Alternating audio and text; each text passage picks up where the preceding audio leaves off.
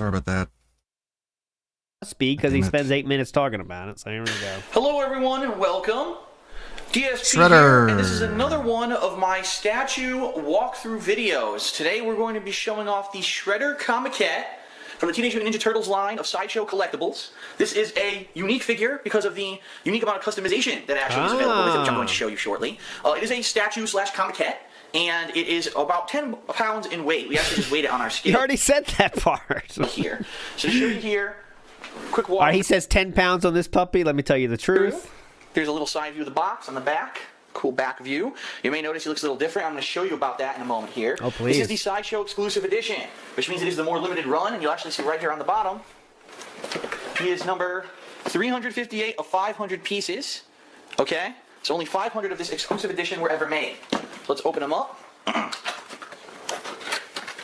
Such a fake fan. And I will show you why this is the exclusive edition and why this is a really cool edition. I like this one in particular. This piece. Oh, Help me out, Leander. Thanks, Leanna. That, which we'll see shortly. Some really neat features. So we'll flip them open here. Alright, this is really neat because as you can see, it's all on one side. Now, why is this piece so unique? Well, not only is it a Shredder figure, as you can see, he has 3 interchangeable heads, ladies and gentlemen. Oh my so God. Head number 1 is the head from the original Teenage Mutant Ninja Turtles comic books. From the, the original Eastman and Laird line from the 1980s into early 90s.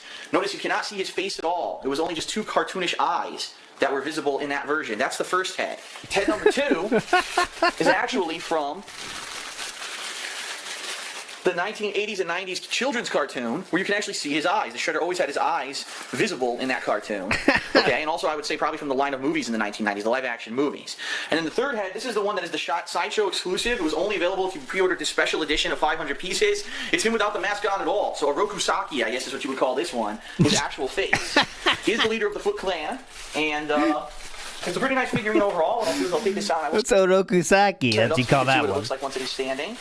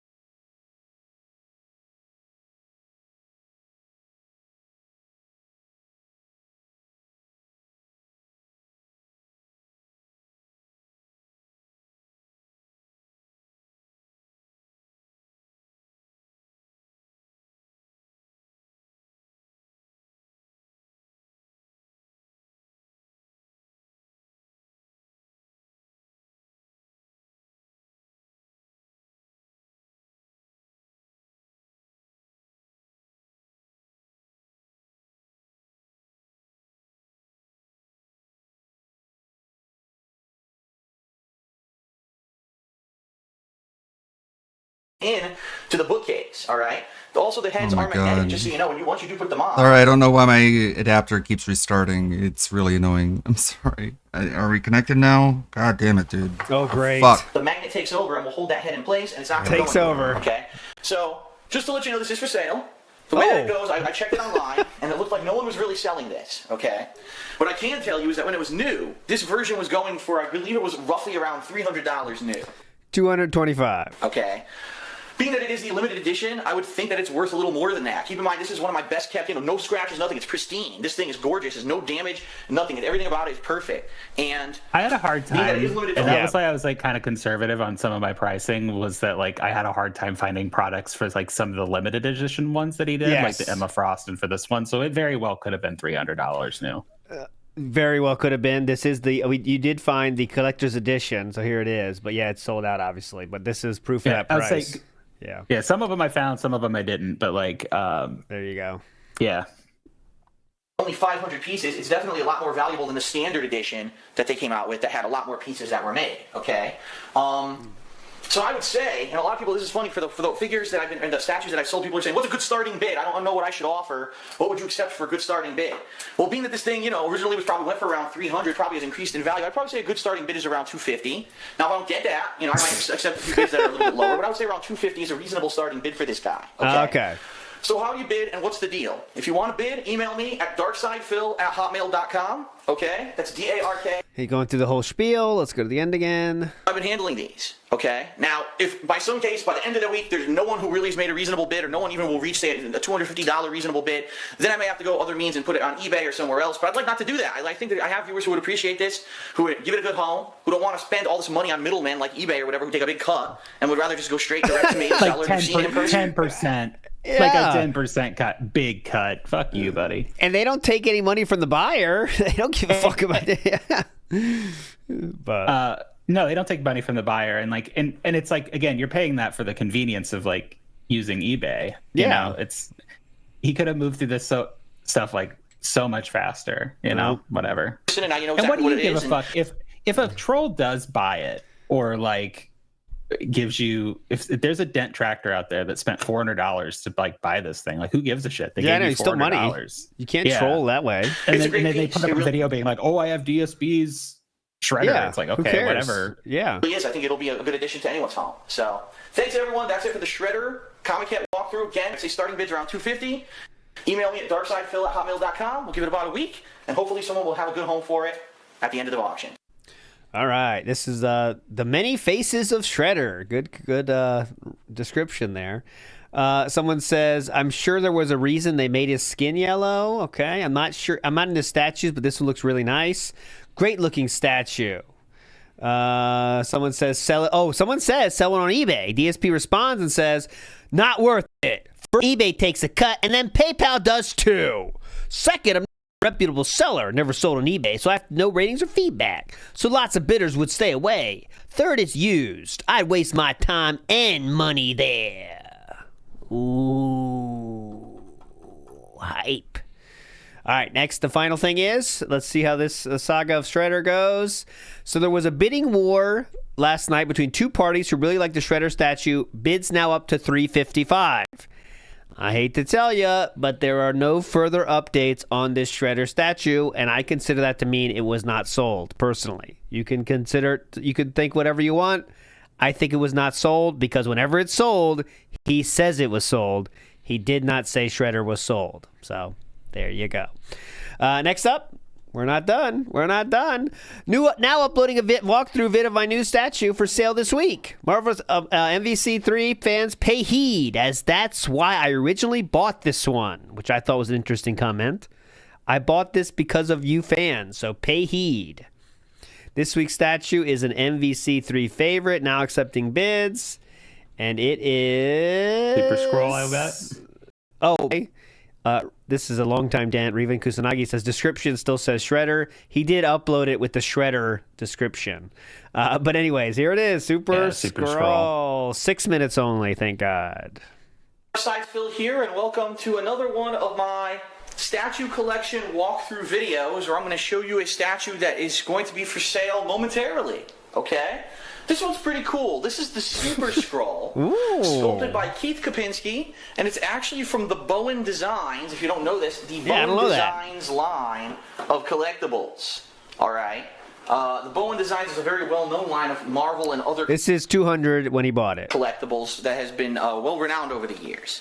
So why is this one unique? I'll tell you. Because I decided to buy this statue right before the release of Marvel vs. Capcom 3. Now, those of you might be saying, what? Yeah, that was a long time ago. Yeah, what? Huh? We're talking a good 4 at this point. Geez, it might even be, going on almost 5 years ago when that game was coming out. Street Fighter 4 was all the rage, and Capcom was releasing all these new fighting games, and they announced a Super Scroll was going to be one of the main, characters in the initial lineup, and everyone was very excited. A lot of people still like the game. I personally didn't like it that much, and that's why I don't really talk about it that much. But I saw, Super Scroll. Sorry. Go ahead. Okay, so you spent $200 on a character that you had no idea about beforehand. Like, he's basically telling you he doesn't know anything about Super Scroll before he was in Marvel vs. Capcom 3. He was going to be in the game. Yeah, he's going to be in the game. that you never played as, so you don't have any affinity, because Super Skrull was not in any of the other prior Marvel vs. Capcom games, so you have no affinity for the character, like design or how he plays.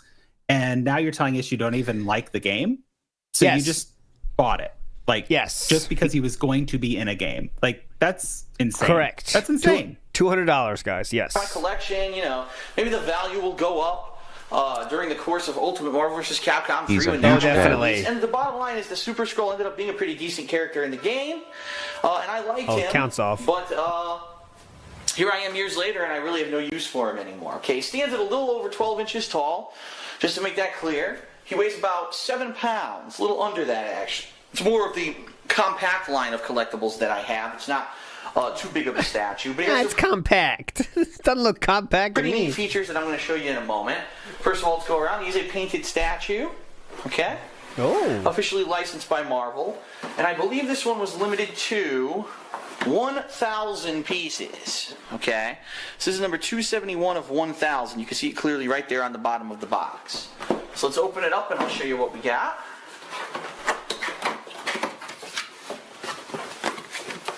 Thanks, Leanna. My lovely assistant here. No talk to her. One of the easier ones to get out as well. It's 2 simple pieces. Now the cool thing about this one is that Super Skrull, for those of you who don't know a lot about Super Skrull, yeah, one of the that's most classic villains of the Marvel Universe for the Fantastic Four, okay? Like, Talby, fact check on that? Level 1, but accurate at this point. Okay. The Fantastic Four being some of the oldest superheroes in the Marvel Universe.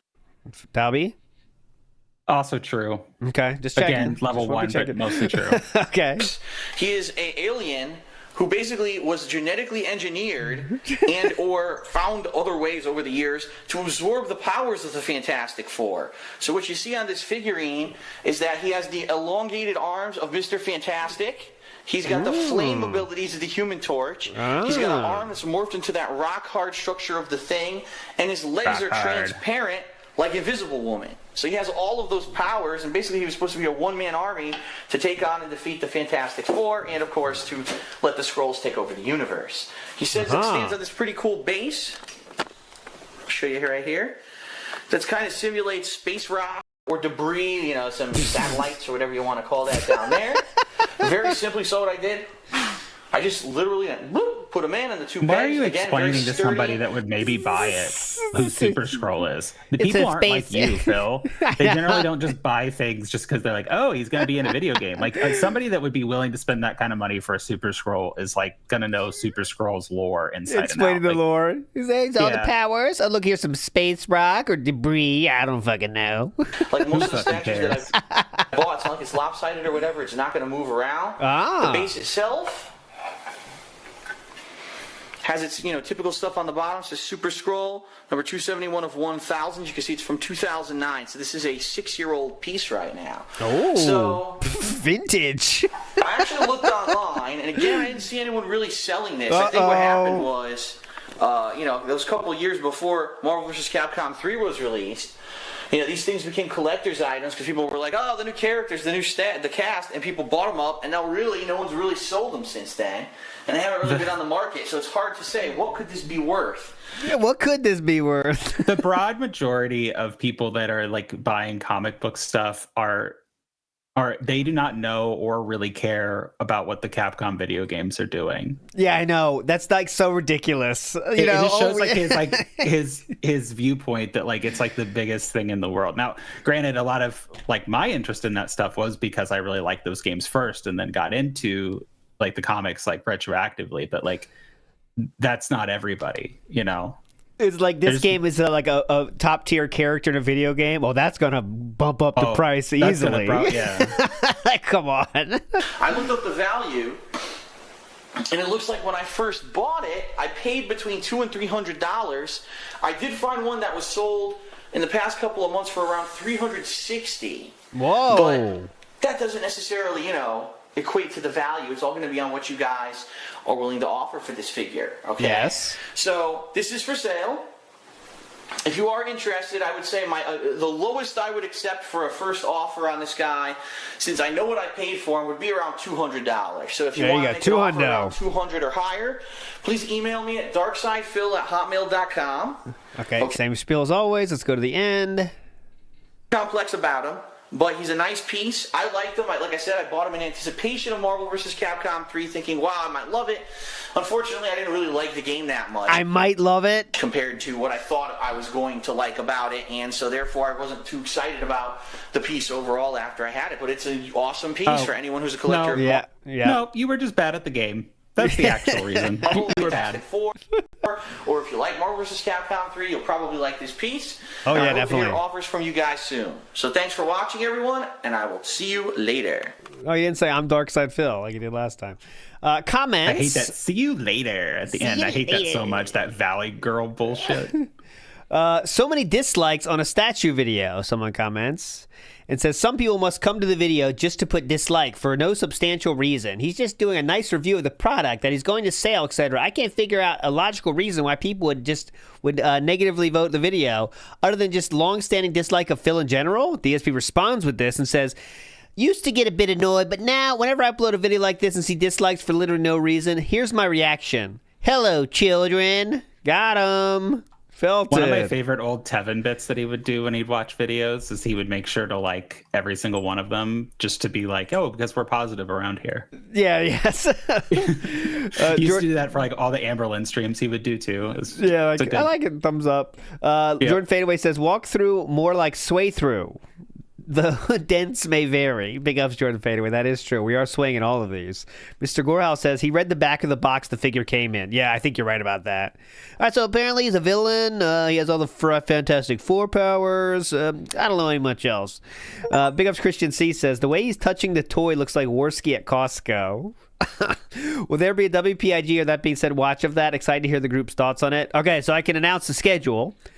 Tomorrow we're doing part 2 of the DMs. That'll be tomorrow, and then Friday again will be a normal That Being Said episode, in which we will, of course, talk about that amazing piece of art there that happened.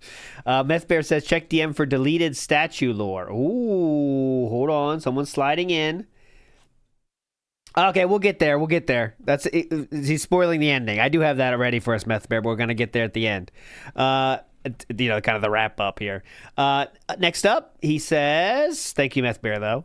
It says, incredibly surprised, I've only gotten one offer for the Super Skrull statue so far. Only 2 days left, so go, go, go. Next, last chance to bid on Super Skrull. Ends in 6 hours, so bid now if interested, or else. New statue tomorrow. Now, this is another case. Super Skrull is not that popular of a character. Like, it's not surprising at all to me that it didn't get bids. I'd say that if I don't know this, but the only reason that he was in MVC3 was because it gave the devs a way to put all the Fantastic Four powers in the game in one character. Yeah. I think that's the entire reason he was in there. So this is another case, guys, where there is no sale announcement. So I consider this to be a non-sold figure. But you can think of that whatever you want. That's how I see it, because he lets us know when he sells them every single time. Next figure is The Last of Us. Oh, Phil I thought he here. wasn't Welcome selling to this another one. Oh, no, he is now. one of my statues and or gaming collection, which I am putting up for sale. Oh, my bad. Now, this one in particular, I'm going to be honest with you guys, I'm surprised at, because since I started doing this over a month ago, in fact, at this point, it might have been almost 2 months ago, all right? People have been saying, I saw this in your initial video back in January of you walking through your storage. When are you putting it up for sale? I want it. I want to bid on it, blah, blah, blah. He got that one message that I showed you. That's what he's talking about here. He's acting like 1,000 people did. And I was just so confused, and here's why. This is The Last of Us. Collectibles. Remember that comment when he bitched at that person?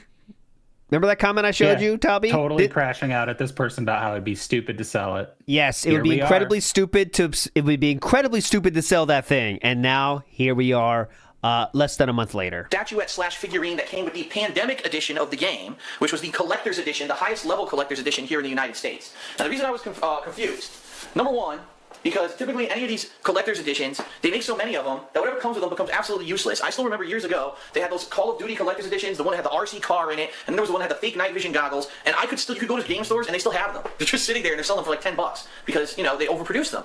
So typically anything you get in a collector's edition like this isn't limited edition at all. It's usually mass produced. It's not a big deal. Unlike the other statues that I've been selling, those usually have a limited run of sale, under 1,000 or even 500 made worldwide. But then some people started telling me, well, the pandemic edition was only available in the United States. And so, for those who are international, they couldn't get it. To which I'm going to respond right now and say, that's nice, but I've already told you guys, if you're international, you probably don't want to be bidding on any of this stuff. Shipping out of the United States to any international country is astronomical.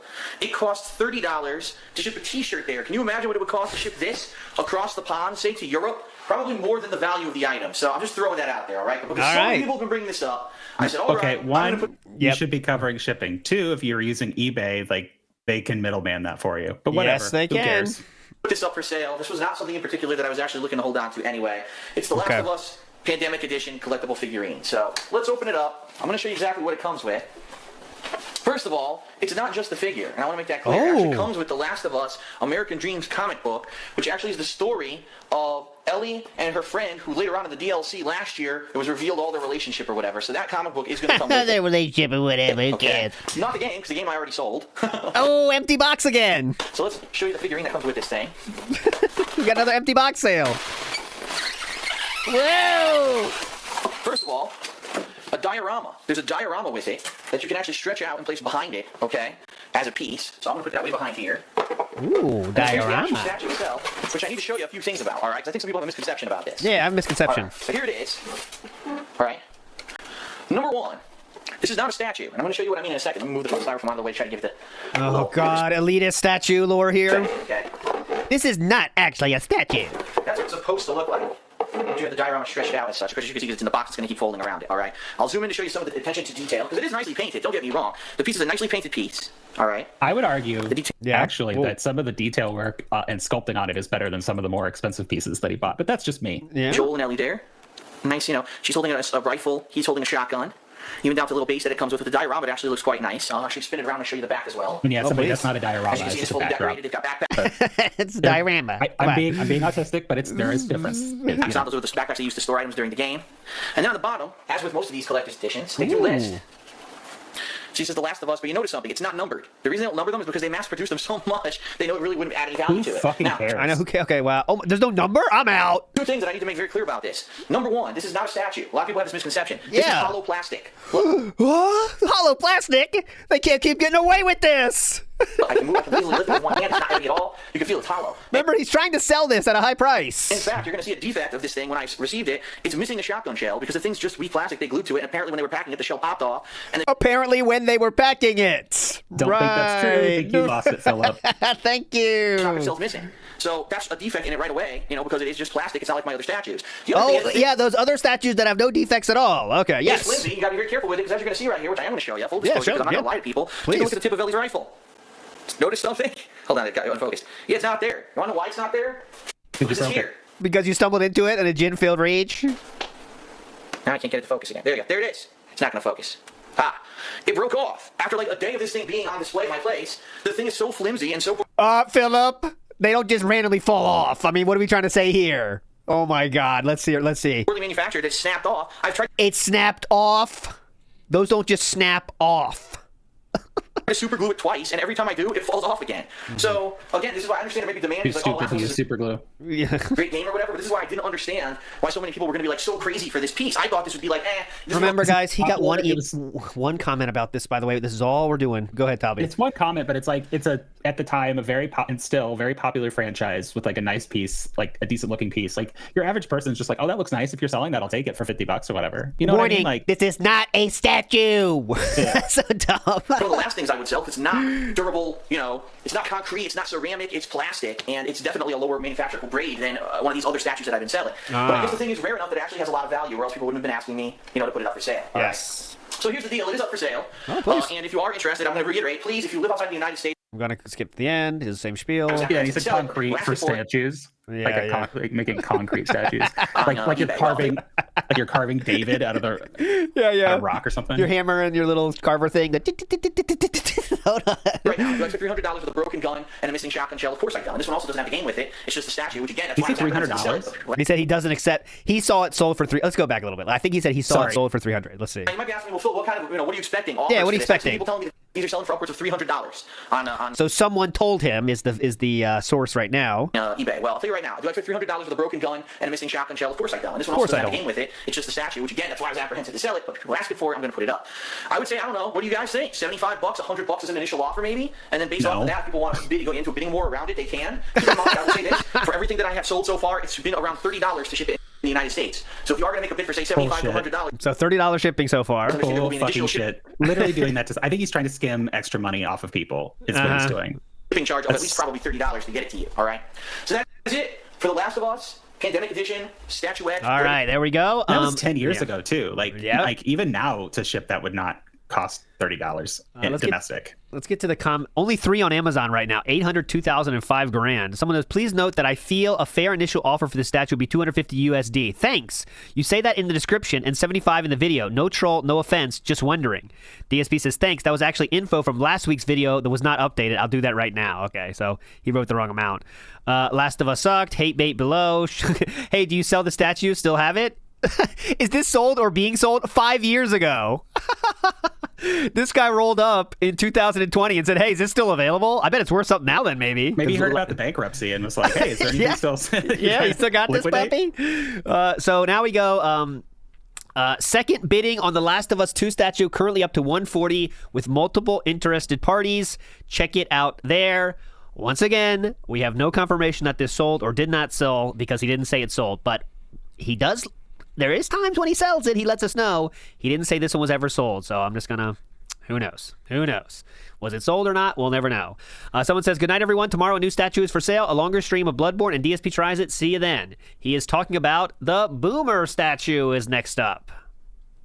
Darkside Phil here, and welcome to another of my statue walkthroughs. This is a statue of my personal collection that will be for sale, starting with immediately as you're watching this video. This is a big one for Gears of War fans, obviously. If you're a fan of that franchise, the Microsoft exclusive franchise. I actually played through parts 2 and 3 of this game. Yeah, I'm interested to see how he describes this box. Let's see. On my original channel, Darkside Phil, and then later on I did part 3 cooperatively with friends on my GSP gaming channel, I believe.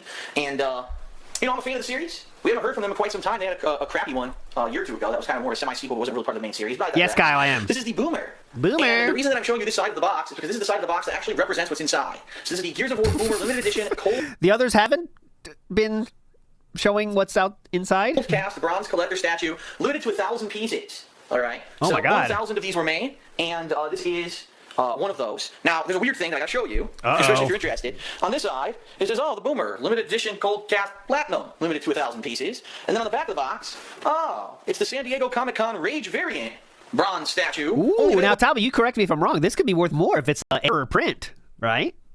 Or is that not worth more? Well, sometimes, like, it really depends. Like, the whole error print thing is, like, less common nowadays because a lot of people do something called swapping, which they'll, like, go to a store and, like, we'll go Wolverine, right? You'll buy a Wolverine figure, and then they'll take the packaging home, and then they'll put one of their old Wolverine figures back in, and then return it.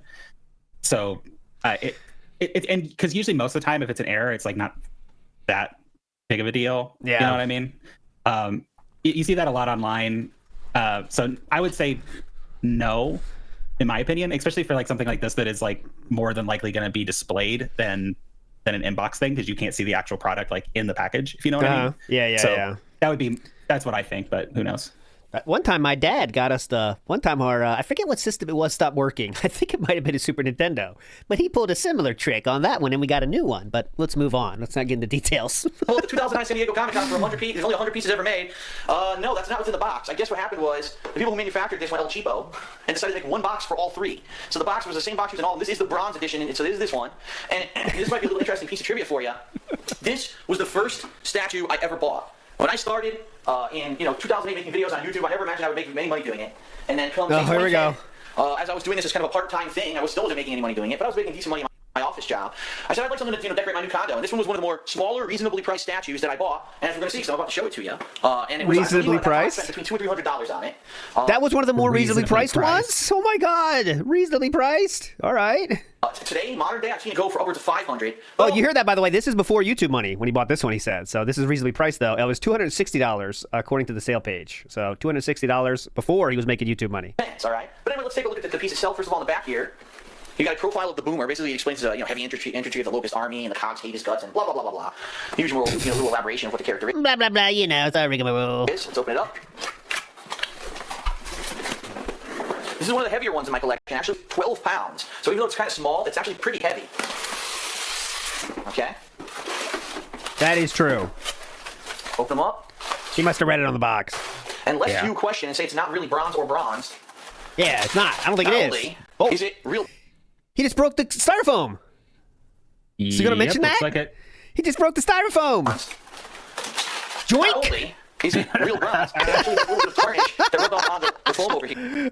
Let's see if he mentions it. To show you, it is a real bronze coating on this guy. Okay, it actually came off on the foam. And yes, the styrofoam, unfortunately, as you can see, was already broken like that when I first received it. So it is going to have a tiny bit of damage to the styrofoam. I'm sure, buddy. Oh, it looked like you did that yourself, sir. Let's get another instant replay on that. Let's see. Did he break it, or was it already like that? Let's see. Well, either he broke it here or he broke it when he I first... mean, he broke it at some point, but was it here when or he then? drunkenly ripped it out of the thing. It looks pretty uniform. I know styrofoam could pull that off, but let's It's see. not really bronze or Let's go slow here. Oh, YouTube being a fuck. I can't. bronze. I don't know if he has the force to do that, honestly. You know what I'm saying? But at the same time, there was no crack line, and then when you see him like pull it out, you see the line form. At least, but again, it's hard to tell with like the poor quality. I feel like we're watching fucking Zapruder film. There is a line here, guys. There is a small line here, and he has not started pulling yet. So I think, let me go back a few more frames here. Yeah, as you can see, I think there is a line down there. There is a slight black line here. Oh, now I can't see it. Now I'm kind of talking myself into it, though. Because I think you see it form. Oh, yeah, I think you're right. It does kind of form, doesn't it? Let's go back. Okay. Yeah, there's no black line. I don't see it either anymore. Ask you question and say it's Oh, not yeah, he did that. He just did that. I really think he did. really bronze or bronze. Because it works too with the direction that he's pulling of like how it would crack. Yeah. Not Yeah, that's kind of too perfect of a break point for how exactly he pulled it out diagonally like that. I think you guys are right. only is it real bronze, it actually has a little bit of tarnish that rubbed off on the foam over here. That's so funny too. Just think he immediately tries to gaslight you. Like you literally watched it break more than likely, and he's like, "Yeah, it came like that." bronze Incredible. coating on this guy. Okay, it actually I came know off Leanna's there watching. Like, you just broke that, right? Yeah, they don't care. on the foam. And yes, the styrofoam, unfortunately, as you could see, was already broken like that when I first received it. So it is going to have a tiny bit of damage to the styrofoam packaging. However, I shipped it across my entire country with no problem. I don't think My entire country. it's going to give you any problem when I ship it to President you either. Phil. Okay, see if this fit there nicely Oh, here we go. into the box still, even though it did snap. So to show you, here he is. Oh, YouTube. Oh my God. Yeah, he can't even put it back. Yeah, he broke it. He can't you even can put see it the back line is- correctly.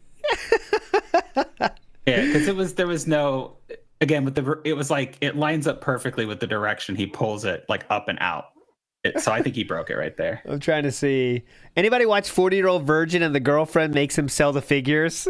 Good reference. I give you $1. Why is Phil selling all of his statues? Dark Maggot, still a donator to this very day, says, because since he moved, he has just had them stored and taking space, so he decided to sell them. He isn't interested in displaying it, although his reason is kind of weird to me, but I understand it a bit because of how expensive these were, and would help him out to sell them with any expenses he has from the move and the house. This is a truly pignatized person right there. And there you go. Okay.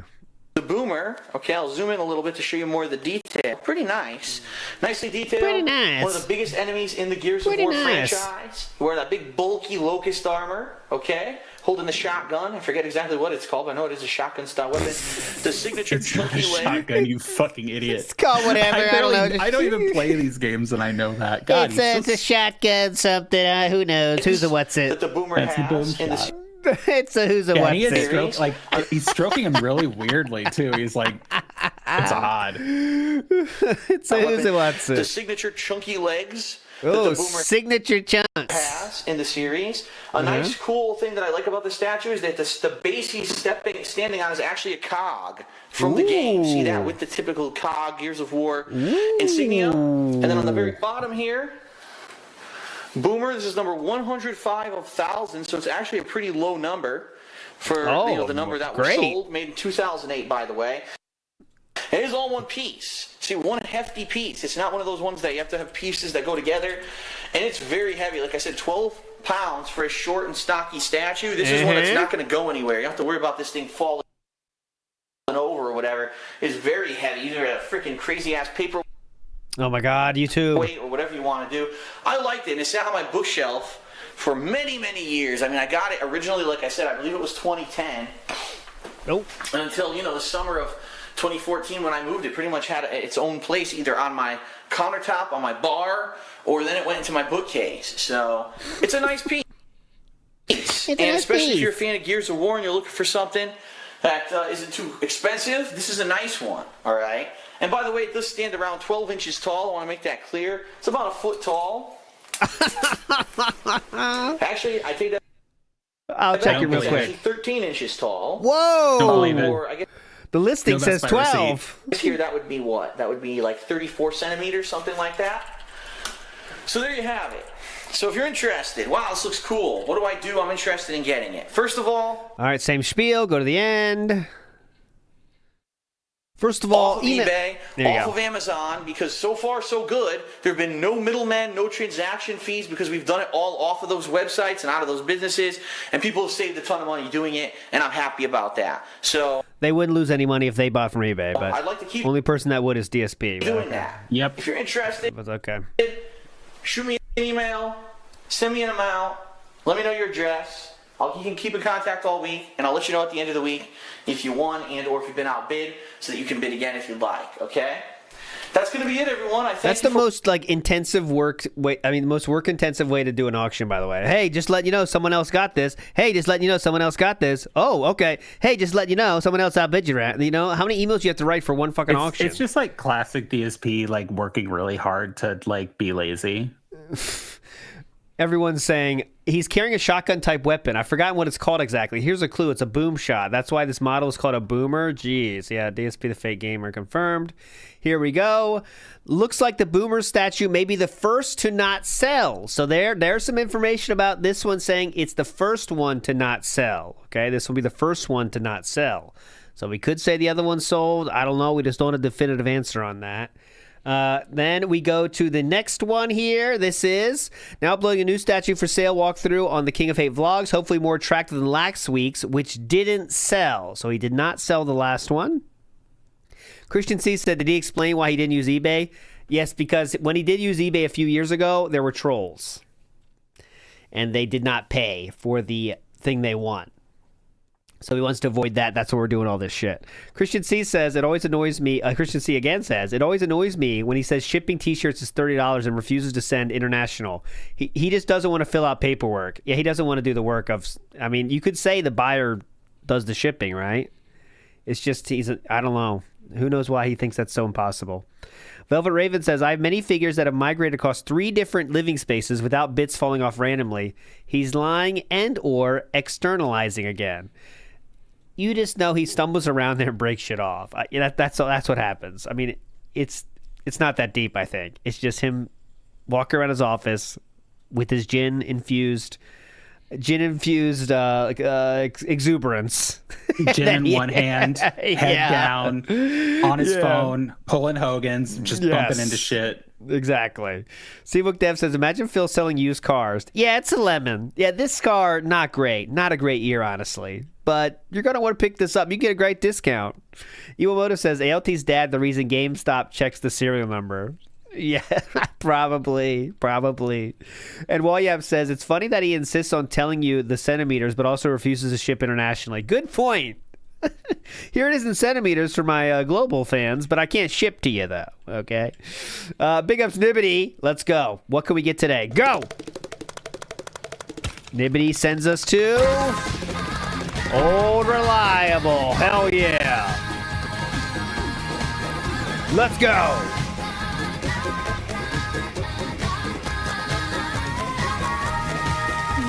Whoa!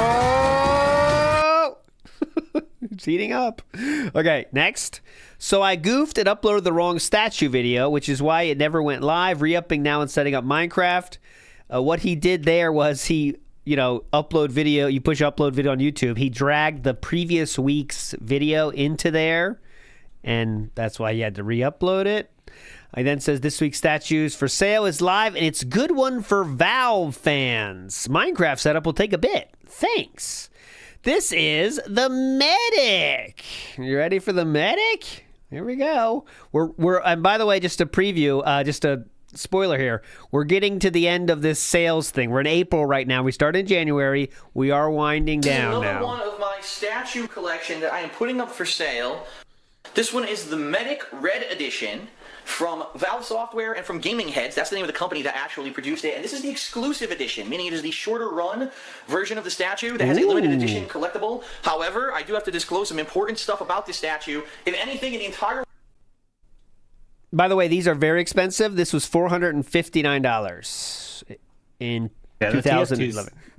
The TF2 statues and the tank and the cog pistol, like those are the ones that made me crash out the most when I was I'm like, he barely gives a shit about any of this stuff. Almost $1,500 on 3 Team Fortress 2 statues. Come on, YouTube. Stop cucking us here. World, this statue is a one-of-a-kind. And Go ahead. Just the chatter. That's actually cheap for a statue. I mean, yes. I mean, I maybe, but for like a game you played for like less than 20 hours to spend $1,200 on characters from it is fucking ridiculous as far as I'm concerned. If you gotta like it a lot to spend $500 on something, man. But oh, come on. Piss me the fuck off. I'm going to show you why in a moment, all right? But first of all, let's take a look at the box. Red version of the Medic, which is pretty cool. Cool. They even got some quotes from the Medic on the side of there. And on the back, some additional information regarding the Medic. It is an incredibly low number. I got number 7. Jesus. That's actually very, very rare where you can get a low manufacturer number like that. And I believe this I was have a literally 500 thousands piece of ROM. hours in TF2, and I don't have a $450 Medic statue or any of the characters that I play. Are you fucking kidding me? Like, I think it's listed on the model itself. So let's open them up and I'll show you. Wait till you see what happened to this guy, because you won't believe it. And this is why it's a one-of-a-kind find. Especially if you're a big fan of Team Fortress, you're going to like this one. Okay? Thanks, Leanna. What do we got? Looks like I actually opened it lengthwise. Ooh, Now, here he is. I'm going to show you a few cool features about the Medic. All right, first of all, here's the base, collectible base. she made sure And to help all him of that this time so he line- wouldn't crack the fucking styrofoam. He said collectible The base. figures, I want to make this clear, all have this base. They all have, there's several ones that I have. The Heavy, I have the Soldier. They all have the same base. I believe this is a symbol of Team Fortress. As you can see, I believe this is a symbol of this game. I don't fucking I was know. wrong. It's only 300 units were ever made. And I Oh have my number God. 7 of Oh. 300, okay? So here he is, ladies and I gentlemen. believe this is the symbol of the game. I'm not sure. Now, a few things about the Medic. Oh, please. First of all, Yeah, go ahead. this is the exclusive edition. And what that means is Yeah, that what it does that comes mean? with 2 different options when it comes to the weapons that you want to use for him. As you can see, he's holding his gun there, right? Thanks, Leanna. But there's 2 different ends that you can put onto it. Now, what I want to understand, I believe that like one of these is the standard, which I think is this one. He has no Is idea. the standard gun from the game. So his medic gun normally looks like this in Team Fortress 2. Oh. Okay. But he also comes with this one, which is one of the optional guns that you can get in the game while you play. It's one of those collectibles that you get as you play. So he comes with both. And you can actually mix and match magnetic ends so they attach like that, all right? So I'm going to rotate them for you so you can see them. Thank you, Really nicely King. done. I like this a lot. And I like that it's a small... It's like, God, he's so stupid. Thank you, King. size so that it can actually fit in a lot of places a little bit easier. I believe he weighs around, I think he's between 10 and 12 pounds. We didn't weigh him beforehand, but I'm pretty sure that that's his weight. Now, you may be saying to yourself now, okay, you said, Phil, this is unique. Why is this unique? Why is this unique? Why is this one of a I'm going kind? to tell you why. Because this guy please. showed up busted. He showed up with It adds to the value. small, minute features. The shows iconic up thing about busted. It showed up busted. How many of them did that now? 2 or 3? the medic. That if he didn't have it, he wouldn't be the medic. You know what I mean? You gotta look at Yeah. his feature, his body. You see, is it the gloves? Is it the coat? Is it the gun? No, ladies and gentlemen. The one iconic thing about the medic that makes him the medic is this.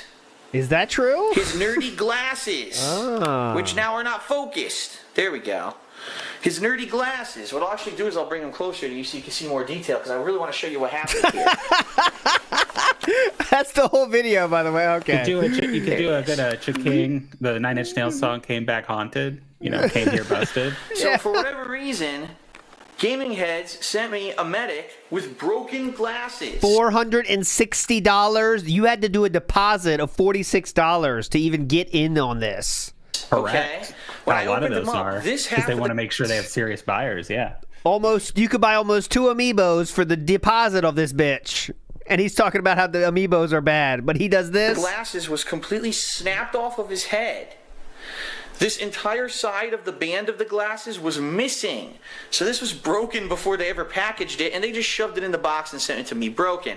Yeah, I tend to have some problems with luck when it comes to these collectibles, okay? And you sent it back, right? Like, So what did Go I ahead. don't like. I've spent way more money and have bought way more collectibles than I care to admit. And my the number of them that I've had with like legitimate, like serious factory defects, not like a little paint smudge or something like that, but like something broken, is like maybe 1 or 2.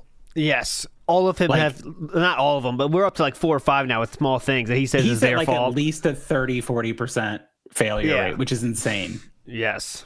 I do? Did I pout? Did I scream? No, I said, I'm going to do something creative.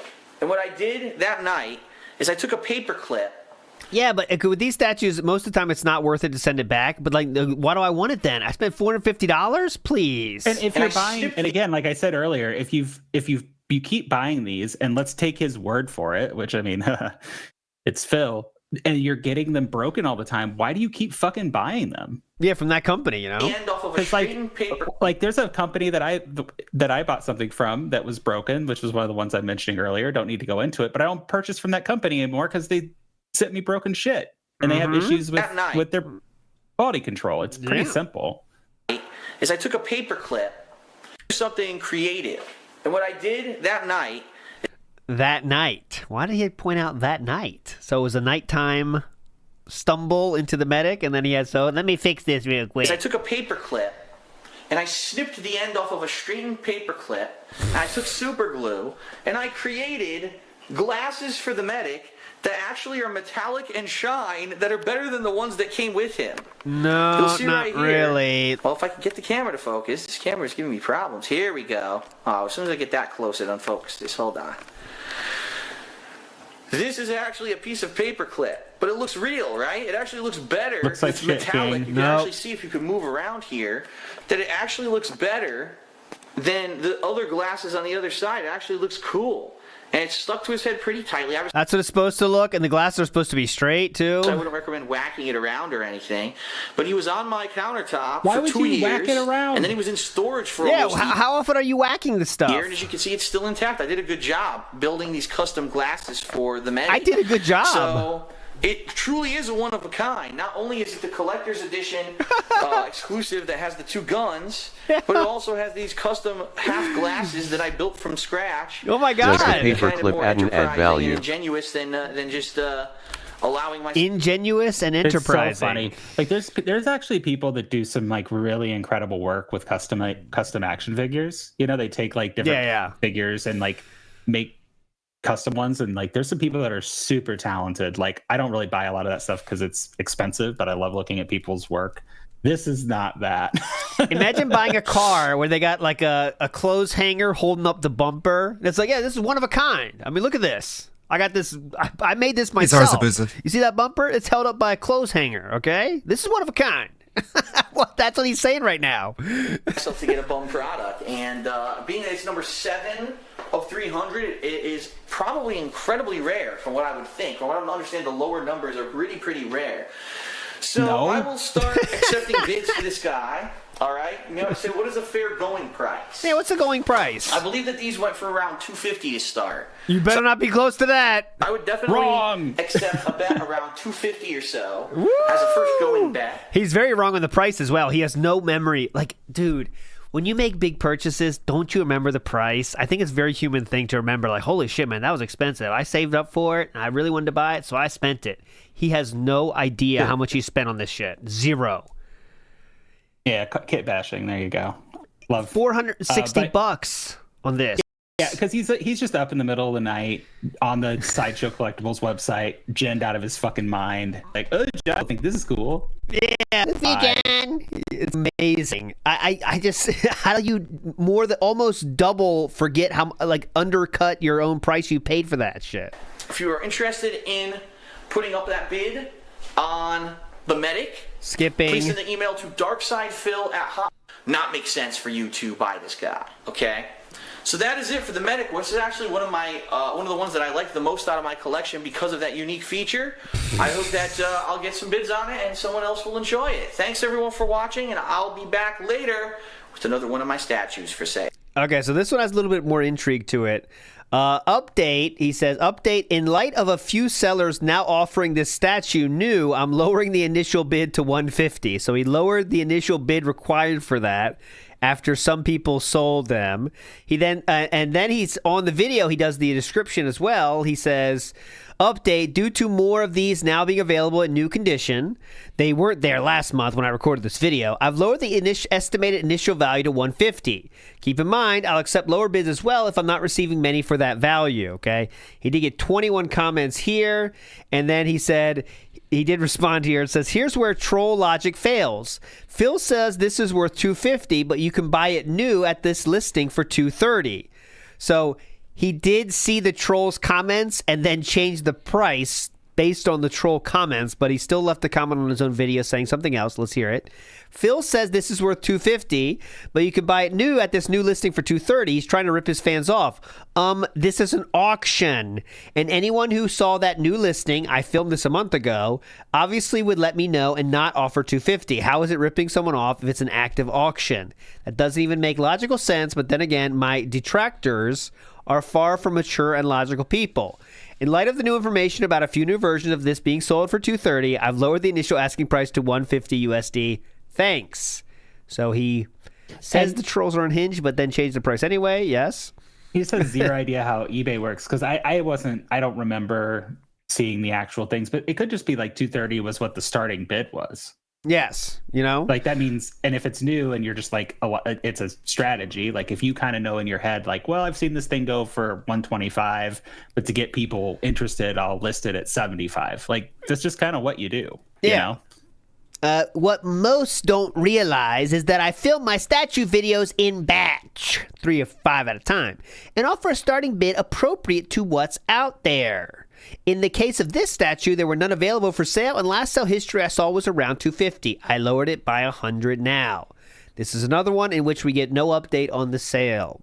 In a few minutes, I'm going to upload another statue walkthrough. I hope this one gets interest. Last 2 weeks, I didn't get offers, so no, those did not sell. That is the Medic and the Boomer did not sell. So today's statue is a great one. It's actually one of my faves in my collection, especially because I'm a survival horror fan. Check it out. My new statue is for sale, is live, and it's Isaac Clarke from Dead Space. Let's check that out now. Hang on. Statues from my statue collection that I am putting up for sale. This is one that when I showed it in the preview video a few months back, people went wild for. They were like, they wow, went that's really wild. cool. I can't wait for that one to be up for sale. And it is. It is Isaac Clarke from Dead Space 1. I want to make that clear. This is his outfit from Dead Space 1. The outfit did evolve over the different games, but this is the one from the very first game. This actually went for sale before Dead Space 3 ever existed. So really, it's kind of a cool throwback, all right? This one's from Sideshow Collectibles. Got a cool picture of him there on the back. And this one's really neat because it has a light-up feature. However, I want to make sure that it actually has the power cord with it. So I'm we're usually gonna not have to into check this for these kind of things, but Phil, could you explain your history with Dead Space? Yeah, Specifically the Dead Space 2 demo. I know you have a really robust history with that game. Uh-huh. Yeah, I'm To interested. go buy like an El Cheapo power cord to go for. So let's open them up. Oh, yeah, he wants to make sure he has the power cord. He doesn't even know. Oh, Leanna, please. Thank you, Leanna. Thank you, honey. You're welcome, Waffle. Okay, so here he is. And the base is on the other side. So you know what? I'm going to actually open the other side first because we need the base. Oh, a lot of you in chat are thinking those are his new working out arms. No, these are not working out. These are pre-working out arms. I know it's tough to tell, but Yeah, you fucking trolls. Have you seen him recently? He's ripped out of his fucking mind. I was watching idiots. the free stream yesterday and I was like, holy shit, is that Randy Orton? No, it starts like idiots. Whoa. Whoa. You know now what? He doesn't this need is a cord, cool. he's battery operated. I forgot about that. That is right. As long as you don't even know the product. Cool. So as Leanna takes the limbs out of that side, limbs. here's the base, ladies and gentlemen. As you can see, it has all the symbols around it from the game, from those who were possessed by the, what was it called? The marker. On the bottom here, it is numbered number 189 of 500. Only 500 pieces were ever made, and it is battery operated. However, it does have a little thing there for a screwdriver. So we're going to see if the batteries work. If not, if they don't, then I'll go ahead and pop some in there. 2012, this came out, by the way. Like I said, right before the release of Dead Space 3, actually. Oh, cool. This is the exclusive edition, the Sideshow Toys exclusive edition, and that means that he came with Always two different weapons that you can put in his hands. Both are cool weapons from the game. I'm actually getting him down on the stand here right now. Let's see if he knows the name of the weapons. No, God, no. It's a little tricky to line up because since he lights up, his boots actually have like plugs that you need to plug in as you stick him in. There we go. Got him. All right. So here he is, and then what you do once he's on his base is actually aim this down. What do you and show do? you. You've got these appendages, right? This giant monster thing that you actually put in the middle of it as like a diorama, like the monster's coming to stab him in the butt. And I can't remember which direction the monster actually sits in because That was amusing. don't recall. Oh my which God. way it is. Did he His pack arm it with actually battery also in? attaches here, and it was a little loose. I'm Fucking trying to hell, tighten it there. DSP, Here we don't go. you know batteries can leak And over time? was it this way? Let's find out. Could fully ruin the statue. It's weird because He lays is on such top an of idiot. this, but it's a certain direction. I remember when I bought it, it took me a little while to figure out the actual placement. It may actually be the other way. Ring the fucking triangle. Here we go. This'll work. Probably not. Because he did Hang not fit that on. way. All right. Oh my well, God, he figure can't this even out. figure it That's the out. back off, which I forgot. That Oh you my didn't God. have to Hold do. on, guys. Hang on. We'll figure this out together. He's trying to sell this shit. I think that's it right there, actually. Yep, that's it. So then you would put Isaac on top. As you can see, this is how he breaks shit. How do these glasses go on? You know, So that kind of then you would shit. attach the arm. Ah. Yes. Yes. That was Wow. really cool. Look at that. We The figured arm it coming up out. near his leg like it's threatening to slash him. Now I he's got thought you these said it was to shove it up his butt. two different weapons. You can either use the traditional plasma cutter, which is the standard Okay. starter weapon of the game. Ooh. That pops Traditional. right into Got that his hand right. like so, I like the magnetically. traditional. Or, since this is the exclusive edition, it also comes with the Ripper. Now, if you remember, this was the gun that actually uses some kind of magnet technology to suspend this blade in front of the gun, and he uses it as like a chopping mechanism. Ah, chopping mechanism. Necromorph's limbs and such. So that also counts as so, okay. That sounds Now, I have fun. no idea if the thing still has working batteries or not. We're going to test it. Let's find out. It does. How cool is that? So as you saw what happened, Isaac's face actually lit up. And it's really neat, especially in the dark. Look at that. That stands out. And I used to actually, in my old condo in Connecticut, I used to have the lights dimmed at night. And Isaac would really stand out standing on the bar countertop. Right? Yeah. RGBs. Hanging out. That was begins. awesome. I can see him. It's So it's a nice piece for multiple reasons. like he's on the couch with you. The exchangeable weapons, which I really like, the two different weapons from the game, the fact You got the point. know that they won and we can arrange for payment via PayPal. I'll be doing this all week until midnight, Friday, Pacific time. Well, and while Okay. we're arranging for And, payment don't via worry, PayPal, you can also tip me. if Uh-huh. you make an offer, I will let you know via email whether you're the leader or if you're still in the running, and if more people vote and or bid during the course of the week, so you'll be in the know, all right? All right, so that is it. This is a cool one. I hope that people really enjoyed this one because I did during the time that it was in my condo, and now I'm ready to give it a new home. Thanks very much, everyone, for watching, and hopefully I'll see you next time for another statue for sale. Peace out. All right. This one, no update on sales or not. This one's a favorite, though. You guys are going to like this one. My new statue for sale is Guile. Someone says it's $800 on eBay? I'm not looking for nearly that much. LOL. Huh. Just letting you know, though. You could. There's a reason for that. Here we go. This is probably the most famous statue, I think. My statue collection, which is going up for sale, I actually took 2 months off because, well, 2 reasons. Number one, the last few statues that I actually put up for auction in the months of, I think it was like late March, early April, I'm not positive, but they didn't get any bids. I was very surprised at that because some of those were really nice pieces. So I think those last 3 were no bids, but who knows? But I guess no I'm one was actually really surprised interested, and so I said, Dead Space one didn't get. That was actually one of the. I kind of like that one. Yeah, that was just me. you know what? It's been a couple months. It's the summer, and quite honestly, right now I could really use some money to help pay down my bills, and also my cat bill just got due, and I paid it. And I'm like, oh God, I really could use some money right now. So we're digging back into my collection, okay? And what we're doing today is we're looking at a piece that, number one, is rare. This piece you cannot really find anymore because it's old. It was manufactured, if I remember correctly, back between 2008 to 2010, and it's one of the first statues I ever got for my collection. Back when Street Fighter 4 had just come out, it was very popular, and people wanted to see Street Fighter, Street Fighter, Street Fighter. So this one was actually, it came out right around the time of Street Fighter 4's release. It is Guile in his classic Street Fighter 2 colored garb. It is from Pop Culture Shock is the name of the company that made this figurine. It's actually very heavy. This one is one of my heavier ones. It weighs around between 10 and 15 pounds, I believe, when it's in this packaging. Oh, wow. Many have been that same weight. I don't know why he's just pointing that out now, but anyways. Championship Edition, which includes an additional Charlie dog tag. We'll look at that once we open it up. They call it a 4th scale figure. Meaning it's supposed to be like 25%, if you were to go 100%, 25% of the size of a real person is probably real. Is that what that means? He's so bad. He's kind of right, but he's so bad at explaining scale. It's so fucking funny. Oh, interesting. Here's the box, rotating it around. This is just a sticker from when we moved. It doesn't really want to come off right now. Hang on, we'll get There there. we go. The back of the box, as you can see, very durable. When it moved, it even got a little nick in it, but it did absolutely no damage to anything inside because it has lots of styrofoam inside. There he is. Okay. Now, I believe it was individually numbered, but here it is. 241 of The 550. grease. I don't know how well you can see that, but it is hang on a 241 out minute. of 550, this piece. Okay.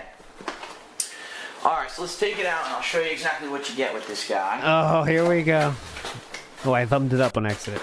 Here we go. We got to see this one, though. Careful, because the styrofoam is not very... It's not like the other styrofoam, although some of the other ones, it's a little bit of a... What? It's not very... It's not like the other styrofoam, although some of the other ones, it's a little bit of a... I think that it was her hand was already there, right? I thought he might have joined another one. Oh! Careful. Leanna just boinked it. Listen to that. Pop! Leanna, how dare you? You just popped it. Hang on. Boom! Oops. Careful, because the styrofoam is not very... It's not like the other styrofoam, although some of the other ones, it's a little bit of Thanks, more Leanna. traditional styrofoam, which means it will fall apart a little bit, but we More have... traditional styrofoam. It will fall apart a little bit. Just let you know, guys. Return to tradition with styrofoam. Just let you Reject know. modernity. This is the more modern, shitty styrofoam. And it's still holding together, so there you go. Alright, so... I'm gonna have to see. It's not exactly the most durable styrofoam. This is not from the other company that I get them all from is Sideshow Collectibles. This company is not that company. You broke that one too, though, so... Yep. So it does fall apart a little bit, but it is still, look, went across the country, it's still sturdy, it's still intact, no problem Yeah. with this. So let me go ahead and Nice release kitchen knife. the tape.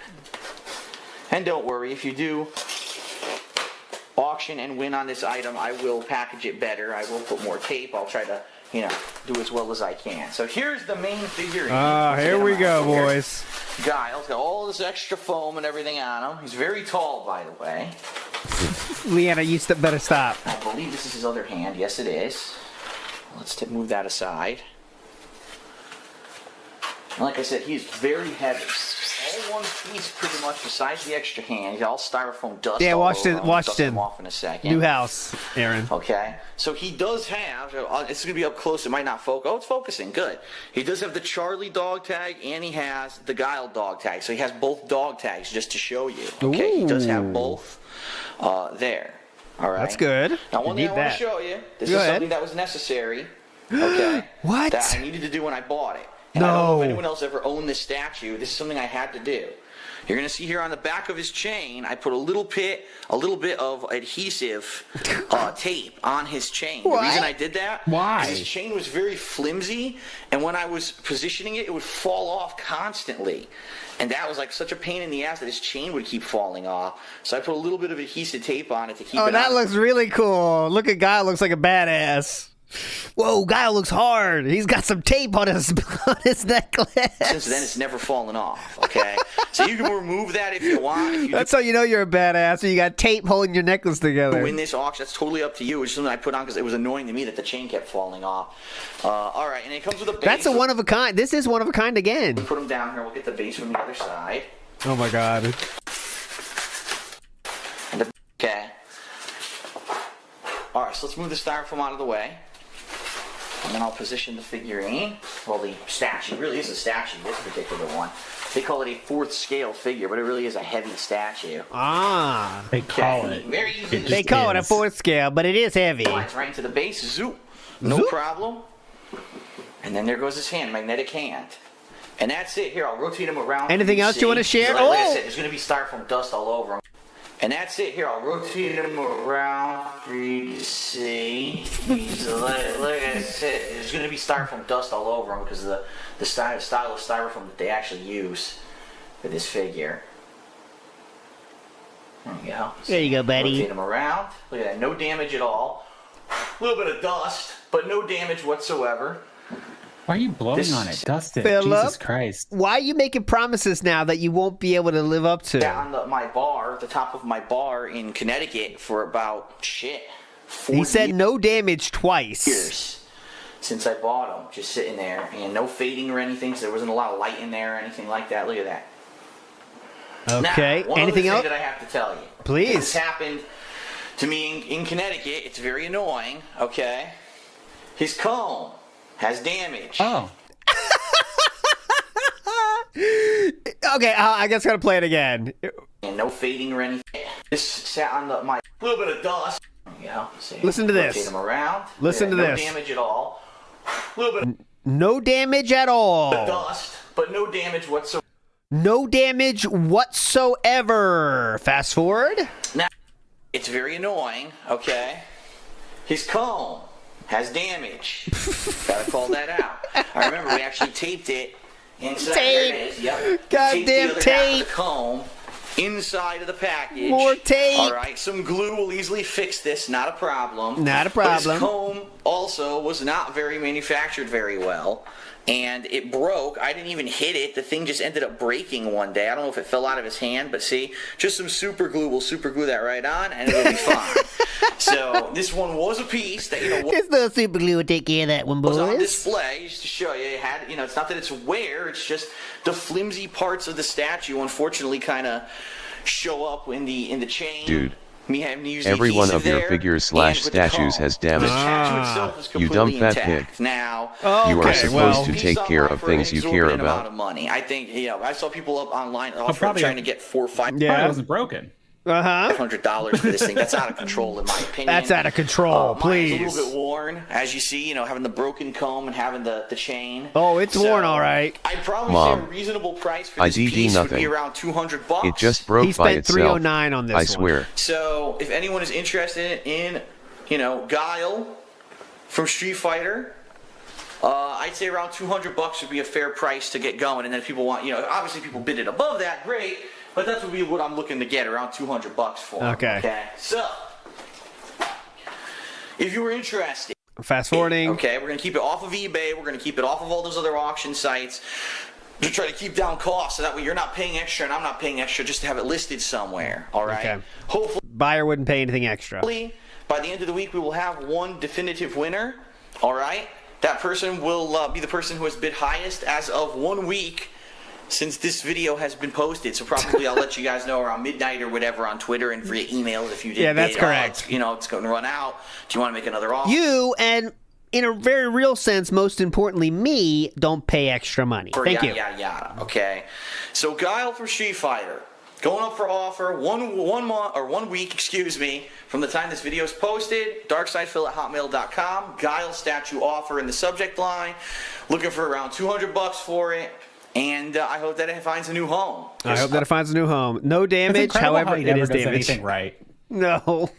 Like, you would just think through sheer just like math, you would stumble into doing something properly, and he just never does. He does everything wrong. It's incredible. Some funny comments. No damage, however, it is damaged. That's my favorite part, too. Oh, may I ask what Phil did today that got people downvoting more than usual? School ended. Kids have more time to play on YouTube. DSP responds himself saying, because normally the statue goes for far over 300 and the damage is to an accessory, the comb, not the actual statue. So for 200 you can get the same. Pretty stupid if Yeah. he's doing a hair combing It does look pose bad. and the comb is broken. So for $200 Idiot. you can get the same statue that's way overpriced elsewhere. See, normal people would get this, so why don't you? That's a comment that's deleted we can't see. How are we supposed to know if we are truly being outbid? That's my only concern. DSP response is, I save all correspondence, and if you truly wanted proof, I would provide it. But nobody who's bid, purchased my other statues ever had this concern because they actually trust me to be a moral human being who wouldn't lie about this kind of stuff. So maybe you shouldn't concern yourself, dumb fuck. There we go. So that's Guile. We do have a little bit more to the Guile story here. Okay, time for a few. Okay, he did this thing back then, guys. It was very short-lived, but when I was looking for tweets for this shit, I found this. He would say, announce, I'm doing tweets now. Ready? So, okay, time for a few tweets, everybody. Get ready. Like he thinks people are just sitting there waiting for his timeline to update. But here we go. Few tweets coming at you, guys. Here we go. Here's the statue. Just received my first offer for the Guile statue. Sweet. Reminder, my statue is still for sale. 2 days left to bid. It's currently only at $190, so someone went a little bit less than $200. Someone says, $190 for an out-of-the-box broken statue? DSP says, the comb is broken, not the statue. And it goes for over $400 elsewhere. And the So chain. yeah, half price is pretty good for a broken comb. And then he says, oh, yeah, I read that one. So there we go. And someone says, I smell bullshit, obviously. Again, we don't have an update on the statue if it was sold or not, but there we go. Next up, we have, FYI, my new statue for sale is Leonardo. And he says it's a great piece, so check it out. A few tweets coming up. I told you guys.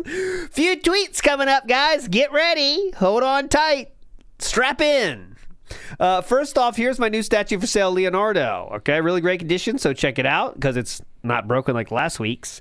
Next, please check out my Leonardo statue, which is now for sale here. Here is the Leonardo statue, and this is a short one with a new angle, at least, maybe it looks like.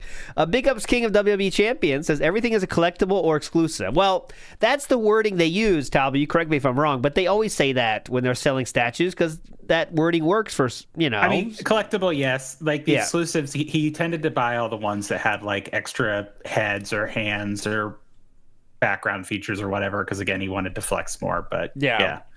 Waffle Bunny says 7 Project 7. No, not that one.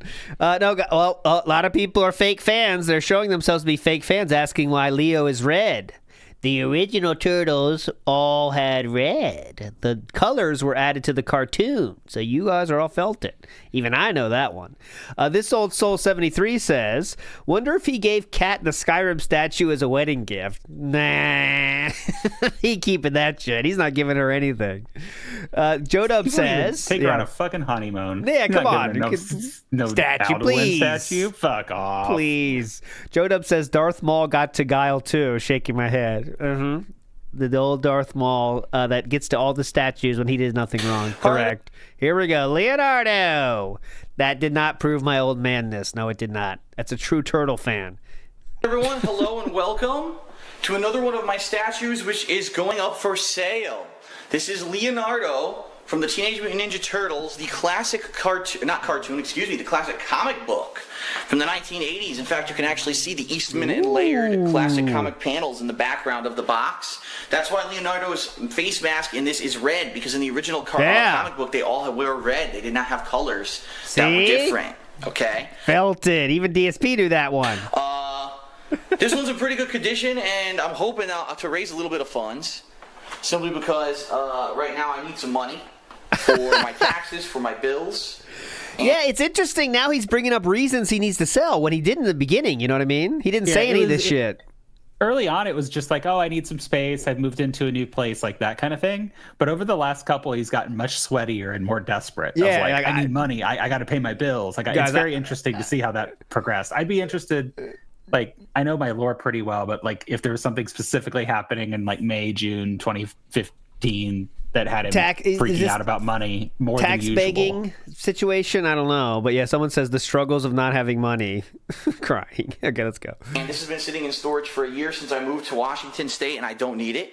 And I don't have any. There are only 4 statues left. We'll finish right on time, I believe. There are 4 statues left to be on sale, I want to say. Plans to set it up anywhere. In addition, several months ago, I sold a Shredder figurine, which went for quite a lot of money. There was a big bidding war that went out for Shredder. So I'm wondering if this one will do similarly. I'm not sure. Now, Shredder was confirmed sold then. I just want to let everyone know this is the standard edition. There was a special edition of Leonardo that had some extra stuff. That's not that one. This is the standard edition. Shit. Don't want to get anyone confused. All right, let's rotate her around here. That's Another weird. sticker on the stupid box. There we go. Normal. Here you go. Jesus. Like, okay, I don't collect this kind of stuff, but you want to be a little bit careful when you're just ripping off stickers. This is how he takes care of this shit. You see that? He just rips that fucker off. Another sticker on the stupid box. Bam! There we go. Here you go, Leonardo Comiquette. This is. Don't you got to be careful? Because you could rip off half the thing, you know? Rip off the packaging. Easily. You got to be careful on that. From Sideshow Collectibles is the company that made this this figurine. All right. There you go. Okay, so let's open it up and we'll show you exactly what we're working with. Here we go. Let's see what you're working with here. Hang on. Ooh, no panda help today. This particular figurine actually sat on top of my bookcase. Ooh, that adds to the value. Oh, there she is. Never mind. Thanks, Panda. I was going to Thanks, make a Waffle. Tyrone joke there, but she ruined it. Thanks, Waffle. Top quality styrofoam that doesn't fall apart, which is awesome because some of the other figurines do have that. Okay, so. I mean, most styrofoam falls Take a apart look when here. you like break it, but Yes. I don't know. Grug hands and pull on it. Leonardo. Leanna, don't touch the styrofoam this time. And as you can see, mostly one piece, which is nice. Almost no potential for you to screw it up, or you know what I mean? Like have a part that doesn't fit properly. It's As you've had trouble with in the past. almost one solid piece, which is nice. Okay, push that back. Here's the base. Let's get the arms in place. Pretty easy to fit in magnetically. Now here's I'm gonna guess something here, Talby. I always think people that like superheroes, but you clearly would say you're a superhero fan, right, Talby? Safe to say. Yeah, sure. Yeah. I always think their favorite turtle is always Leonardo. Am I correct in your case or not? Well, I'm not really a big Turtles fan, to be honest with you. Oh, fine. But if you had to choose, would you choose? Michelangelo. Okay, I think he's being contrarian. If I I'm had right. to. Okay. Like, I watched the cartoon a little bit growing up, but I wouldn't call myself like a. I would be lying to call myself. I'd be a DSP to call myself a big Turtle fan. Yeah. It was mostly one piece, he said, Junon. It's mostly one piece, even though it's not. Oh, I should have hit the button. That's what you're saying. Yeah, it's too late now. To go. Like that. Ha. Aha. There we go. So here he is. First of all, let me lift him up. Show him to you. Get a little closer. No damage, as you can see. No scrapes. Nothing on him. He's perfectly clean. A little dust, but that's about it for being on my bookcase. Okay. Very nice. And he is, to show you. Yeah, go ahead. There we go. Number 76 of 400. So only 400 of these Leonardos were actually made. And is number 76 of 400. All right, you get the point. I'm skipping ahead. The way it's going to work, I'll accept bids starting. I'm skipping that. So that's it. That's how it's going to happen. I hope that you will message me. I hope to hear from you soon on this awesome piece. Leonardo is a really awesome piece. I liked it when it was in my living room in Connecticut, but I have no use for it anymore. And I hope that it has a new home soon. Okay? That is it, everyone. Thanks for watching. Go. Turtle sold. No update on if that sold or not as well. I'm so surprised those katanas didn't break. Yeah. This week's new statue is sale for live. There's a popular one, War and Ruin from Darksiders. Okay? And this is one of the longest ones, so we're going to skip through this. Phil here, and I'm showing off another one of my statues from my statue collection, which I am putting up for sale and or auction. He does have a note here I want to share with you. It does say, this statue is for sale and comes with all components except the USB 2.0 cable that's an A to A or has 2 usable sides, not an extension cable. This cable is needed for the statue to light up, but the original one that came with the statue was very low quality. Upon researching, I found you can get a cable for $7 to $10 at many online retailers, including Fry's. I would be surprised this guy who buys every piece of tech that comes out doesn't have a fucking A to A USB cable that's I know, out there. just laying around. If it were me and I like lost or like the original sucked, I would just say, hey, it's not the original USB cable, but it works. You know, like who cares? It's so easy to do. But anyways, you got to pay for it. $7 to $10.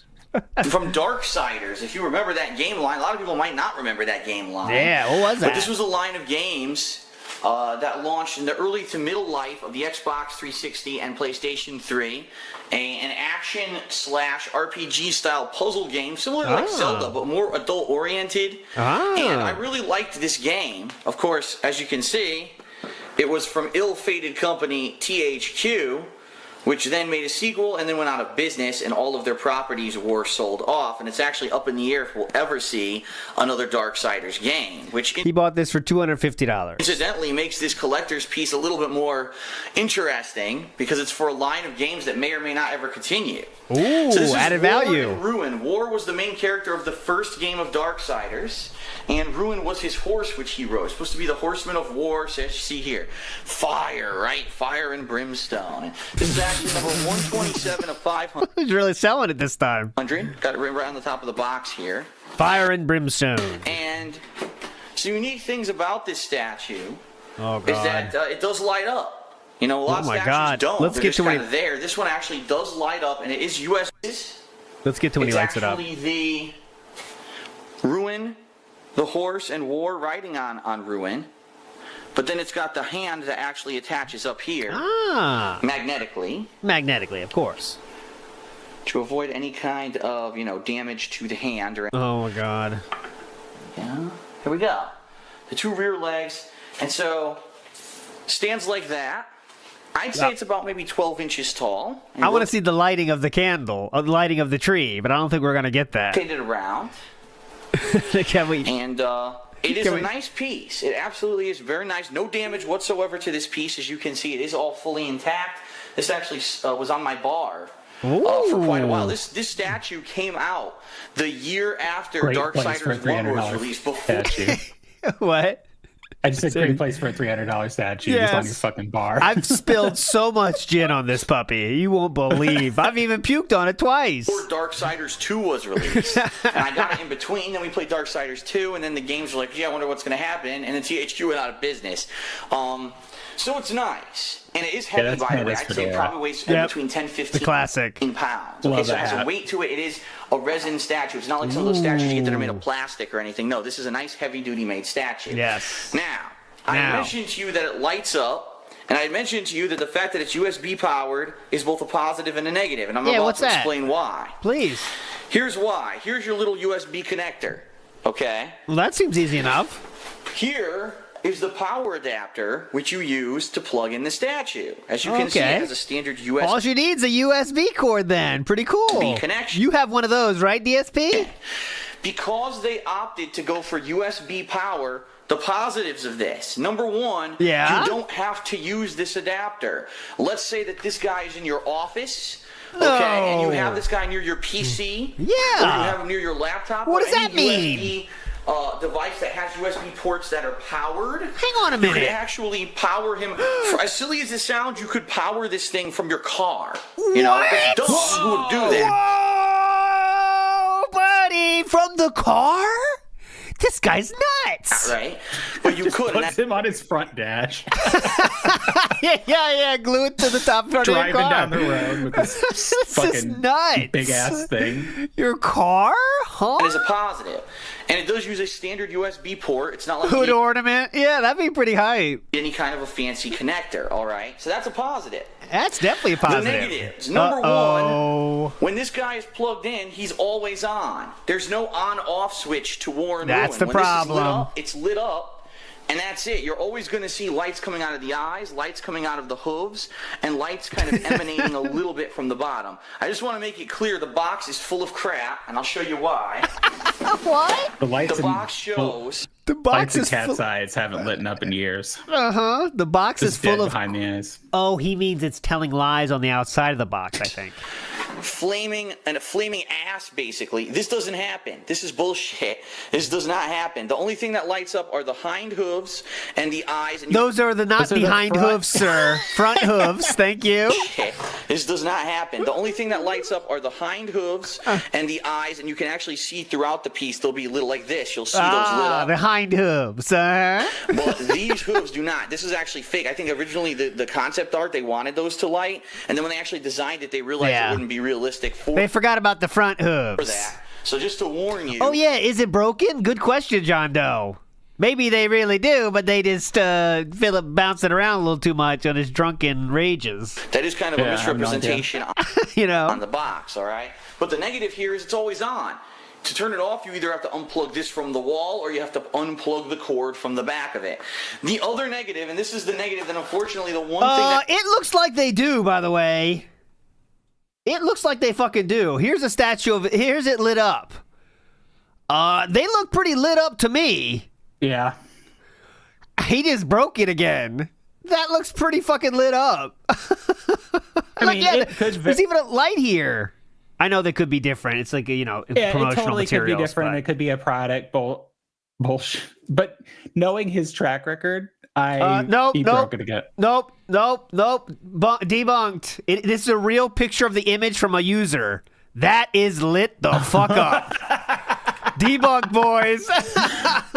Wow. That lights up. It lights up from the fucking bottom. There you go. So I guarantee it, you made the joke, but he probably spilled some fucking gin on it and fried the back hooves. Or I guess those are the front hooves in his mind. Those are hind front ones hooves. Yeah. Confirmed. The front hooves do light up. Big ups, John Doe, for that, making me check that because you are correct. Nice. And also, I don't get the big This deal user- of like it having an on-off switch or not. Like, who gives a shit? Just unplug it. Unplug it. I know. What the fuck? Just unplug it. What are you talking about? that's actually missing the USB cord. The USB cord is an A to B USB cord. All right, so what that means, it's not any kind of extension cord. It's one end is a standard USB connection. No. And the other end It's what? is a standard USB connection. Now you may say to yourself, well, what kind of devices use those? Yeah. Not a hell of a lot. Oh In fact, my most God. USB devices don't use a cord that has a two-ended USB cord. Now you can get them. I see them online for as cheap as $5. You can buy There's one so of those many. cords. Let's There's so Pink many. explain this. Like in my office, I've got like behind me, I've got some like shelves with some books and shit, and then I've got some bins of just like random cables and Yeah. stuff. I bet if I dug through there, I could find like 2 or 3 of those fucking cables just from got- random bullshit. Here's a life hack. You could buy this door organizers. So what I do is I got one of those door organizers. It hangs on your closet door and has like 5 by 10 or something. And then you can put them on your door. It's a great idea, guys. Life hack. However, the cord that came with this was low quality. It's for like shoes and shit, but you could put like I have like a million. All my cables go in there. The cord that came with this was very flimsy, and it actually broke when I was in Connecticut. And therefore, I don't have another one. I never purchased a replacement cord because then this kind of got an older piece, and I put it back in the box, and I was swapping out other models and stuff. So I never bought a replacement cord. You will need that cord if you want this to light up. And again, it's an A to A cord, 2 standard-ended USB connections. It's only using Standard-ended. power. It's not gonna, it's not gonna be no data or anything needs to be in there. It could be the cheapest version of the cord. It only needs power. It's not sending data. What? You can get. And that's the one that you need for this guy. And I apologize, I don't have the cord for it anymore. Like I said, All right, let's get to the end. We see this is broken. it's such a weird thing that they chose that. I have other models 2 statues that left. light up. Those models all use like proprietary adapters. So Okay, instead we get of the this, point. with this USB, it would just be a cord coming out of here and it would plug into, say, a round thing in the bottom of this. I have no clue why they didn't opt for that, but they didn't, as weird as that is. So, War and Ruin. I originally bought this one years ago. How if I much? remember correctly, I probably spent around $250 for it. He is correct on that one. At this point, I don't know what it's worth. But imagine you spend $250 on this thing, you break it, you lose the cable to it or break the cable to it, and then you're just like, fuck it, I'm just gonna put this thing away because I'm buying more shit to replace it. Like, just such a wasteful. The beholder, because some people might say it's worth nothing because the game series is now gone. You know, who knows if Darksiders will ever come back, THQ and out of business. He probably does have the cord. It's even more valuable He because, just doesn't want to plug it in and show it off because he knows he broke it. It is complete, no damage. Then even he if makes the up the adapter's on the cord, excuse that you it have to spend a doesn't couple light extra bucks to up. get the cord if you want him to Yeah, light just up. spend a couple But it's extra really bucks, nice piece. obviously. I'm hoping for offers, I'd say starting around $175 and going up. Now, do not let that deter you. If I want to offer $100, feel free. I'm not going to necessarily accept a low bid offer, but I'm definitely interested in seeing what people are willing to offer. All right, and we'll go from there. So please, if you are interested in this piece, first of all, I'll say this up front. I've said this in my other videos. Yeah. If you do not live in the United States, Don't bid. You got it. $50 to ship. So know that up front if you're making an offer. All right, that's pretty much it. Thanks everyone for watching. I hope that you enjoyed looking at this piece, and hopefully some more you'll be interested in more of these in the future as well. All right, thanks everyone. Not and even Vice see you would later. try to fuck people over like this with so many things. So he said, I'm currently playing Darksiders 2 right now, so this is pretty awesome to see. I know this guy says, I know you don't want to sell these on eBay, but you could sell them for much higher prices there than by yourself. DSP Correct. response says, what you don't realize, it would never work on eBay. I get tons of fake bids who would withdraw, ruining the auction. I'd also get tons of trollless comments, reviews, etc. And I also have 0 rep.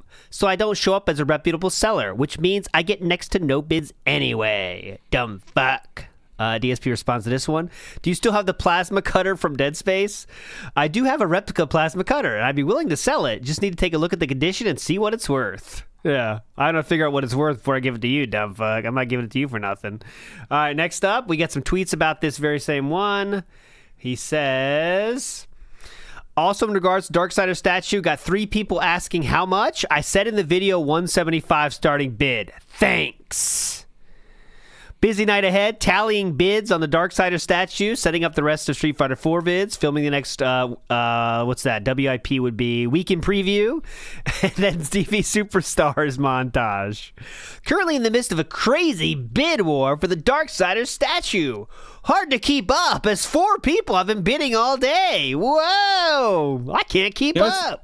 You know what's crazy is that if you use a website like, I don't know, for the sake of argument, eBay, they just bid and you'll get a notification that lets you know that there's been a bid and you don't have to do anything. That's wild. You just wait till it's over and then you package it up and ship it to them. It's crazy. Goodbye, War and Ruin. Another statue shipping to a happy viewer who got it for a great deal. So we don't know how much it was for, but he got it for a great deal.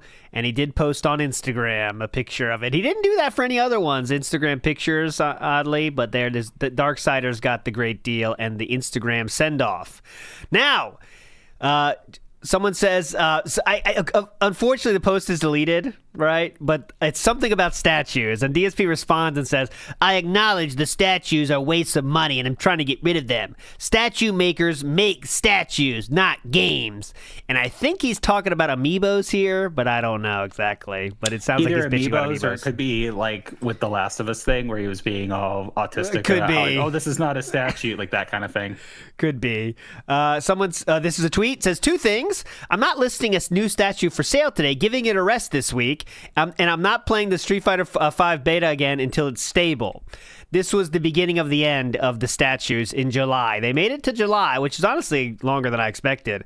But this is the beginning of the end. He takes a week off, and then he doesn't really pick it back up at the same let's say, frequency. Bad start to today. Just got word out, garage door is cracking, needs replacement, and will cost tons of money. Goodbye, statue sales. So he tries to make sure everyone knows that all the money he got will be gone. That he got from the statues, it's all gone. Someone makes a good Knowing point here. him too, Yeah, go ahead. not knowing this for absolute sure, but this is just a good guess from watching DSP for like 15 fucking years, is that he was bitching about money at some point the day before, and he was getting shit in his chat of like, well, you just sold all those statues, so like, why is it a big deal? So he invents the cracked story to be like, oh, well, you have to give me more money, or at this time, give me more views or whatever. Or Patreon. Some people say. Next Patreon goal, 2K forget the camera in Project 7. Help me pay my replacement garage door. If you only knew how right you were. He didn't ask for the garage door, but you can forget about Project 7. That's for fucking sure. Here is an update video of the current situation of the statues he had to make, of course. That seems like... Hello, everyone. Darkside Phil here, and this is an update good hello, video. everyone. This is an He did get rid of some. update and a There's the Boomer not sold, and there's the Emma Frost not sold. What's video behind for it? those TF2. who have been TF2, the medic not sold. Yeah, it's the medic. It's the medic. Medic not paying sold. attention to me this year in regards to my statue collection. As you know, many of my statues in my collection have gone up for sale this year. Many of them have sold. Some of them were supposed to sell, but unfortunately never really got sold. And others just didn't have any interested buyers. I started getting some messages over the past couple of weeks saying, Phil, what do you still have? What don't you have? What will be coming up later this year for sale, etc.? Can you do like a cumulative update video explaining?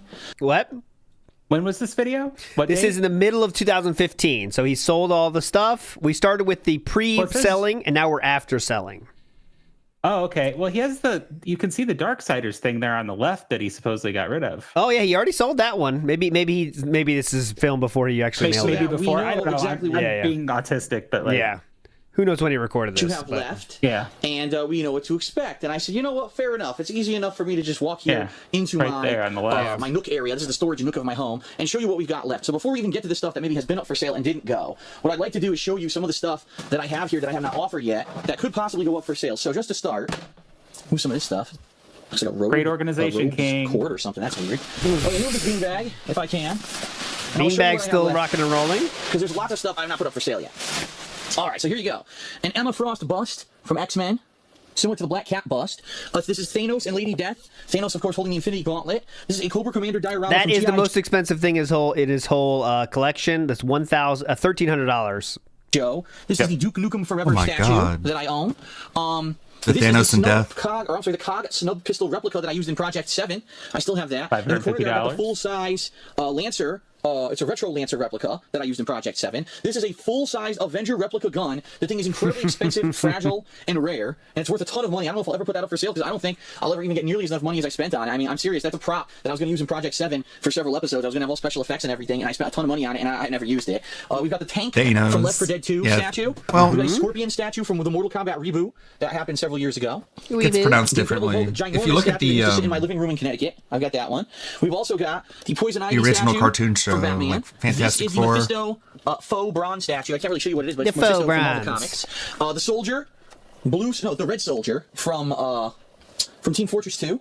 This is the Joker premium format figure from Sideshow Collectibles. You're seeing a lot of stuff knows. left. He's not selling most of the stuff. Portal replica gun. Yes, this is There's also a good $6,000 worth of shit still in here. And this is the shit that never gets sold, by the incredibly way. valuable and rare because people love to use these for like cosplaying and also for different series. I got that for Thanos. Project 7 and never used it. Not even open. I never even opened the damn thing. She-Hulk statue. This is the one that was worth a ridiculous amount of money for a while when Ultimate Warrior Capcom 3 was very popular. The heavy blue statue from Team Fortress 2. And this is the replica Timson Tools plasma cutter. This one I can actually open for you. If I can figure out how. Look at that. That's right, Dead Space. And it's pretty good. It actually lights up. It has a laser pointer inside of it. It's, again, something you'd want to use for cosplay, Really nice. Again, something I was going to use in Project 7, and I never got to use it. I bought all these props that one year. It's really funny that, he says used for cosplay when there's, people that make, really good styrofoam guns and things like that you can buy for, $25 that, look really, really good. It's crazy. Perfect for things when you want to have one fucking scene in your show, in your internet show. Which kind of sucks. So those are the ones that I've not even yet put up for sale, but there is potential that I will sell those figurines, okay? There's a strong chance that at some point I'm going to put these up for sale either later this year or next year, depending on what happens, all right? So let me put this back, and then what I'm going to do is show you the ones that I have put up for sale. that unfortunately didn't sell, or they sold but then no one paid. And unfortunately, Here we go. Here's the truth. this is what happens when you do stuff like this. I get a feeling that either the people who bid on stuff were trolls, Emma Frost was not sold. There it is. trying to be There she dicks and is. waste my time, or unfortunately in some cases things just don't come together. For example, the Emma Frost premium format figure. This was actually one of the earlier ones that I tried to sell this year. Only had one serious bidder. Bid on it, won it, and was never able to pay for it, so it's just sitting here, and it is still available for sale. Again, something like this for around $200, I'd be willing to let Sounds it go, like you even though got it's worth a lot more money. scammed. Oh, yeah. 'Cause The Gears of War Still have it. Boomer statue. This is the We knew bronze that one version. didn't sell. What happened with this one was kind of silly. Okay, when I went to put it up, or when I filmed the video walkthrough for this one, boy, that light is bright as shit. Let me aim it the other way. Oh my when I God. filmed the video walkthrough for this one, I looked online and I hadn't seen anyone selling any of these recently, so I estimated like one value for it. Then during the time period I was putting this up to sell the statue, someone sold one for like super cheap. So basically the value of this has plummeted since then, and no one bid on it. The medic from Team Fortress 2, which I mean, it had some damage to it, so I can maybe understand why people didn't want Whoa! to bid on that, because the glasses were damaged and I repaired them myself. I thought that was an upsell, though. This one is gone. Darksiders War and Ruin, I just sold it. There and you this go. one will be mailed out by the end of this week, so that one's gone. The Street Fighter Guile statue. Unfortunately, I had a few different parties who were interested, Did not sell the Guile. and at the end of a week, I had wonder someone why. who said that they won the bidding and never paid, and said they weren't able to pay. So I think that it was just a troll. So, wasting my time. yep, more So I still trolls. have, Hell Guile yeah. And Sagat will be going up for sale. Another shortly. troll victory. That is Very true. shortly. That one will But be sold. Compared to what we had when I first moved here, I think I've sold a good 5 to maybe 7 statues. Some of the ones I have sold are Dead Space. As I said, the Darksiders will So we're just conservatively, or I'll say optimistically, we have made $1,000 so far on sales. Yeah. Palby, would you agree with that? Yeah, probably based on like the numbers that were out there. We'll say low end 750, high end 1500 would be my guess. So we spent 11,000, and so far we've got, less than 10% of that, but we're still working on it. out of the way. The Black Cat bust, the Leonardo and the Shredder figurines, the Ninja Turtle ones, both of those have gone. That's just a few. Those are at the top of my head, some of the ones that have sold. So it's been pretty successful, and it has helped this year, with me raising funds to pay bills and Has stuff it like that. been? This is what I have left. So first of all, if you are interested whoa. in Guile, and Whoa. Okay, so he's going to say the same shit. I'm going to skip this. If you're looking for more great statue deals, I'll be filming 1 or 2 more offered in the next few weeks, so keep your eyes peeled. Now, these would be, I believe, the last batch that are sold, so let me get to those. We do have the... tomorrow I'm putting up a statue for auction that's not only one of my favorites, but sells on eBay for $800. Someone could get a steal. Someone says, using eBay to judge price is really bad. It's probably worth half that. Yes, And it that's says, now uploading a new statue for sale, the most rare, valuable one I've offered yet. Goes for $800 on eBay. Someone will get a steal. That is the Sagat.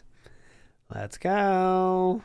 this one is Sagat from Super Street Fighter 4. This statue was actually released, I believe, in 2012. He loves If I remember Sagat. That's correctly. why he Look at the doesn't care box. that he's Here it is. in Street Fighter 6. Someone already says in the comment 10 years ago, the sad reality is someone will buy this and will feed Phil's begging for money. It actually says Street Fighter 4 Generation. It's not focusing now. 2009 to 2012. So this statue actually was made by Pop Culture Shock, is the name of the company. Way back We'll go to the pre-stream after this when he starts. He's not even in chat yet, so we got plenty of time, guys. in late. Here they are, Pop Culture Shack. Way back in late 2012. When this was only like the first version of Super Street Fighter 4 before they came out with like 2 or 3 more of them, okay? But this is a cool figurine. First of all, to show you, comes with certificate Hey, of Ludwig, authenticity. wanna see my 294 statue out of shell? 50, which is pretty sweet. That it comes with a Ludwig certificate of 24 authenticity. Aya. Okay, I like that. Number 2, as you can see, the trunks are yellow. The reason that the trunks are yellow is because this is the exclusive edition that has this special head with the grin. This is actually the His standard trunks Sagat are head, not which doesn't have the yellow. grin. It comes with both, okay? And they're interchangeable. Not my The Sagat, regular Lena. edition only came with Is that a grin over there? I think it's more of a angry grimace. It's more of a grimace, or Yeah. red and blue trunks. He's grinning, though. So this is actually, I'm trying to show you there, red and blue. So this is actually the rarer Me color and for Sagat this have figurine. Thai food every week. Now, Idiot. what I want to do is zoom out to just show you how big this figurine is. 21 inches tall, and it weighs between 10 and 15 pounds. In fact, I'd say it probably weighs around 15 pounds, and with the box, it might even weigh more than that. So it's probably one of the heaviest and biggest statues that I've ever owned. And just to show you, the hand wraps are actually cloth. Take a look at that. Real cloth. You can see strings coming off of them. It's not They like might have painted on crashed, there. hold on. Even the trunks are real fabric. See that? Real See fabric that? trunks. Look at Same that. thing with the foot wraps. Real actually. You see that? See that? fabric foot wrap. So very, very authentic. It's actually not a chip or anything. That's a piece of styrofoam that was stuck to his leg. So I'll rotate him around for you. I want to show you all the angles of it. Okay, how he looks. Ready? He bought this for $365, by the way. the classic Street Fighter 2 pose. Sagat was actually one of my favorite characters from Street Fighter 2. He's the classic rivalry with Ryu, where Ryu supposedly defeated him during Street Fighter 1, and so he wants his revenge in Street Fighter 2. This scar that's on his chest is actually from Ryu, did a Shoryuken to his chest and burnt and scarred his chest. So in Street Fighter 2, he's coming back as like the mini-boss to try to take on Ryu before he gets to the final boss of the game. So I really like this piece, I'll be honest with you. I'm a huge fan of Street Fighter, people know. I've been a competitive tournament level player. Sagat was one of the characters. Why would anyone interested in buying this but at need point, the lore I feel that I told need to them like this? Move on a a good little bit from question. having all these silly collectibles around my home. In fact, this guy's been sitting in storage since I moved across the country. It's just Like, been they already sitting in storage, know not if they being wanna used, buy not even this. being looked at, and he's valuable. And right now, I could really use the money for other stuff. I live debts and things that I be paying off. I don't have anywhere to keep them anymore. I'm not a bachelor. He's not lying. And even though I really love Sagat and I really love Street Fighter, I don't think I'm going to get any use out of this thing. That big ass house, you can't find a place to put your little guy stuff up. But anyways, So, what was that? Street Fighter, I don't think I'm going to get any use out of this thing. So, You think he poured water out? I hope. that being said, he's going up for sale. Hey. When Shout-outs. I'm doing a video, I find a big stain over here in my kitchen that I'm going to have to clean over here. But anyway, he's going up for big sale. stain. I'll be honest, this is also one of the most expensive statues I think that I bought. It was one of the last ones I ever bought until I stopped around late 2012 of buying these things. When I realized I was just blowing my money and I needed to save my money to do Oh, things. to yeah, impress the I'm country blowing my versus money. Buying silly toys. No, you realize that you could spend your money instead on digital things instead of actual physical items. You're not saving your money. Exactly. He realized he didn't have to clutter up his house, but he could still spend can the same get- amount of money. That's He can pretty get cool. that same thrill of consuming and of having things, and it can happen so much faster. The dopamine hit can be so much stronger. He can do it on his phone anytime during the day. Oh, you can play a game with it too. That's also a benefit. It's pretty cool. Yeah. In that regard, he was probably, if I remember correctly, high 200s, if not $300. I'm going to put him up for auction here for $200 starting bid, which is a big discount. If you look for other people selling Sagat online, they're going to be more expensive than that. Yes. All right, the statue's huge. It's worth a lot of money. $200 starting bid. It's huge. It's expensive. You know that. I would say a few things before you even consider bidding on this. Please, if you do not live in the United States of America, Same shit. We already know that spiel. Let's get to the ending. if you do bid on this and then you get overbid, all right, well, don't worry, because what ends up happening, sometimes people back out or whatever. At the end of the week, if whoever the high bidder is backs out, there's a chance you could still win. So understand that I will keep in touch with everyone and I'll let you know, gee, here it is. And, if someone backs out, you still have an opportunity to win it. Maybe you can get a second chance. That's actually happened with one or two statues where the person who was the top bid for whatever reason backed out. And so the person who was in second place ended up getting it for even cheaper. So sometimes it works out like that, all right? Again, darksidephil@hotmail.com. Sagat statue offer. Please put that in the subject heading of your email. And hopefully someone will very shortly be the new owner of Sagat from Super Street Fighter 4. Okay, everyone, that is it. I think. All right. Any comments here? Shout outs to Sean Ranklin. 6 years ago, Sean Ranklin. Shout out. Nothing looks like nothing else, and DSP didn't respond to anything. He said, "Note: this is the most valuable statue I've ever offered for sale, and it sells for around $600 to $800 on eBay. I'm allowing an initial bid of $200, but I expect many people to jump in, and the bidding will get pretty heated this week. Please send offers to Darkside Phil, letting us know the bids will get heated." It's such a stupid way of doing things because, like, if the people that are like going to look for collectibles like that and actually spend the money for it are not more than likely Darkside Phil fans. You might have one or two fans that have like that kind of disposable income. What happened to spend Sean and Ranklin? like to buy collectibles. He like got bullied that. Of course, out you're of- going to get a bunch of trolls. Obviously, Uh-huh. how by stupid the is kennel he? kickers and Yes, very. If you email me in the last 2 Conway weeks whale about watchers. the statue auction pricing, I'm responding to everyone right now. Sorry I haven't had a chance yet. That means he just didn't respond to people. Alert, if you're making an offer on a statue, please title your email exactly as I asked in the video. Spam filter caught 2 offers today, guys. Important. Need to reach me? Tweet me. The Sagat statue winner's email stuck in my spam filter for 3 days. I wouldn't have known if he didn't. If interested in the Sagat statue, it's worth or only around $800 per eBay. Why would you say only around? That's the wrong wording there. You can bid by emailing Sagat offer. This is a very important statue. We keep saying the Sagat offers. So I'm working on confirming, but it looks like the Sagat statue is off to a first bid of $280. That's great. Yeah, I did see that. Also, reminder Why that the my fuck Sagat. would Yeah, go somebody ahead. give you a bid at 280 when you're offering for 200? That's so stupid. Yeah, Texas has been great. We had like a big redistricting, which kicked out Jasmine Crockett's congressional seat, which is pretty funny. I saw on Humble Bundle that they're offering Atomic Heart and V Rising, as well as other games. So, like, I recently canceled my Game Pass before it shot up to $30 a month. And Humble Bundle is only $15 a month. And where's my Ludwig, can I have permission for link post? Sure, go for it. I got V Rising. I got Hotel Renovator Simulator. I got the System Shock remake and Atomic Heart from the Humble Bundle. It's pretty good. It to me. It doesn't make sense. It's a good deal. It's anyway. Sorry. Don't know if I'll keep using it every month, but I'll pay that much for Atomic Heart. Never happened. Which other games?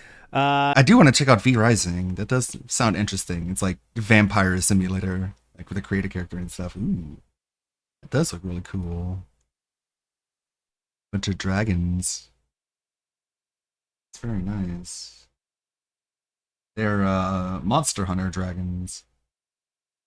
Recognize some of them. There's Chucky, Child's Play, Spawn. Another Spawn in the back there. $15 for DJ Fuck Fridge. That is a deal. Yeah, it's such a good game. I would happily play it again. And I also want to play the DLC as well. Yeah. Bunch of dragons. And it's above the monitors. That's really cool. That's nice. Next up, also a reminder, my Sagat statue is still in auction, which ends. Current high bid is $450. Okay. Next, he says, we "Damn, need I've been Frakes for this one. It's a fiction. I've been so busy today. I forgot the Sagat statue still up for auction. Bidding ends in just 3 hours. Busy week for statue. The Sagat statue sold for $480. Okay, so the Sagat statue sold for $480, which this is, to what are publicly facing numbers, this is the only statue he sold that was for more money than he bought it for so far. Everything else has been a loss. So this one he made money on, apparently. Emma sold. I want to show this one. So that one Emma Frost statue did sell in August of this year, later than he said. There are, I promise, only 2 more. Okay, there is Duke Nukem, okay, and we're going to skip this video this time. Unlike guys. It's the DSP, they aren't broken Duke to shit Nukem, back so I haven't in got any offers on the KW. Duke Nukem statue in the auction. And they're very well displayed because they're up on the walls on custom shelving, which is what he could have done. He could have like set them up above his couch in the living room. Instead, he just completely ruined his countertop. Friday, guess he's literally dead after forever flopped. Sad, okay? Then he says, tonight I say goodbye to my COG snub pistol and Duke Nukem statue, both going for way under value. More funds to pay my moving debt. So it appears that he did sell the snub pistol and Duke Nukem statue, even though he didn't make a video. Moving debt like nearly 2 years after he moved, by the way. Yes. Great. The final statue is here. Brief glimpse of eBay shows my She-Hulk statue priced at $1K. What the fuck? Guess some of these got really rare, valuable over time. Now uploading a new statue for sale. This one is literally the most valuable, rare in my entire collection, and people have asked for it. The final video is here. Shock. And welcome to another one of my collectibles. One of the which I'm least putting sexy up She-Hulk for statues auction ever. Publicly, and this She-Hulk one, with holy crap, pants? ladies and gents. Out of all the statues that I've put up, I never expected to see that one of the collectibles that I would have bought would be so valuable. But I shit you not, this statue, I bought it around the time when Marvel vs. Capcom 3 was going to be released. It was a few months before that, actually. So we're talking some 4+ years ago. And at the time, I knew She-Hulk was going to be a ESP's character into in the the game. It was muscle the first time she was mommies. ever going to be featured in like a major video game. And I said, I bet she's going to catch on in popularity. And I bet that if I get a collectible of her now, I she'll bet be worth people a will lot think of money. she's super hot because wow. she's. So he literally bought it for the investment purposes. So I Okay. bought this Oh yeah, he bought. Stocks, gold, all scam. Yeah, he treated it like stocks. That's why he got the Super Scroll. It's like, oh, people are sleeping on Super Scroll, and this is gonna shoot up in value, and none of it did. But She-Hulk statues, that's where it's at. I bought this for between $300 and $400. I remember specifically. This is the Sideshow Collectibles Edition Wow, that's very Okay. specific. of She-Hulk. Between Sideshow 2 and exclusive. 300. Oh, there, now you can see it. Sideshow exclusive, which means that there is an exclusive thing in it, okay? Right now, $275. if you look for this figure on sale on the internet, this exact one, I've seen them going for $1,400. That god-awful Now, She-Hulk live-action show of her obviously, twerking Yeah, ruined ruined. She-Hulk for something me. listed for on Ruined the it. internet, or even what's selling for, is not truly the value. It's all dependent on what people are willing to offer, okay? But She-Hulk in particular And seems then in to like be one that Cosmic everyone wants to get Invasion, their she's hands on. basically just the Hulk with a wig. Yeah, definitely. More popular during that time frame of 4 or 5 years ago, and this is a very, very rare figure. Now, I'm going to show you first of all. SML It is legit. Rosalina It is number 204 not of the 550. Rosalina I know Okay. and love. However, we are going to show you the figure, and unfortunately, one of the optional attachments of the figure has some damage. I'm going to. What? Of course it does. No, not again. They can't keep doing this. Come on. DSP in chat says good morning all, and then had to quickly restart the PC, almost we ready to have go. pizza Slideshow like started. That means we once have a at least week. 20 minutes. We always Completely honest order up front with you. online. So this is actually an Idiot. opportunity if you've been looking for one of these and they're way too expensive on the internet and you're willing to accept one with a tiny bit of damage to it, you're going to like what you're going to see here, okay? You're gonna Okay, like what you're so, gonna see.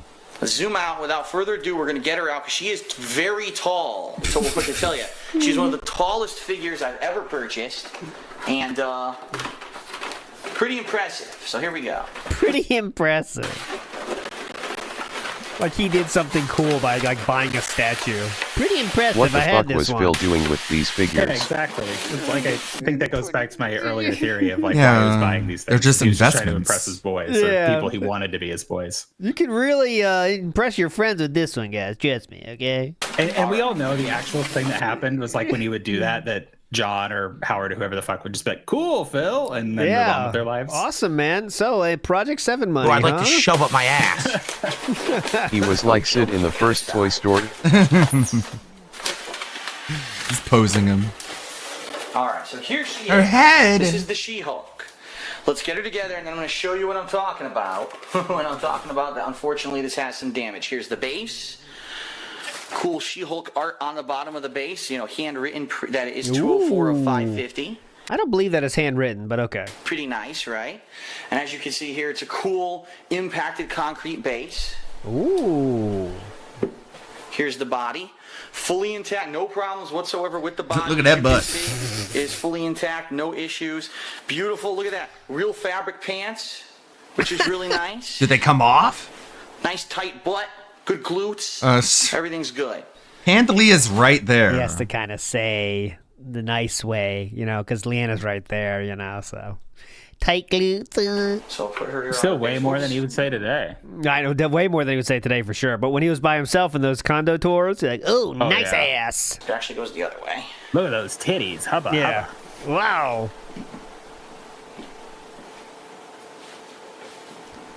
Position it properly. You have to make sure they're there we go. I was going to say they slip right in once you have them at the right angle. Only thing that's really on her Is a he few chewing pieces of on the paper, statues when no one looking? styrofoam Why for are the most of glue. these statues Staining. damaged? So He's let's humping actually them. move He's this dry up. humping them. You can wipe that right off with some Windex. Touching those glutes. Nothing on it. Just don't use a black light around it, please. No. She's got a real metal belt buckle, and I don't know if this is real leather or not, but it is a real, a belt of some kind of special material. Here's her head, which again is covered in styrofoam, which you can easily clean spitting all off yourself. over it. It's not a paint fleck or anything. That's styrofoam that's stuck in there in her hairdo there, and pretty nice flowing hair, right? Oh, We'll get that yeah. on her head.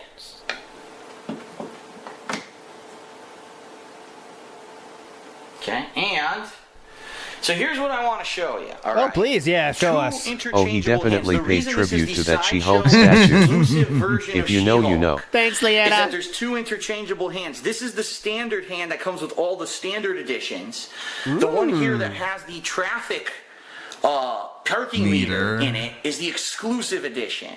Unfortunately, you can see this one was very poorly designed. And what I mean by that, I'll be very frank. Poorly made. Okay? When you attach this one, which I'll show you right now. Go when ahead. you attach this hand, okay, there's a magnet, as you saw. It attached properly, right? It looks cool. She has the traffic parking meter in her hand. But I want you to take a look at the hand close up. Yeah, go ahead. All Zoom in, of the please. weight and pressure of this is on the wrist of the hand because that's where the magnet kind of is. I know. And because of that, it's not focusing, which Thanks, is pissing me Leanna. off. Because of that, what I'm going to do is take it off. There we Okay, go. great. Because of that, what happens is if you Thanks, Wapo. slightly tap this, the whole wrist breaks. And I remember this used to be on my coffee table. Oh, I ran into it once in a drunken stupor. Behind me on my couch. And one day I was just sitting there. I wasn't flailing my arms. I just literally maybe leaned back to scratch my back, and I went boop like that, and the wrist snapped. And it's not the wrist of the statue itself is fine. Real that story right is he throws a there, fucking PS3 controller across the room because he's grug smashing and just breaks the shit out of the shield. I just leaned back to scratch my back. I did. I repaired it as best I could. But I'm going to be honest up front with you. I'm not going to lie to you. You know, it really is effing annoying. It's effing that annoying. They designed it like that. Why would you have an entire giant appendage like this that's all weighed down on a tiny piece of ceramic? You know, so if you just tap it like that, the whole thing breaks. Well, because they're adult collectibles. It is what it is. Phil, It's poor, and in my for opinion, the most part, they expect that people have these like an actual like displayed somewhere, like up on a shelf or in a display case nicely, where some idiot can't bumble into it in the middle of the night in a gin stupor. Yeah, they kind of don't expect it's going to be a play toy. You know what I mean? You understand, like when you're getting into things like that. Like, I don't buy statues really, but like. You understand that they're like collectibles and that they're fragile and that you need to take care of them. And so, yeah, I guess you could call it a design flaw, but like, what do you expect them to do with that? Like, how would you engineer that better? I don't see another way of doing that. Just be Maybe careful with your run shit. Into it. Yeah, just don't run into it. You paid, how much did you pay for this one again? $280? You think you'd be careful with it, but all right. It's poorly designed. Obviously, it is a damaged item. It's not worth $1,400. No way, if ands or buts, is this worth $1,400 because the thing that makes it the Sideshow collectible is busted. But I do want to show you, it still goes on and off, no problems because of the magnet. And then you can take on the other hand, it goes on there. Okay. And this is considered the standard edition of She-Hulk when she has the regular hand on her. Okay, that's that's considered the regular. Talby, this is considered the regular versions. I figure that he spent $280 on because she'd never been in a major video game before, even though she was in Marvel Ultimate Alliance 2 years before Marvel vs. Capcom 3. But whatever. With this version of She-Hulk, and again. Am I expecting a lot of money? No, I'm going to be honest, I'm not. If I do get it, that's great. But I'm not expecting a lot of money because this stupid hand has damage because they designed it so poorly. Oh, I finally got it to focus, by the way. Yeah, see how the way it snapped? It snapped off because all the pressure's right there. It shouldn't be there. Poorly designed. Poorly made. It is what it is, okay? So the She-Hulk Sideshow exclusive edition goes for upwards of $1,400 online. No, I'm not expecting that whatsoever, especially because this particular piece has some damage to it. How much do you want? Due to the fact that this is a very sought-out item on the internet, and the fact that I'm being upfront with you, right, about this little bit of damage that it has, I'm going to put up She-Hulk for public auction, starting for a bid of $300. Whoa! Fuck yourself. Okay? Whoa! If you're interested, email me at darksidefil@hotmail.com. In the subject header, the subject line must say She-Hulk offer. Please let me know your bids. Please do not go lower than $300. I'm only willing to accept $300 or more due to the rarity of this piece, okay? Now, that's due to the rarity. I'm going to need information from you, like your name, your actual physical address. Yes. Social security number. Are you a troll or not? Because this is one of the most valuable ones I ever bought. I can't believe it's worth what people are buying it and selling it for on the internet due to the rarity. I guess I made a good purchase. It's a shame it has a little bit of damage. I guess I'm smart or something. The low amount that I'm actually offering it for versus what other people are offering it for more than makes up for that. So I hope that you'll consider it, all right? Thank you, everyone, for watching. I hope someone... All right. Well, that was the last sale video ever made on DSP's channel. This was it. So that means the sales lasted from January into September 19th. I know the numbers aren't exactly correct because it's unclear on what was sold and what was not sold. Let's say conservatively they all sold for $250 or $300. I mean, he might have made $1,500. Let's say, Talby, fair. 15, maybe 2,000. Maybe two. Maybe. I'm being a little generous. I want to say this. I'm so incredibly surprised that it's been almost 1 week and I haven't received an offer on my She-Hulk statue. Makes no sense, honestly. Weird. So he didn't sell the She-Hulk. Mario Faker in the house again says maybe people think gout is contagious. Nice one. Mario Faker got him. Then it says, then we're going to fast. That's the last talk of statues, guys, for 4 years until the bankruptcy. Okay. And now the bankruptcy, again, it just very quietly is gone, the statue talk. Then it goes to 2019, which is the year of the bankruptcy. He says, genuine question, are there any fans interested in buying my remaining statue collection directly? At this point, I need to get this stuff out of my house and use any funds I can to make ends meet before pawning them. Will probably be a complete waste. DSP then says here, I have the Team Fortress 2 statues, including the Soldier, Medic, and Heavies. That's $1,500 right there. Is most expensive. Well, the second most expensive group, I guess. Yeah. I had the Left 4 Dead 2 tank. That's $550. A really sick Joker and Poison Ivy statue. Scorpion, Portal replica gun, Avenger rifle from Mass Effect 3. Crazy stuff all stuck here. So maybe he did sell the She-Hulk. Who knows? And that was the list there. I do want to show here. I'm going to play this, but if you want to see this, I did play this on the channel not too long ago. Tevin made a great video about someone that trolled DSP about the statues. In 2018, this guy Jonathan Rivas, he definitely trolled Phil about some statues about $6,000 for $6,000. Made Philip write so many fucking emails back and forth. It really shows you how Philip was interacting with people on these sales. I thought. Go ahead, The Sal. Certified Hood Classic. It's one of my absolute favorite Please Phil-related videos ever. That okay. But the Tevin one. Now we're gonna move forward in time. This is what Meth Bear sent me earlier. It's a statue update from 2 years ago, and I have 3 updates to share with you, because just so we can get our stories straight here. This is from 2023. Do I still have my old Shredder statue? No. All that stuff is gone, long gone. A lot of the stuff was sold within a couple of years that I lived here. A lot of that stuff was lost during the whole bankruptcy period. All that stuff is gone. I don't have any more of that stuff in the house. But what you see is what you get. When we cleaned out this closet last summer, that's what I have left. Interesting. He said lost or during the bankruptcy period. It's interesting. It's interesting wording. So Meth Bear insinuates that it could be suggesting he gave them to debtors, right? And he didn't list them as an asset on the forms either. You know what I mean? So he didn't list any statues on the forms of the bankruptcy. Or because he didn't want to list them, he could have just taken them to some random game store in Seattle too, and just said, "Fuck it, I don't care." I wouldn't put it past him to just go to the dump, honestly. Like that's or that too. Less work, right? Literally just add dump. away. This old soul says selling statues to collect JPEGs. That is the long and short of the story, by the way. I mean, that's it. He got cash in hand, and then he spent it all on JPEGs. Tony G says filmed on Boat Home. A lot of these videos were today.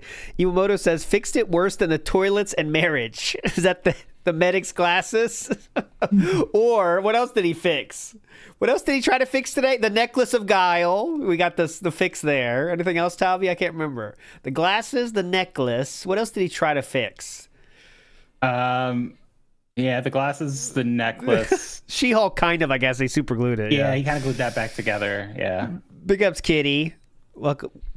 Thanks for being a member. OGX3 says, did you see after your first statue stream he claimed he had no statues left and never paid more than $300 for like any of them? Let me show you that clip now, my friend. All right. So this is there's 2 more clips left. This is from about 2 months ago. He mentions the statues. We're fishing, by the way, obviously. Do I still have my Dr. Doom art piece? I do think I still have that one. I think I have all the gaming pictures and Dr. Doom, and that's it. I don't have any of the statues whatsoever. I don't have any of the other collectibles. It's just, I think, the gaming pictures you've seen behind me and Dr. Doom, and that's it. Everything else was, gone a long time ago.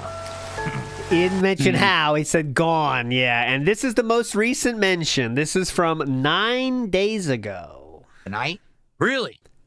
Logsy says I 100%ed it 2 weeks ago. Which game? Hope you guys like Weather. Persona statues. Oh man, dude. Here's the truth. I will say this now. Please, okay, please. I will. Listen to this. When I was collecting those statues, so we're talking when I was collecting those statues like 10, 15 years ago when I was early YouTuber, right?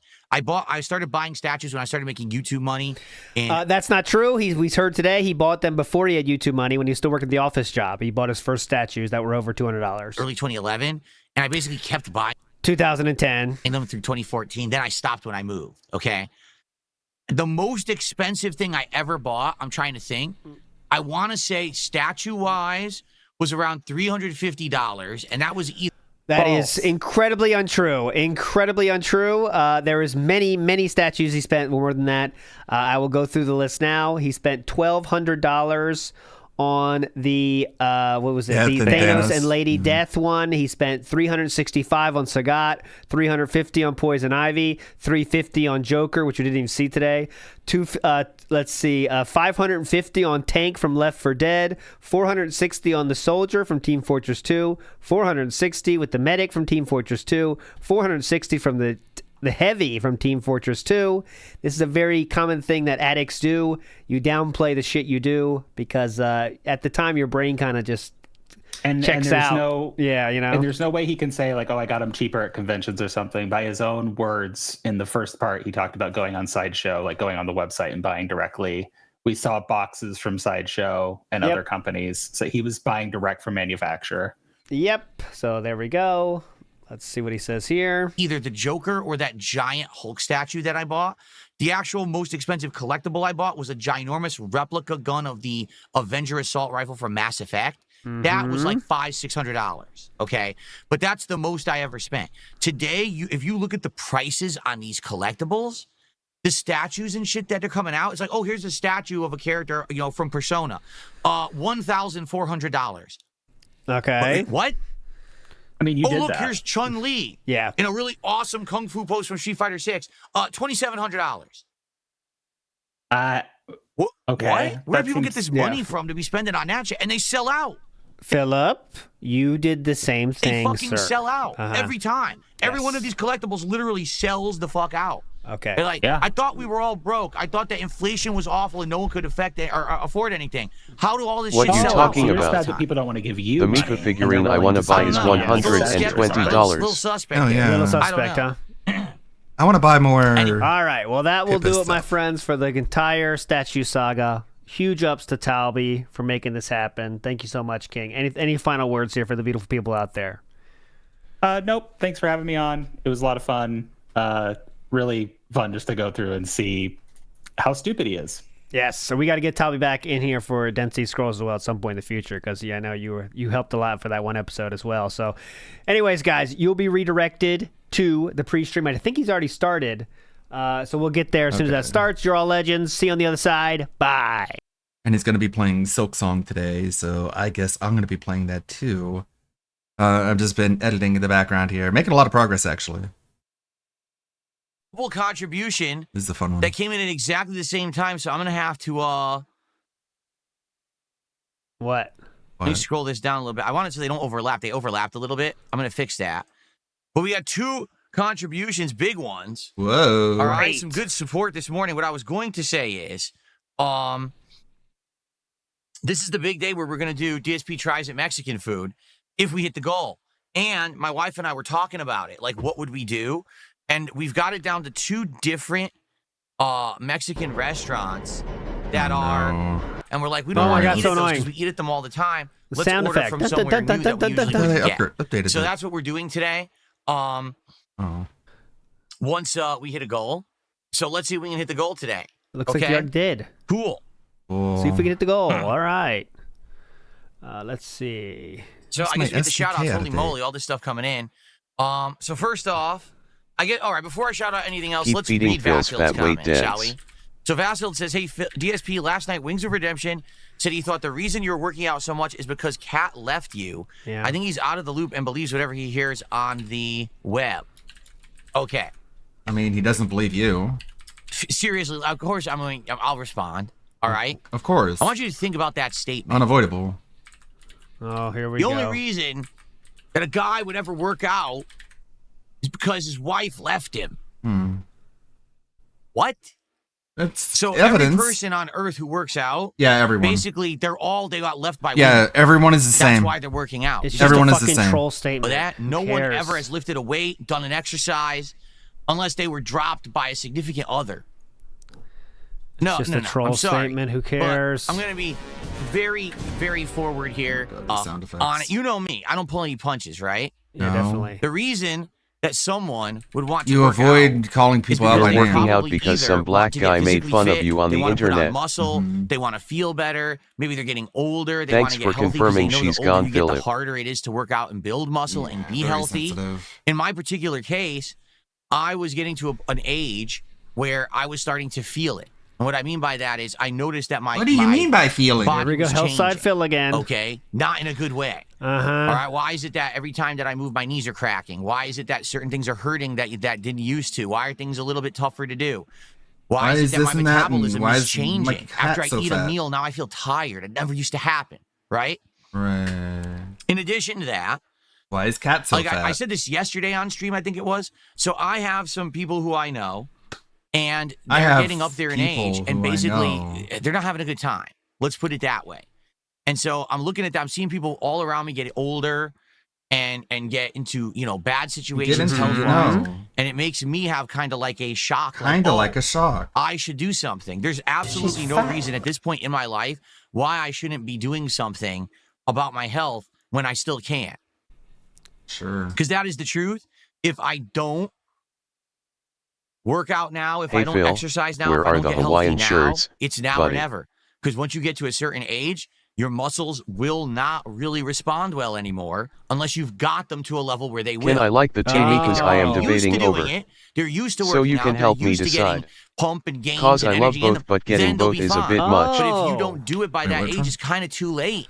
Ah, I don't this want to is be in that situation. sure. where I'm Also, we're decrepit, real sensitive I'm on a about after walker, like 2 weeks of shit talking him his ever wanna trolls be in channels. That situation. Mhm. All right. okay. So Gotcha.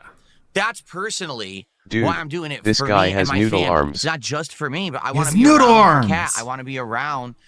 I want to be able to do around stuff. Cat Now, and I'm make Well, her yesterday, like I see. put on Twitter, he actually said he wants to die before Cat because he doesn't want to be alone. Long-winded way he said of that saying you're himself. It's on my divorced. Twitter if you haven't seen it. hunched over, bent over, crippled old dude. You know what I'm saying? No. In addition to all of everything I just said, literally my lifestyle, my work is being sedentary. Sitting right here, just streaming with you guys all day.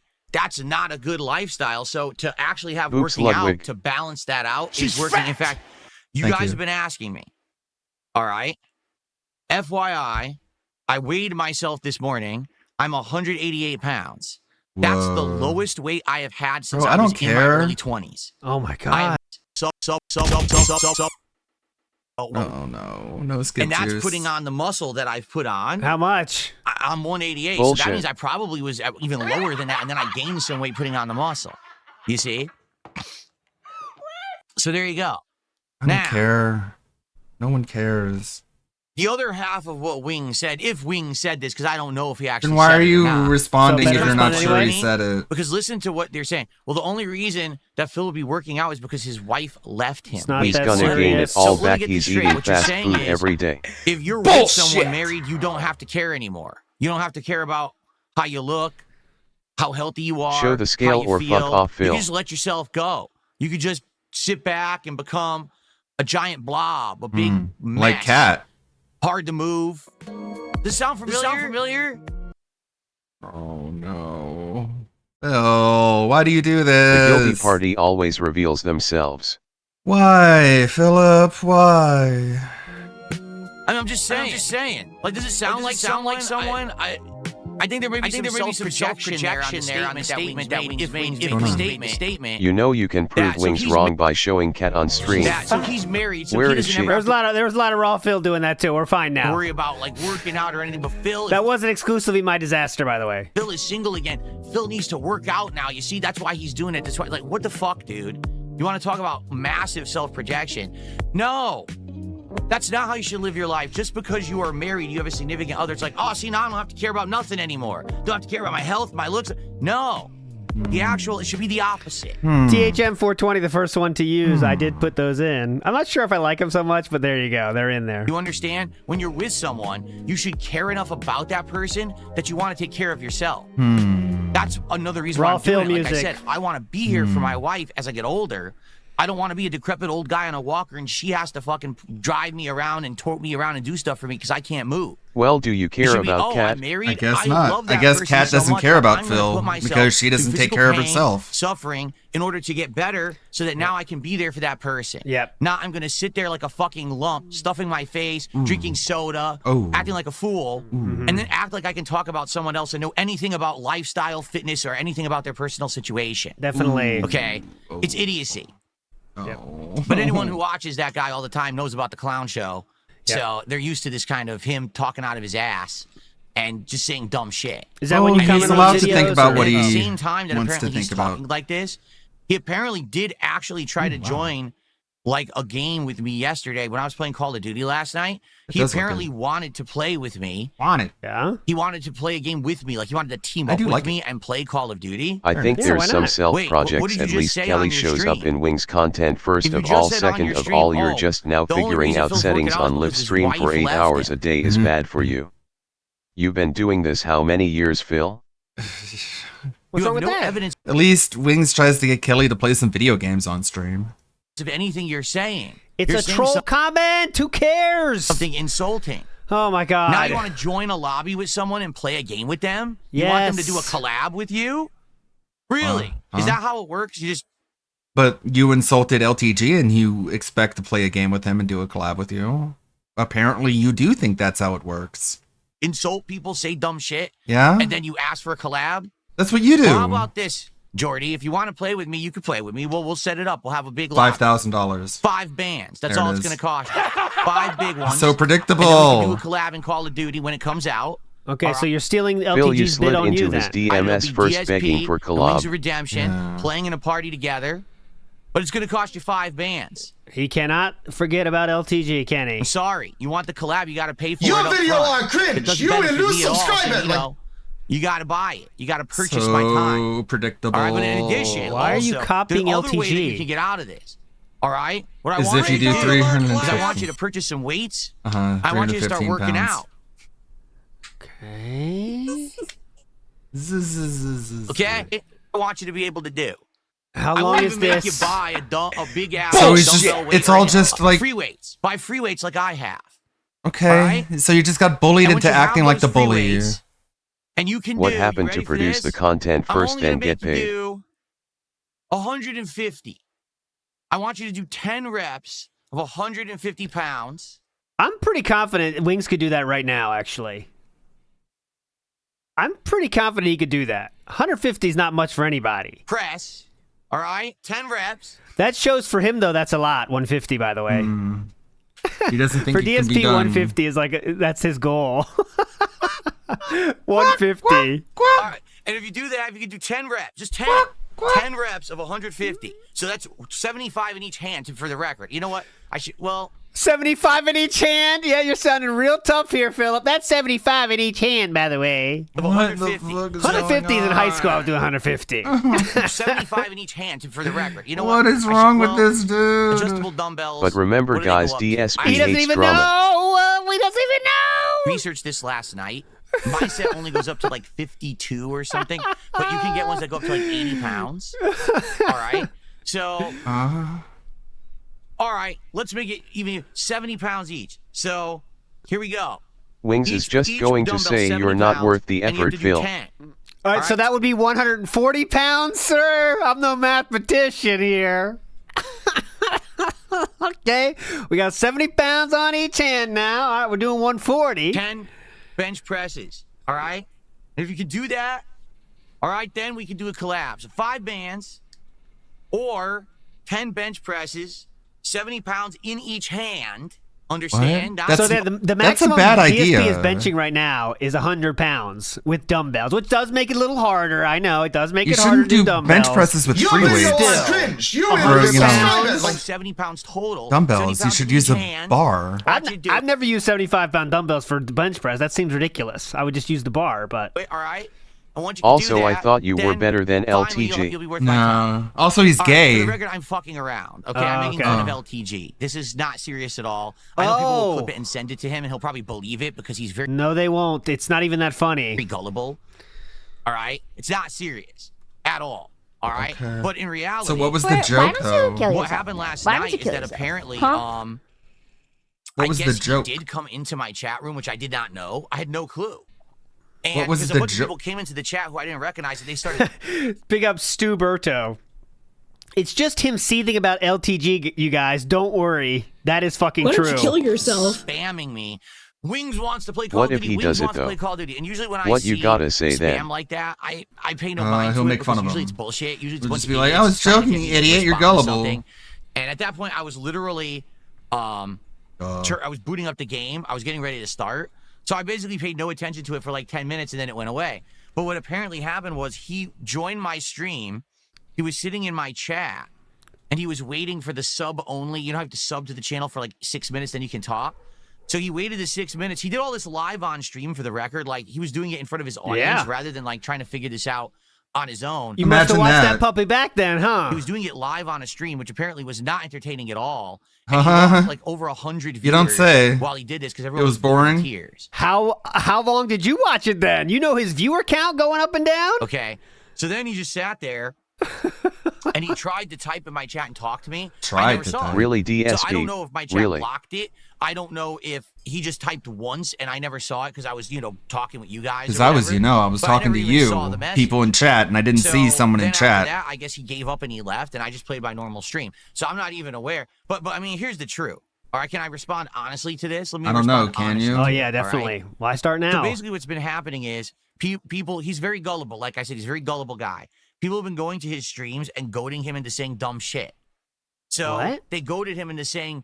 Completely off topic, but don't miss tomorrow night live stream when I build a Lego Game Boy for my segment. A giant fucking whale. I'm sorry, he knows he is. Whoa. What There's did no you way want he was him going to ever spam your hit me in chat a like fight. Derek? He would never even get to me. You understand? Oh.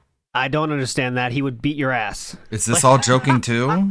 I would dance around him like a twinkle toes boxer until he fucking passed out. Please he do would that never even then. get to hit me once or touch me. He would literally never touch me. You would do Let's do ballet it then. dances? Behind That me, sounds like I said, he gay. fell on me because I didn't know he was behind me. But how would I not know he's behind me? The ground would shake when he got near me, right? So If he Why fell are we on me doing because this? he was behind me. I don't understand how he ever thinks that he would ever fight me and hit me. Everything is just this Okay. bizarre fantasy world with this guy. He thinks he's a tough guy. He thinks Oh, he's a we're good seeing a fantasy world right now. guy. He thinks he's attractive to women. He says all this shit on his stream all the time. He's nuts. Okay. Anyway, so they've been. I don't goading think him you would to say all all this this to dumb his shit like face. that on his streams. Then they've been goading him. It's all his trolls, is what it is. But he's stupid. He believes it all. It seems like you got goaded into saying all this stupid shit. Then they goaded him into believing that Kat left me. No, my wife did not leave me. It's a troll comment, man. What the fuck? Like, there's no evidence of anything. This is just detractor nonsense that they say as detractor memes for their videos. Mm-hmm. He believes it. He's actually like that ignorant, You don't have to This believe is the that kind she's of there. So segment he's been that saying makes all this people dumb hate you, shit. Phil. And then now they're trying to goad him into like play games with me and stuff. All right, here's Oh yeah, my take on it. All she right? gone. Jordy, for like 3 years, I tried to be nice to you.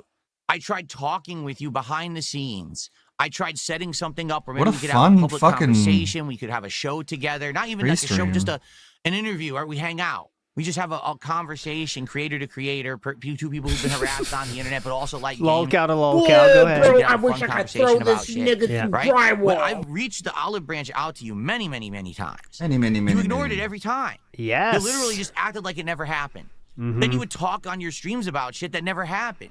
I remember years ago about saying to people that, oh yeah, we said we were gonna play and Phil's avoiding me, Phil's not responding. Then you Honestly, publicly Wings admitted should later, just I say made it all fuck up, you I out never of contacted principle Phil. after this. You get the point yet? Starting to get the hint? I mean, this is the kind of behavior Talk that to you me, exhibit. Wings. Stop But then ignoring you me. expect that on a whim, out of nowhere. Stop you're going to ignoring come to one of me. my streams, you're going to talk and chat, and I'm just going to say, LTG Wings got of that Wings Redemption is interview. here? Guess that Wings makes of you better Respect than that. you. wants me to stop what I'm doing and play Call of Duty with him? Oh, yes. But because that he isn't treated me stopping what so you're well doing. over You're the still years when playing I was Call of nice to Duty, him. just Let with me someone now else. Open the door. Let's drop all our plans for tonight, everyone. Because Wings of Redemption is It's the here. same plan, Let's just playing let Call him- of Let's Duty. get a nice lobby going. Let's get. Why would I do that? The The funniest part is he Why doesn't would even I- realize why this would I yet. be a good He's blocked. streamer? I blocked his fucking ass on Twitter. Yes. I had enough of his shit. Like he's so disingenuous. I had enough of him Also, ghosting Wings me should that I react to blocked the him. dented zone. Nice move, King. Really cool and based. Anyways, for years he ignored me and never talked to me. Even though I was not He ignored DSP This long is enough. just He the got Keem blocked. shit all nice to over him, and I was again. like, He's let's such do a something fucking together. I'll try diva. to motivate him. I'll be like, dude, forget about, getting kicked off of Loud Call. Let's do something together. Get motivated. Let's do, ignoring crickets, nothing. Then all of a sudden, out of nowhere, all right, they want me to be on Lol Cow Live. This is a few weeks ago or a month ago. I can't even remember the time frame. But I they don't wanted to remember actually meet me anything. to appear on the show. Remember they did a whole show about me. Weeks, They're trying to months, goad me into what it. does it matter? Out of nowhere, he messages me. Oh, Phil, I'm so sorry about all these years ignoring you, but would you like to have a conversation now? I'm like, wait a minute. At the same time that he is sending me this, you got a whole public show about me. Oh, by the way, Boogie is also messaging me, come on Lol Cow Live. Yes. Dude. Then why did you go to troll channels and write comments then? You clearly want this to happen. You clearly want to interact with Wings. What the fuck? The guy What the fuck? is so, again, he's so gullible. He's so again. gullible. 100%. The only reason he ever responded to me is because Keem told him to. Keem Exactly. like, dude, we gotta You're get the Phil one on who show. asked. Talk to him. Be nice to him now. Yes. Oh, okay, master. Whatever you say, master. And then he goes and does what his master tells him. Bullshit. Got him. So, look. Bullshit. You treat me like shit for years, Bullshit. ignoring me when I'm being nice to you. I say nothing but nice things about you. Okay, I defend Phil, you. no I one, react to and your I mean no documentary. I one defend needs to you. roll out the I red defend you carpet for against you to Painkiller just already, play a saying how fucking the video fuck game. up You was are how they not treated special. you. Illusions of You treat me with grandeur. nothing but fucking, ignoring and just it's disrespectful. You quite treat me frankly. with Even if you had ignoring. responded and said, Stop listen, treating me with Bullshit. ignoring. not interested. And then you blocked I him. love that everyone but Phil Whatever. is a I'd be like, slave. fine. But instead, it's just crickets, crickets, crickets. So he doesn't fucking care. And then people on stream are like, Phil, we ever work with Wings? I'd be like, I'd love to, but he doesn't want to. He ignores me. I don't So instead, I go to troll channels and comment on them. Pretty simple. even know what to say. It's not even like he says no. He just literally doesn't fucking respond to anything. Right? I've told you this time and time again. I told you this. Now, all of a sudden, all right, All right. he wants to talk to me, but only when I'm going to be on Lol Cow Live, they want me on the show. Yes. Right? I block his ass on Twitter, so he's gone. I can't talk to him on X or nothing anymore. I have Stop no other ignoring line of me, communication Wings. with the guy. His trolls Because you chose to block him. Go goad ahead. him into doing dumb shit. Why And then he stop comes on my ignoring stream, me? And he's sitting in my chat and apparently was trying to talk to me. I didn't see it. So, like, dude, what the fuck? Maybe if Wings would start acting like a fucking normal human What does that and mean? would talk and respond, like a normal person does, have a conversation. Wings also quit figure shit LOL out. Cow He's not Live like that. 3 He's very days ago too. Yeah. He'll just talk publicly about shit that didn't happen, or he'll talk publicly about something that should be a private conversation. He between doesn't two care. people to figure shit out. Instead, it's just blah blah blah blah blah. So he has content for his stream. Maybe he's just Blah, blah, weird. blah, blah, He's antisocial in the opposite way. What? He He's won't talk pro-social? to you, but he'll try to talk to you through a crowd. Does that That's what you're doing as well in the comments of troll Right. videos. That's the only reason DSP's doing that is he wants to make sure someone tells Wings that DSP talked in the troll channel. It's the only reason he's doing that. So you're doing the same thing. Okay. make any sense? That is what DSP is doing right now, by the way. We are doing the same thing right now. Where he won't talk to me about shit, but he'll talk on his stream publicly about shit. Thanks And for then hope giving that it gets Tino through the another hour grapevine of to me. content.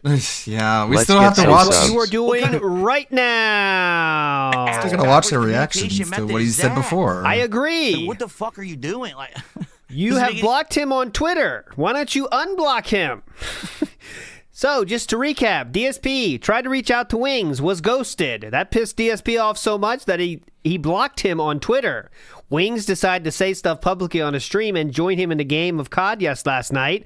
DSP now this morning is saying, why is Wings doing this antisocial method of talking to me while doing the exact Talk same thing? asterisk to me, Wings. Talk to me. Talk to me, I Wings. guess Bad Talk Dragons, to your me. self-awareness is correct? Anyway, he's dumb. We're in a streaming for anything. relationship. And, it's going to be 5 bands if he wants to play Call of Duty with me. It's that simple. I thought that was a alright? joke. Michael Solo, You know, he correct. can go into his Literally LARPing as LTG. He loves LTG so much, he's stealing his shtick now. Their thought that money was- budget from what he was making when he was on Lol Cow Live, and he can get over $5,000. I thought that was a And we'll joke. set up that lobby, and we'll play some Call of Duty together, and it'll be glorious. We'll break the internet together. I will go viral. I thought that was a Like his joke. Master says all the time.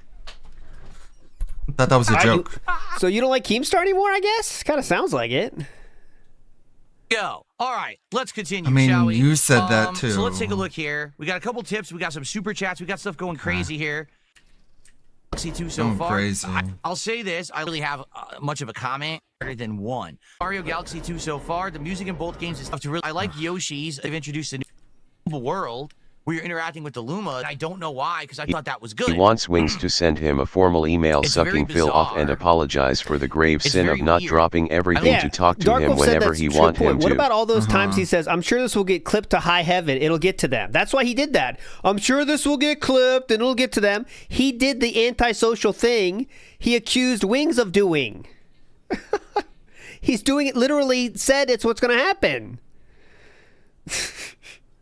We'll see what happens as I get further in. Okay? Okay. Okay. Let's see here. I got a $5 tip. The way he is reaction to be ignored as an adult. Holy fuck. So, how was he as a kid/teenager? I'll test it again. I'm a detractor, even though I usually criticize you What? in tips. Shut you up. still consider them troll tips fine. This is one time I'll agree with you. Working out is a great decision. Don't let yourself become a fat whale or a pencil neck. Wings is jealous is all. No, the statement is bizarre that someone would only work out because their significant other left them. It's like, dude, look at yourself. You're a prime example of why you should be working out and being healthy, even if you're married. Dude, you're in a really bad position right now physically in your life. Can you imagine if he tried collabing with SSG and SSG will ignore him too? Medicine, it's going to be actual willpower, determination, a massive change of diet, which he eats fast food Where is Cat? every freaking day. And Not he talks there. about it on stream, and he eats it on stream. It's like, dude, you got to do better for yourself because you're married. You know, you are literally working out because people are making fun of you on the internet. Phil, you know people who talk about other people's appearance? That's what DSP said. I'll show you that now. It's less than 20 seconds. He said those are gay people who do that. This is what DSP said yesterday about this topic. Ready? To end up in a retirement home, it's good you're working. I don't see you being the type to end up in a retirement home. It's good you're working out. Imagine how hard it would be if you end up trying to do stuff by yourself when you're like 70 and stuff. Well, first of all, hopefully this guy works out for 2 weeks and suddenly believes he's a health guru. That way, you know, I'm not going to be alone when I'm old. What but a at the same time, No, seriously. I want to be mobile. I want to be see healthy. Cat. As I get older, I want a proof of life and of marriage. To end up in a retirement home, it's good you're working out. I don't want to be alone. Let's let her be alone. Fucking take care of yourself for God's sakes, right? But no, now is the time to work out. Now you can be eating fast food on stream. Wings, you're fat as fuck. Also, let's hit 150 so I can eat Mexican for DSP tries it. Because you guys have been supporting me so much. And I can eat more food. Hey, I'm not worrying about day-to-day expenses. I'm not worrying about, oh no, I got to pay these bills this week. It's a big deal. So I'm able to say, hey, I can go get a weight bench. I could go get some free weights. I could clean out some of my house. I could start working out because I have time not a house and the means to do it. That doesn't make any sense. Because of you guys. So thank you. Well, you're welcome. Your support that allowed me to get back into shape the way that legit. Seen this weight in college. I haven't been this weight since I was in my early 20s. Oh my God, he's so gay. Just over and over and over again. I never have been this skinny since I was in my 20s. No one cares. So, But you still look ugly. And I say skinny, but I mean with muscle too. That's the other cool thing is that I'm skinny, but I have muscle build now. But he'll rage quit a game the moment it doesn't hit a goal. You know? Okay, I want to take a look at some of these kick chats. People are doing this. Get rid of that. We had Articate with 100 for that. Thank you for that. Big ups, Matt Ice. Matt Ice says, Raw Phil chat just making up what's going on since Raw Phil is asleep at the wheel. Oh my God, Phil, you can't say that about urban people. Oh, I didn't see that. That'd be kind of funny idea. Congratulations here. Such a weird amount. 111 and he needs 1,500 a week to do a push-up and a sit-up because it was impossible to work out without it. Silk Song. Enjoy a new 8-bit dough controller on me. Well, thank you for that. I mean, the I fuck, definitely need to get dude? another controller for this kind of game. Like the Elite 2 What a controller retard. Here. This He controller has a is $150 absolutely controller, excellent for you modern fucking games. doofus. Yeah, I like the adjustable thumbsticks. I used the old style Xbox 360 thumbsticks when I played Gears of War. That was really cool. But dude, for Silk Song, it's not good. Even this D-pad is not great. These face buttons are ass. When you're playing a game that has tons of quick platforming, you need a face button that is soft. DSP say the 8-bit do controller is cheap. It's a little cheap. bit on the squishy side, right? This button, which I have to use to jump all the time, I got a callus on my goddamn thumb. Oh my goddamn thumb! Because this button is like a goddamn your thumb. It's hard ass fucking resistance on this button, and it hurts. It fucking builds up a big swollen spot on my thumb when I'm playing. and then I have to give myself like a break from By playing the cheap, game. I meant play cheaply Soul made. 3 days in a row, my finger would fall off. So, what I'm hoping is that Nobody has these complaints, by the 8-bit way. Dough is a good controller that has great buttons on the face. That's really my concern right now. I love the triggers on this thing. I love the bumpers. The thumbsticks are great. It's just the face buttons I have the issue with. Okay? So what I would like, if you guys have feedback on like what is the 8-bit Dough controller to get for platforming and stuff like Silksong, I would love that feedback. The thing is, I keep getting conflicting news. Like one person's like, get this controller. So I don't know which one to get. But any real feedback if someone has a recommendation, I would love to hear it. Orochi is a good point. When LTG was torching him, he said looks doesn't matter, and if you focus on someone's looks, that means you're homosexual. He did say that. And thank you so much. $5 super chat says, "Is your Bugs on the Floor song a parody of Wings of Redemption's Streaming Room?" No, I wouldn't know about that. I don't really look at his streaming room. Okay, you watch troll videos about him, so you know what his streaming room looks like. Bad Dragon says, B wave on the dome. Oh, this part right here is the wave. I don't know if you can see my cursor, but I know what you're saying here. There is a wave there. You know, there is this... when the highlight videos come out, yeah, you watch them. They don't really look at his floor. They zoom in on him. Okay, so he's just admitting he's watching them now? Has become a member. Yeah, morning. 109 did a $3.13 super chat. He says, "I'd pay you $5,000, no problem, to see Wings box you." That's so gay, much dude. Of a boxing match. He couldn't afford the 13-13, so it was only 3-13. I'm not fighting anyone. Didn't think That's so. incredibly stupid. It's against my moral. Getting in a ring and beating the shit out of buddy. There's no point. I don't pull publicity stunts, which is exactly what it would be as a publicity stunt. I'm not gonna do that. All right, but he would never hit me. Okay. You want to fight LTG do in it. Street So Fighter? he has That's a 1-0 publicity boxing stunt. record. How about you? I mean, You have a 0-1, I'm an alcoholic crying record. So, I'm not sure who I bet on that one. I mean it. Like, all I would have Long-winded way of saying a pussy. Some cardio, which I could do. I've done it before. Like I said, I have a treadmill. But then he would train too. You're not going to be the only person allowed to train. He would be. You understand that? He can't move. I don't know why he thinks he can fight. I'm gonna kick him in the balls. How would your foot ever even get near? Really? You think your doll's him? Do you think that your leg stretches out like a fucking taffy and will strike me from across the ring? Are you nuts? Are you? Yeah. Oh my god. Oh my god. Anyway. Anyways. I don't care about Wings drama. record in the boxing ring. Damn it. DSC's record in fights is Go away. 0-1 with a crying and I'm an alcoholic DQ. So, not sure. Mickey Thor says he's even lazy starting drama. Wings and Dale again and again. Yeah, he has nothing else. That's all we're doing. That's all he's doing this. He has no one else. No one even wants to do beef with him. No one else will be associated with him. It has to be those two people. Let's see. Vasil did another 3. Wings can't kick you in the balls because you have none, Phil. Boogie, all right. Boogie, who also. So here, fight. Walk forward. Both of us stand still. Remember when he said if he was ever in the ring with Mike Tyson, he would somehow run around him and sweep his legs. Fight. Very excited. I'm not scared. Hilariously, he brags about that on his streets. Yo, I got a record. I got a damn it. professional record. 1-0. You don't have a professional record. It wasn't a real boxing match. He does those officially It was a sanctioned. Wild Cow exhibition match. Officially sanctioned, I thought. It doesn't count. I'm not sure though. Okay. Unreal. I thought to do any boxing match though, you do have to have officially sanctioned. Like you have to have. Yeah, it's official, right? Because you can't just do boxing matches. It's illegal. What you have the to have fuck someone is with there the and your fucking health standards up to Choppiness. code and It's shit. never been like this. God damn it. But anyways. Performances keeps It getting does. worse and worse. It was as official Coach as Phil you says can Phil get. has never heard or seen him. Exactly. He has none of his own thoughts, ideas, convictions. It's just what it does and says that he reacts to. Let's see Damn here. it, man. Andy Worski is also 0-1, correct? Andy Worski has a record. At least he finished his fight. Even though he did lose. DSP didn't even do that.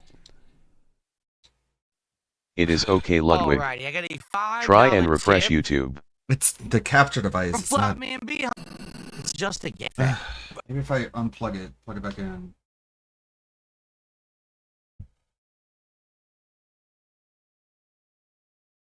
Everything's so choppy.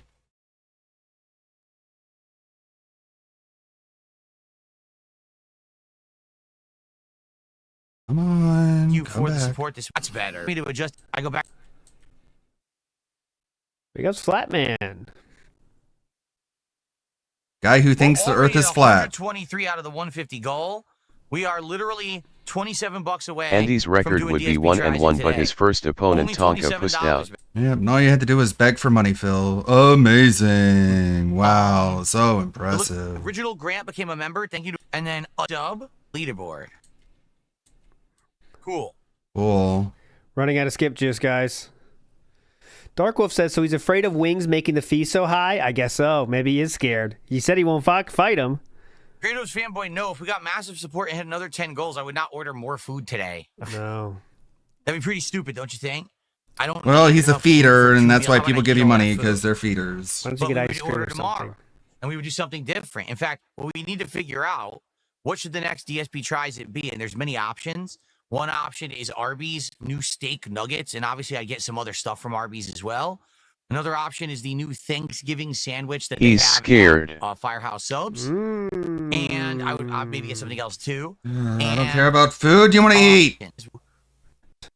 I would toe walk around him. So could they possibly? I be would any tiptoe good? around my toes. I would Right, very dance like a little doubtful. ballerina, and you would pass This is out. what a healthy die. lifestyle I tried looks Arby's, like. I was pleasantly surprised. Ow, I hit my But it funny won't bone. even be a Last time I real tried Arby's, I match, was pleasantly because it's not even surprised real or anything. at how Nothing's good the real. burgers were Uh-huh. there. I was Ow. shocked that the burgers were that good. I was like, whoa.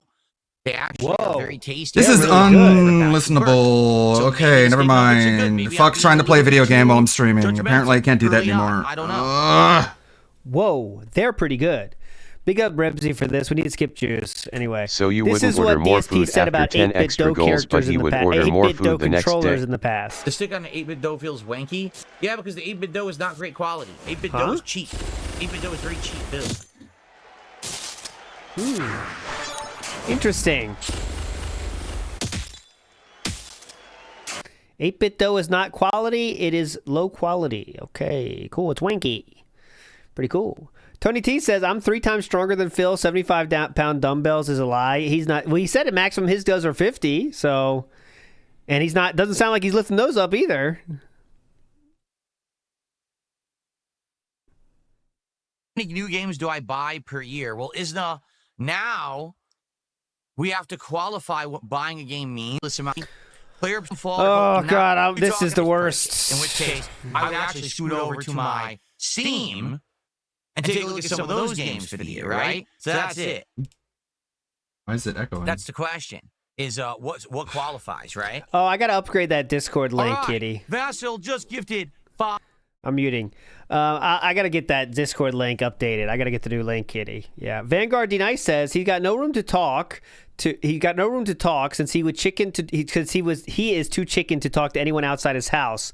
We have more than enough proof of that. Limp dick, no ball, chicken shit. Yeah. I mean, all this tough talk is easy when you're sitting in your bedroom in the studio. Well, Extreme Machine, I'm glad that you're here on the stream. I'm sorry to hear you lost your job. That's awful. I don't. Buying the actual Please don't game would tell us, qualify as 'cause buying the the game, less Phil. personal stuff you put on the internet, the better. But I'm really sorry to hear that. I hope things bounce back for you. But it's good to have you on the stream here today. Yeah, make sure you give Phil your money. Hey, Andy, do you have a minute to talk? Yeah, he's making fun of Wings for asking him in the chat room. DSP did that to Andy when Andy was gaming and said, Andy, do you have a minute to talk while he was streaming? Same shit. Okay. Spider Ninja, how are you? Welcome.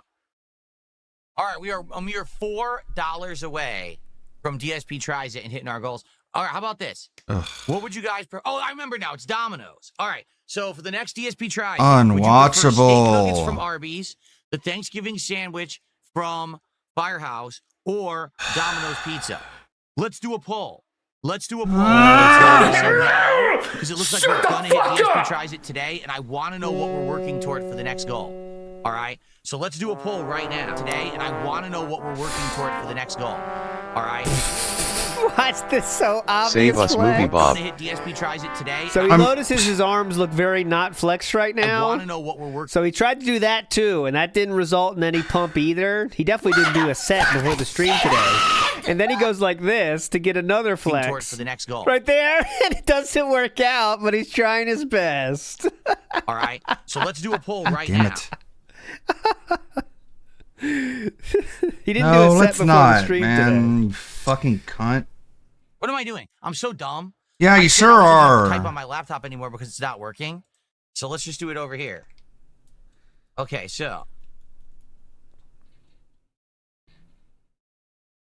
Oh my god, ad block. Fuck off. Don't even work Exploded anymore. Jesus. Nothing personal, kid. Tella snorts behind you. That's hype. The Tella snort.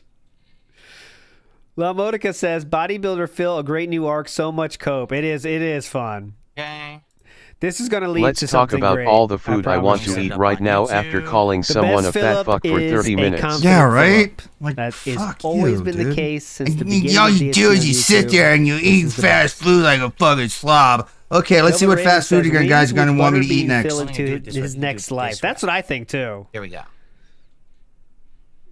He would have no chance against wings. Mickey Eld said, Phil would pay 5 bands to wrestle Warski. I think he would. He would love that. He's easing into push-ups. I did not hear that. Yeah, you don't want to go too crazy on push-ups, man. Pretty intense exercise. Oh, wow. Okay, ready? Start the pull. And start the pull. Nah. Let's watch some movie, Bob. The writers of this So now I have to season get used to that suck. because sadly I can't stare at my viewer activity. Shut up, moron. A remaster or the brand new Samurai game. Bro, come on. Fucking technology. What do you got, Bob? Welcome to the show. I'm the game overthinker. This is my intern, Ivan. Ivan, say hello to the nice people. If you say my name backwards, it's a reference. Shut up! We have already seen this one, didn't we? Going Hollywood. Why can't the DSP tries it reward be a workout stream? Oh yeah, the return. He thinks movies need to. Thinks video games need to be more like movies because people take movies seriously, and people don't take video games seriously because we don't have like video games where you're storming the cockpit in 9/11, and you just die because that's what happened. The producers of the Game Overthinker would like to take this opportunity to apologize for the unbelievably poor Sean Connery impression you're about to endure. In our defense, the Roger Moore blah, blah, blah, blah. Not funny, Bob. Bob, you're not funny. Stop trying to be funny. Hello, folks. It's Hi. me, the game overthinker. It's me, Movie Bob. What am I doing out here in this beautiful glen when I should be at home playing through Contra 3 for the 53rd time? Well, I'm You out don't here play because video exercise and games. fresh air are always a good idea. And also because of that. Yeah, Commissioner Bunnyface wants me to take care of that thing.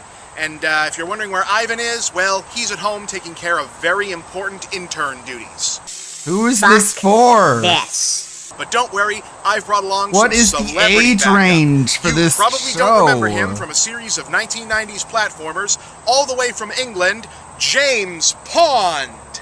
What precisely am I doing here? Well, you're here to help me kill that thing. This is absurd. Wait. He's not one of my enemies, nor of Her Majesty's.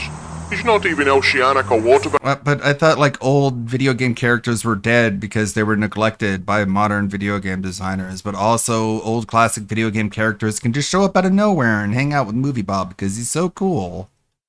He's the There's center no of the reason universe. whatsoever for me to be called in here, boy. No, don't be ridiculous. I am not being ridiculous. I am as useless in your struggle against this behemoth as my iPhone game was to pretty much everyone. You're very useful, James. Do you really mean that, lad? Well, all right then. Come along, Pond. You've got to be fucking kidding me. Oh, You brought me all the way just for that. for what? for that stupid joke right there. Yes, you did. You brought me here to make that stupid reference. No. Ooh, look at me. I'm making a Doctor Who reference. James? I get BBC America. Aren't I sophisticated? Ooh! James? Doctor Who reference on a web series. How novel. Way to break the mold, boy. Are you finished? Yeah, alright, carry on. All right, then. Are you finished? Seriously, does Bob nobody for? else live in this town? Another job well done. Why Dude, is nobody stopping this? Where are the police? They just don't care. They just drive past the balding fat man in that trench coat. Like, what did you even need Bob for anyways? You can just one-shot enemies with anything. You know, we make a good team, James. I did essentially He just stood there. nothing. I'm going home. Bye! Piss off. Wanker. Piss off, wanker. As funny as a Tim Buckwill comic. OMG his profile.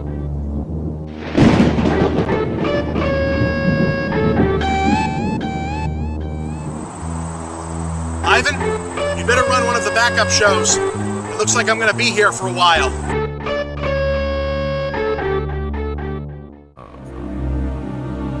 The world of man, ordinary and stable. The world of games, imaginative and chaotic. Blah, blah, blah, blah, blah, blah, blah. Game over thinkers. Gay and lame. I guess Bob was the only person in 2013 with a super scope. I don't know, man. This shit is regarded. Yeah, no one had a super scope in 2013, so they needed Bob. Bob is necessary because he is. He's the main character. Stagnant. That's why everyone calls on him to solve every problem. Adjective. A body of water or the atmosphere of a confined space having no movement or flow and having an unpleasant smell as a consequence. Used as a verb, to cease developing, to become inactive, dull.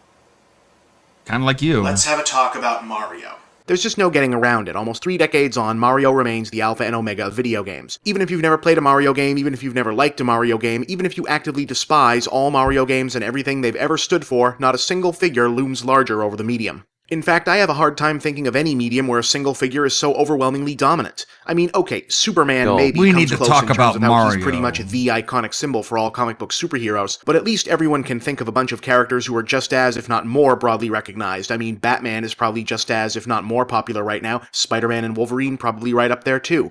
And hell, for a very brief period in the 90s, there was even this person. Music? Hell, music doesn't even have a universally accepted This standard person. bearer within a genre. Is Elvis really the king of rock and roll, or do the Beatles get to split that title? Is Ozzy the icon of metal? Beethoven, Bach, or Mozart? Tupac or Biggie? Is there a single icon of, say, Hollywood even? Marilyn Monroe, John Wayne, Charlie Chaplin, King Kong, Christopher Lambert? When it comes to cartoons, Mickey Mouse and Bugs Bunny are pretty much evenly matched. Hell, even Jesus Christ has to share top billing with his mom in certain sects of the religion named after him. What's This wrong with isn't Bob? There's just no overthinking. comparison. Mario as an icon is the ambassador from video games to the rest of the popular culture. Even if certain parts of the popular culture know, see, or make reference to a different icon more regularly, this is the one they know by name. Now, I'm not even gonna bullshit you.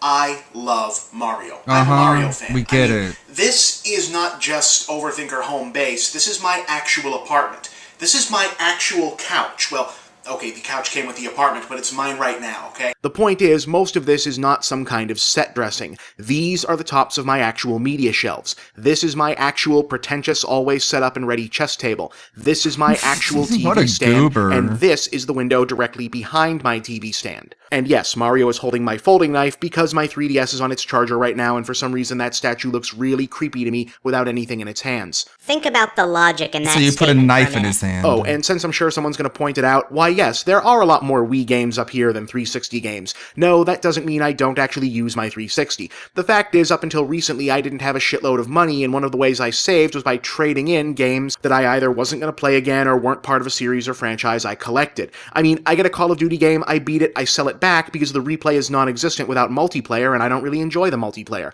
Also, my copies of So Mortal you did Kombat, play the single Bioshock, player. the first Arkham, and a few others are currently visiting the How homes didn't of it turn various you friends into and a family right-wing members. chud, Besides, either Bob? way, the NES, SNES, N64, Game Boy, and Dreamcast collections dwarf both of them. And the PS2 and the GameCube are living with my brother. What I'm getting at is, yes, I am a huge Mario fan, and I have been ever since I first saw Super Mario Bros. On my best friend's NES in grade school, and knew I had to get one for my very own. I admit that, and I admit that that's kind of lame. I mean, having Mario for your favorite video game character is like having Mickey Mouse as your favorite cartoon, or Yeah, it's pizza pretty as your lame. favorite food. Although pizza might actually be my favorite food. Anyway, the most popular thing in a given medium is always the lamest thing to be a big fan of. But the thing is, the point where I became a really big Mario fan was the point where it wasn't quite as big, or didn't seem to be as big as it is All now. the ladies I'm get not wet trying seeing to play Bob's the hipster collection. I was into Mario before Can't it was understand cool card, why but, he's still a well, virgin at let me explain. 37. See, in the 80s, I was born in 1981, just for reference's sake, 81, Mario was so he's, everywhere in terms of video games because Nintendo was everywhere in terms of video games. But video games themselves weren't really everywhere like yet. 44. Yeah, you got some cartoons and short-lived comics and a handful of toys, but Mario wasn't like Transformers or Barbie where it's this massive cultural thing. And then in the 90s, gaming did get more visible, but it was stuff like Doom and Mortal Kombat and Sonic that were getting most of the big special attention. Even though the Mario titles were still popular and big sellers, they didn't seem to have as much immediate pop culture presence, and realizing how much I still liked it versus the rest of the world's seeming indifference is probably what made me as devoted a fan as I am. But today, or rather within the last decade, it's swung back around completely. Bob, you're 30+ Mario year is old fucking man. Why do you everywhere, still give and a it fuck actually about seems people largely thinking you're separate from lame for Nintendo also liking having Mario? Yeah, like, I don't know, if you don't want to be called lame for thinking Mario is the best ever, What then, you got against Barbie, Bob? then broaden your horizons. claimed their stature as the biggest name in gaming. Nope, don't even start. The Wii was not the best console this generation. I agree, and so does the Overthinker. However, it was the biggest, it had the best-selling game, it had far and away the most media coverage. It, and by extension its maker, are the biggest names in the medium Get now. it, Bob. That's You how like it the works. Wii. Yes, even if you never play yours, or never bothered, or if you're certain that people only ever bought it for Wii Sports and don't use it anymore, or whatever else you were about to mouth off about.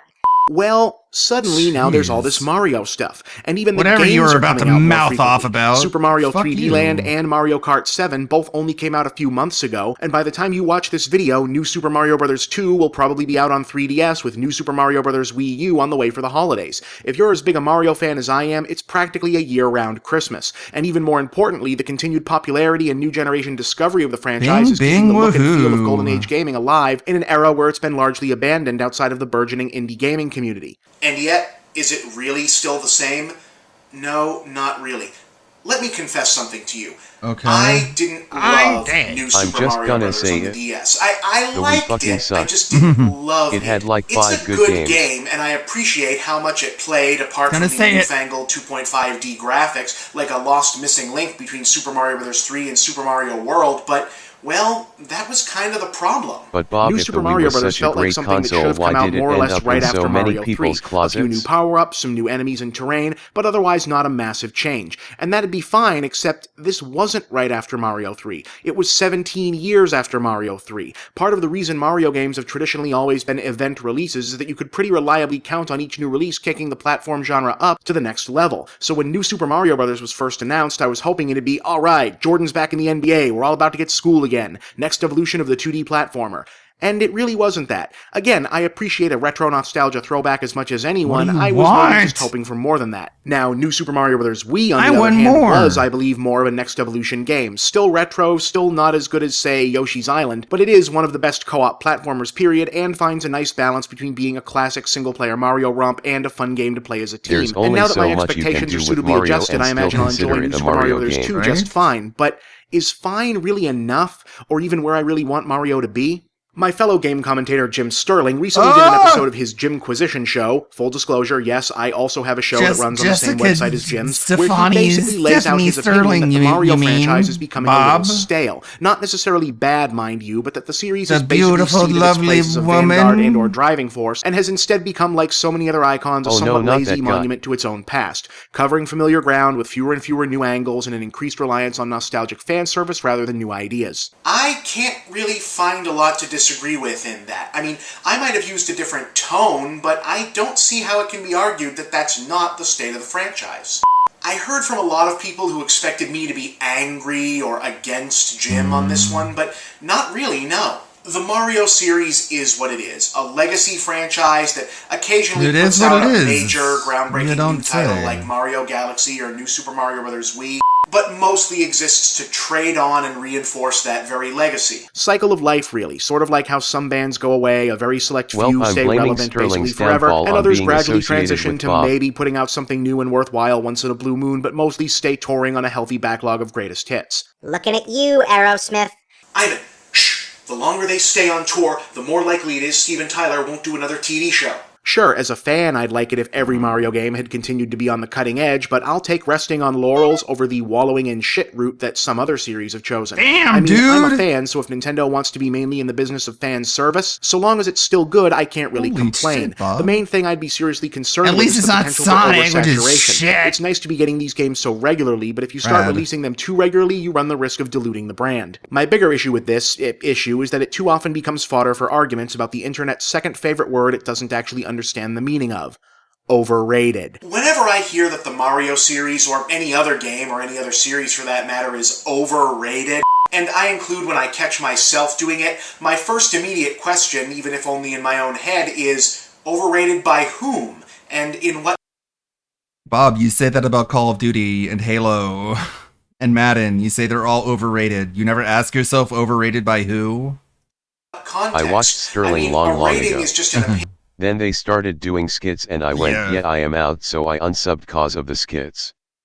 Then later I found out all the drama and them thinking people unsubbed cause they went trans. Yeah. No, Sterling, I unsubbed cause of the skits. Yeah, you just suck. And then he needed that to fall back on to use it as an excuse and get mad at people and hide under the umbrella, the rainbow umbrella, and get support from people for that reason.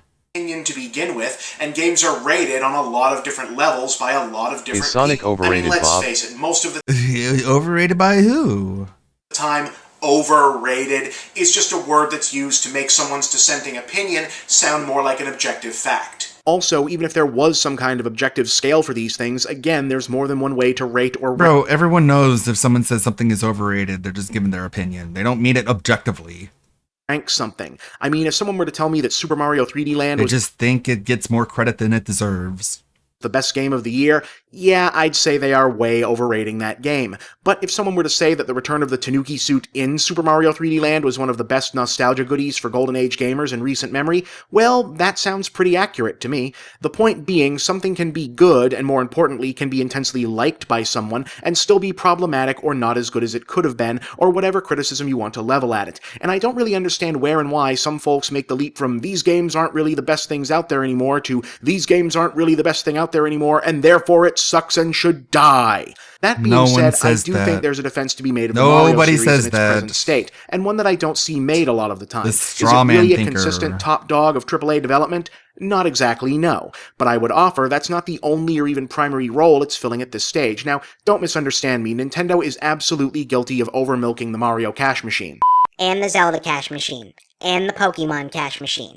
And the Kirby cash machine. And the Smash Brothers cash machine. And that thing where Mario and Dragon Quest play really elaborate Japanese Monopoly for some reason. Oh no, but I also think a lot of people ignore what Nintendo seems to see as the other primary purpose of its big-ticket franchises, namely to be used as a kind of testing lab for new ideas and techniques, with the near guarantee of big returns serving as a safety net for that experimentation. Specifically, the Mario series appearing to be where Nintendo designers try out things like gravity manipulation, 4-player co-op, glasses-free 3D level design, and so on, while Zelda seems to be the place for showing how all new visual styles play out as the skin for what is by now a reliable template. So in that respect, I think the Mario series actually deserves credit for doing something with its place on the throne. But I also think the situation is far from ideal, and ultimately I do hold out hope that the series changes direction sooner or later. Like I said, I'm an unapologetic Mario fan, and as a fan, I don't want to see Mario go the way of Mickey Mouse, who's still technically the mascot of Disney and ubiquitous as a worldwide institution, but has also been rendered a hollowed-out shell of nothing but a mascot. I mean, I don't think it's out of line to suggest that most people who know Mickey Mouse by sight at this point have never really seen the original cartoons he came from and couldn't even really describe his personality or character in any kind of specific terms. He's just a happy and positive guy. I don't know what you want people to describe it as, Bob. I mean, yeah, it's cool that he's still around, but I feel how do you describe the personality of Mario, my dude? It's pretty much just like Mickey Mouse. Mickey maybe deserves better than that. And so does Mario. I don't want Mario to just be still here or just be good, I want him to still matter. And while I still like and will more than happily play more of these well-polished, retro-flavored fan games Nintendo keeps putting out, what I'd love is to see them take a real chance with the character in the franchise. I'm not necessarily talking reboot or radical reinvention, just a small semblance of a risk, a chance. Reskinning Doki Doki Panic, a completely different type of platformer for Mario 2, was a chance. Super Mario RPG was taking a chance. Yoshi's Island... But they still do that in Paper Mario, Bob. Like, there are different genres of Mario game. Island was taking a chance. Do you not know that? You love the Wii, but you don't know that Mario had different games that weren't platformers? Are you serious?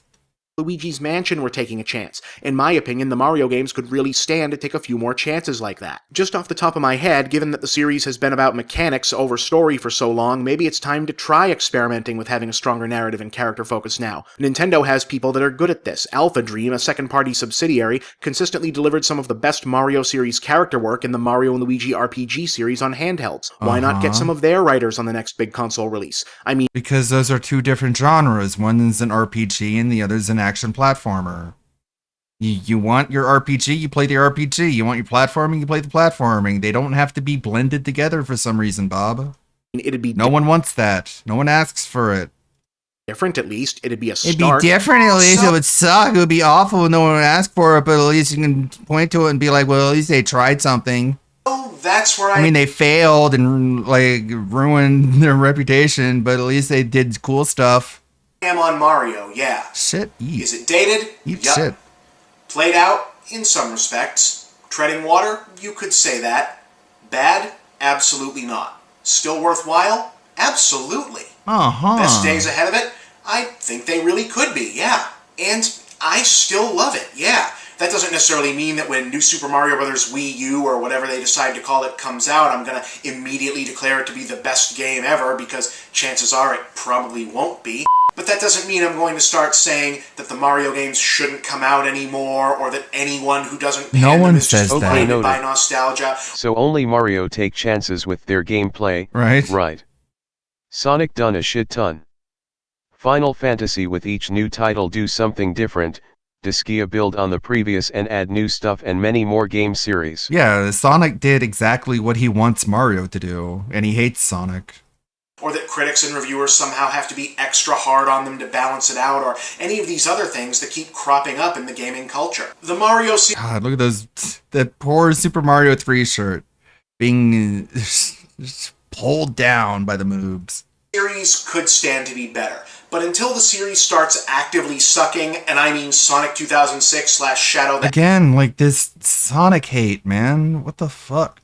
Hedgehog level sucking, I'm still going to be happy to get them. Frankly, I can't imagine what video games would be without Mario, and I don't think I want to. Bye, Mario. Peace out. Mario is like, I don't want to be here with Bob. Just say what you really want, Bob. Mario 3 Part 2. Yeah. Huh. That was a good one. I hope we got more of these in case the boss doesn't come back from whatever the hell had him so spooked. Mario's like, I'm out of here. Fuck this place.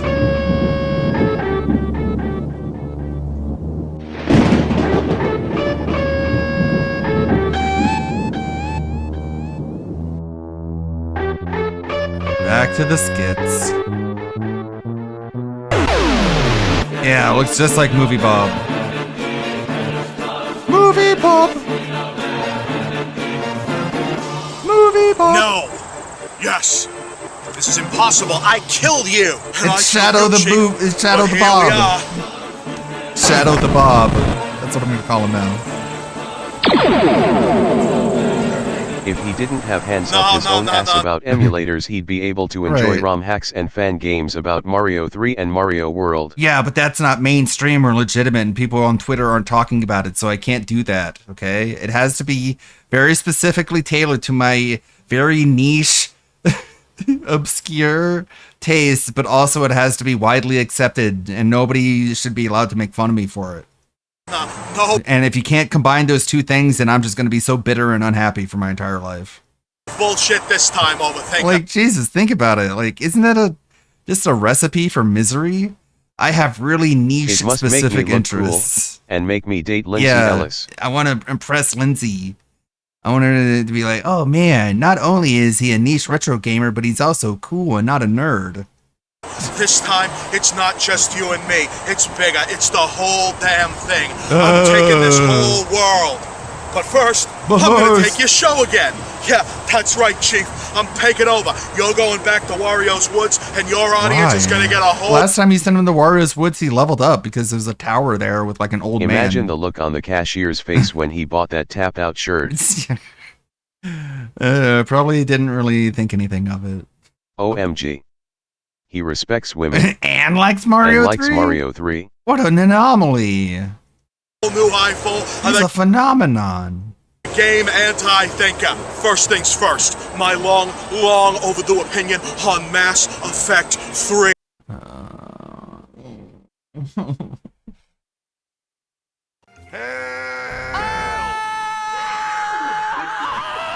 You suck! You suck. You see, as I see it... What?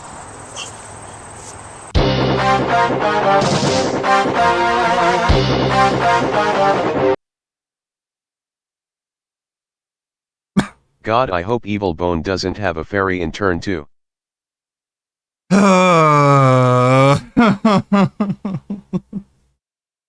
This I did not expect. It's just Karen Bob. Pink-haired Bob. It's supposed to be Trunks, I guess. Dude. The feminist thinker. I don't know who the femme fuck thinker. you think you are, but The let me trans tell you thinker. something. That hair, fucking get...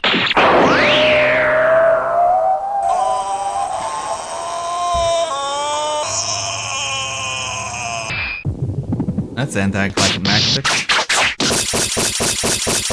Why did we even spend so much time? Oh no, Ranch? it's movie Barbara.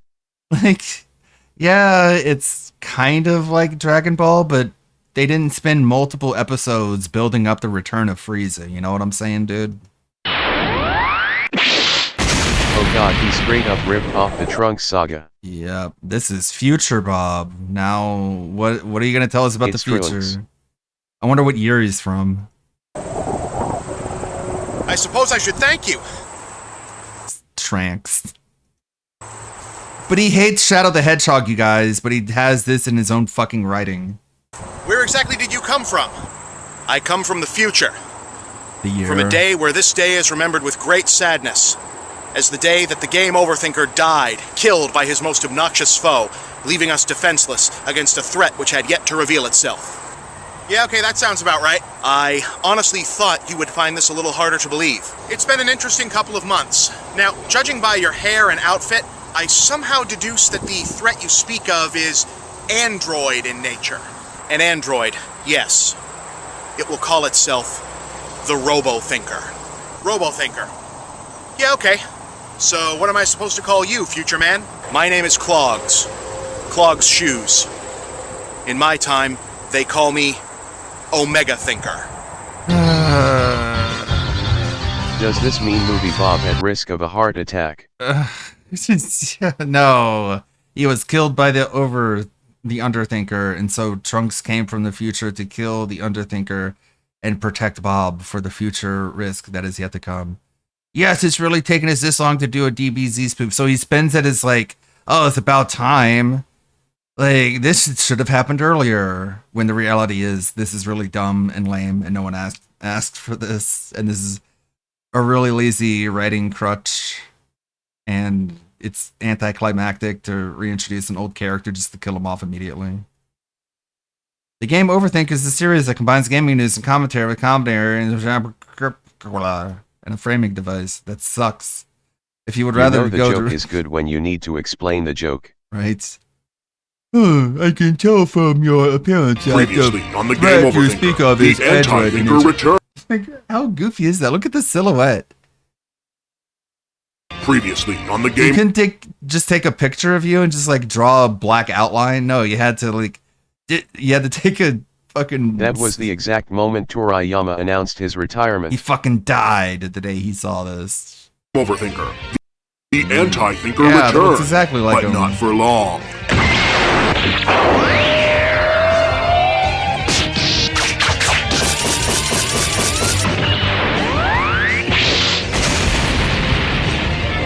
So what am I supposed to call you, future man?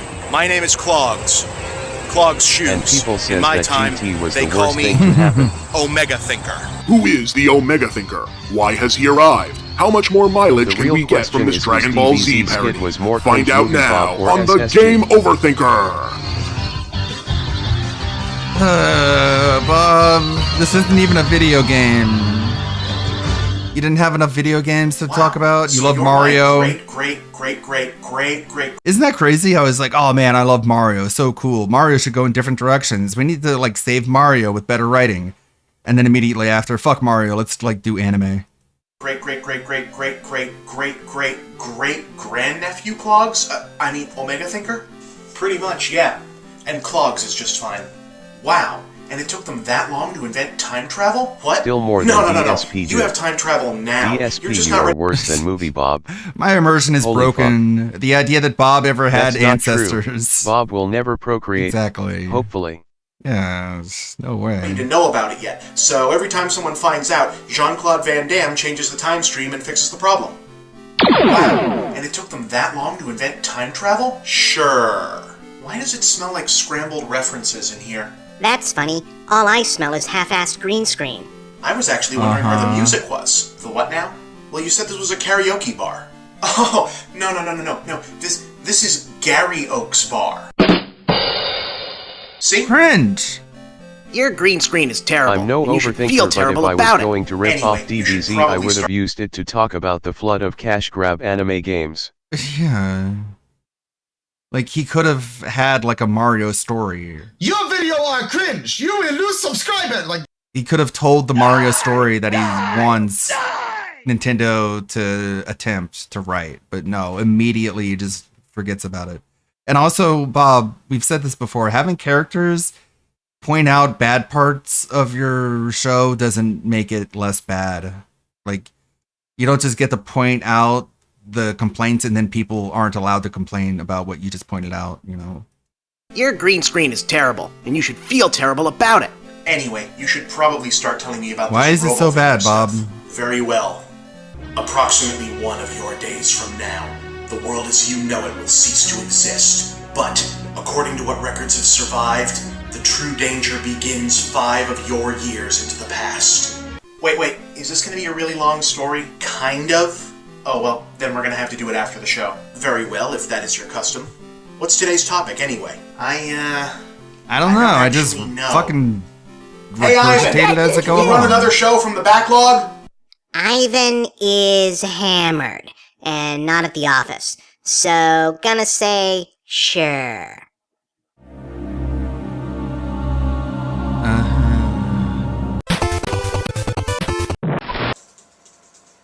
Skip intro. Ivan, where are you going? Out. To hell! Did you finish your game? No. Overthinking is work, Ivan. If you can't analyze a game, I'm not sure what you think you're interning for. What am I interning for? A lot of the time it be a feels like I'm only stuck-up called asshole? your intern instead of your assistant because it calls to mind the mundanity of an office job in a humorous contrast to the otherworldliness of my very being. Just finish your game. It's too hard. Put it on easy mode. Easy mode? What? I thought easy mode was bad now. Says who? The lead designer of Assassin's Creed 3. Seriously? Huh?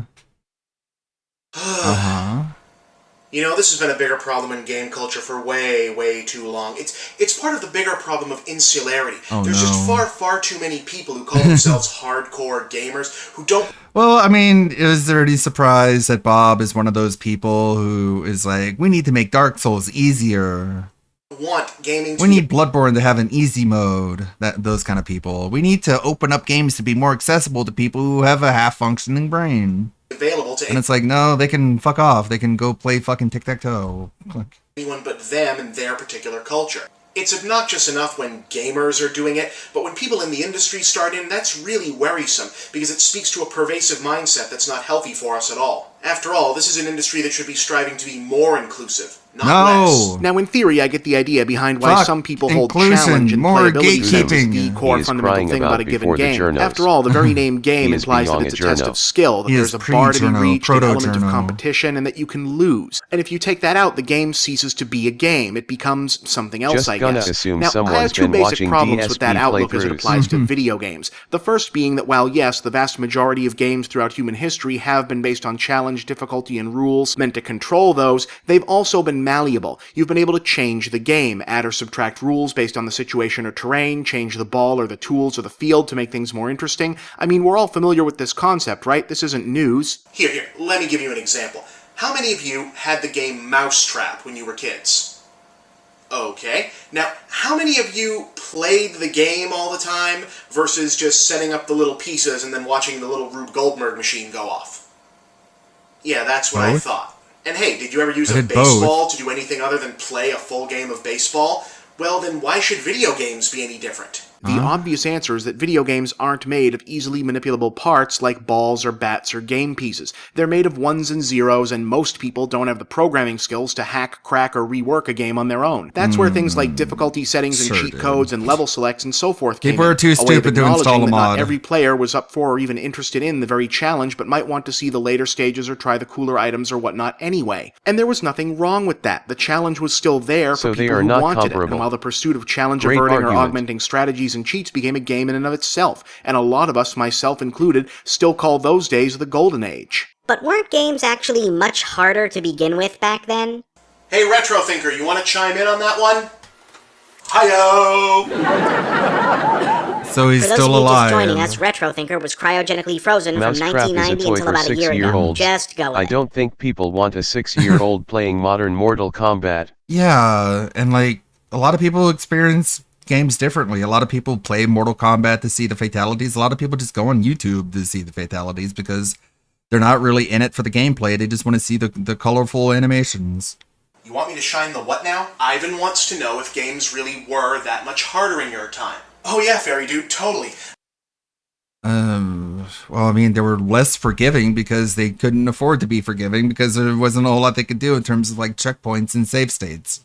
I mean, games were way harder in the 80s and 90s, but you have to remember that it wasn't an aesthetic choice. It was also mainly about games back then not having as much power in terms of graphics. Why did he and slow him sound. down? Well, especially memory and space. So really the only way they could make a game last really long or stay engaging was often to make it super, super difficult. I mean, when you look at them, most retro games are beatable in a couple of hours, really, unless we're talking about RPGs or something, but they're so difficult, playing through them can take you almost forever. I mean, I still haven't beaten the first Ninja Gaiden.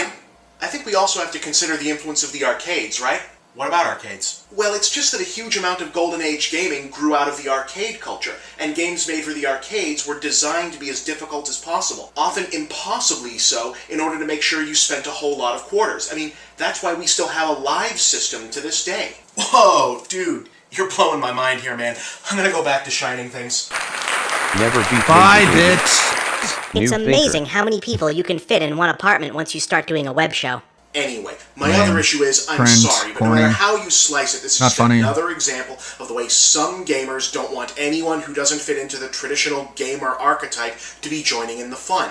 It's exclusionary. A few months ago, a BioWare writer named Jennifer Hepler was targeted by an internet hate campaign that somehow got even worse than the mud that we sadly Hate expect to be lobbed at anyone who campaign? dares to be a woman working in the game industry. The attack stemmed Just from an because interview you're a where she woman. admitted that she wasn't much of a gamer herself and was more interested in the narrative aspects of the medium, and thought there should be an option for more story-centric gamers like her to skip the combat and gameplay sequences if they so chose. I didn't then and still don't now get what the big effing deal was with that. Honestly, I think it Because sounds it's like a not good what idea. games should If I be. can fast forward a DVD or skip ahead in a book, why not have the same option in a game? And even if doing so Oh no, I did now somehow remember negate the Hamburger point of Helper. whatever the designer was If I could skip ahead in a book, why can't I skip ahead in a video game? Because it's a video game, Bob. I don't know what the fuck to tell you, man. It's different because it's different. It's so stupid. ahead in a book, why not I have should just be able to cheat and skip ahead whenever I want. the same option? No. in a game. Fuck and even you. if doing so did somehow negate the point of whatever the designer was going for, why should that so suddenly be bothersome to a gaming community that so enthusiastically embraces modding and customization? Watch the a reason, YouTube of course, video. is that a lot of the hardcore gaming DSP community was making videos at this time. Yeah, if you don't want games to be playable, then don't play them. has been trained to tie its identity to don't want you gameplay-related hanging around accomplishments. if you can't From the play Golden video Age games. onward, getting It's to not the for end, you. beating the last boss, seeing the end screen, etc. was how we measured accomplishment. Just as in the arcades, we'd measured by high score. So the idea of progressing through a game No one by dialing cared. down the difficulty or simply skipping the gameplay at first sounds like anathema to them. That's not fair. Not Endings at are your first. reward for hard Period. work, right? Now, I get that, but here's the thing. Since we're not talking about a tangible reward like money or a cookie or whatever, guys, You don't even get money when you beat a video game, so who fucking cares? I'm sorry, but it just doesn't matter. The same DSP argument. You don't So even you get want to paid to play the overthink about game. games you skip parts of? Make it make sense. You don't even get money if you beat it on hard, so why not just let everyone play it on easy? You know you beat the game on hard or whatnot. What other acknowledgement do you need when it's such an innately personal accomplishment?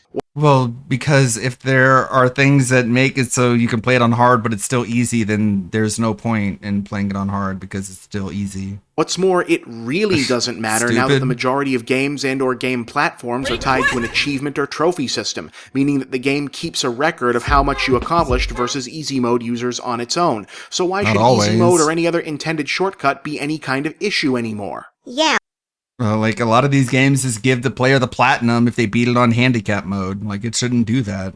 why? Why?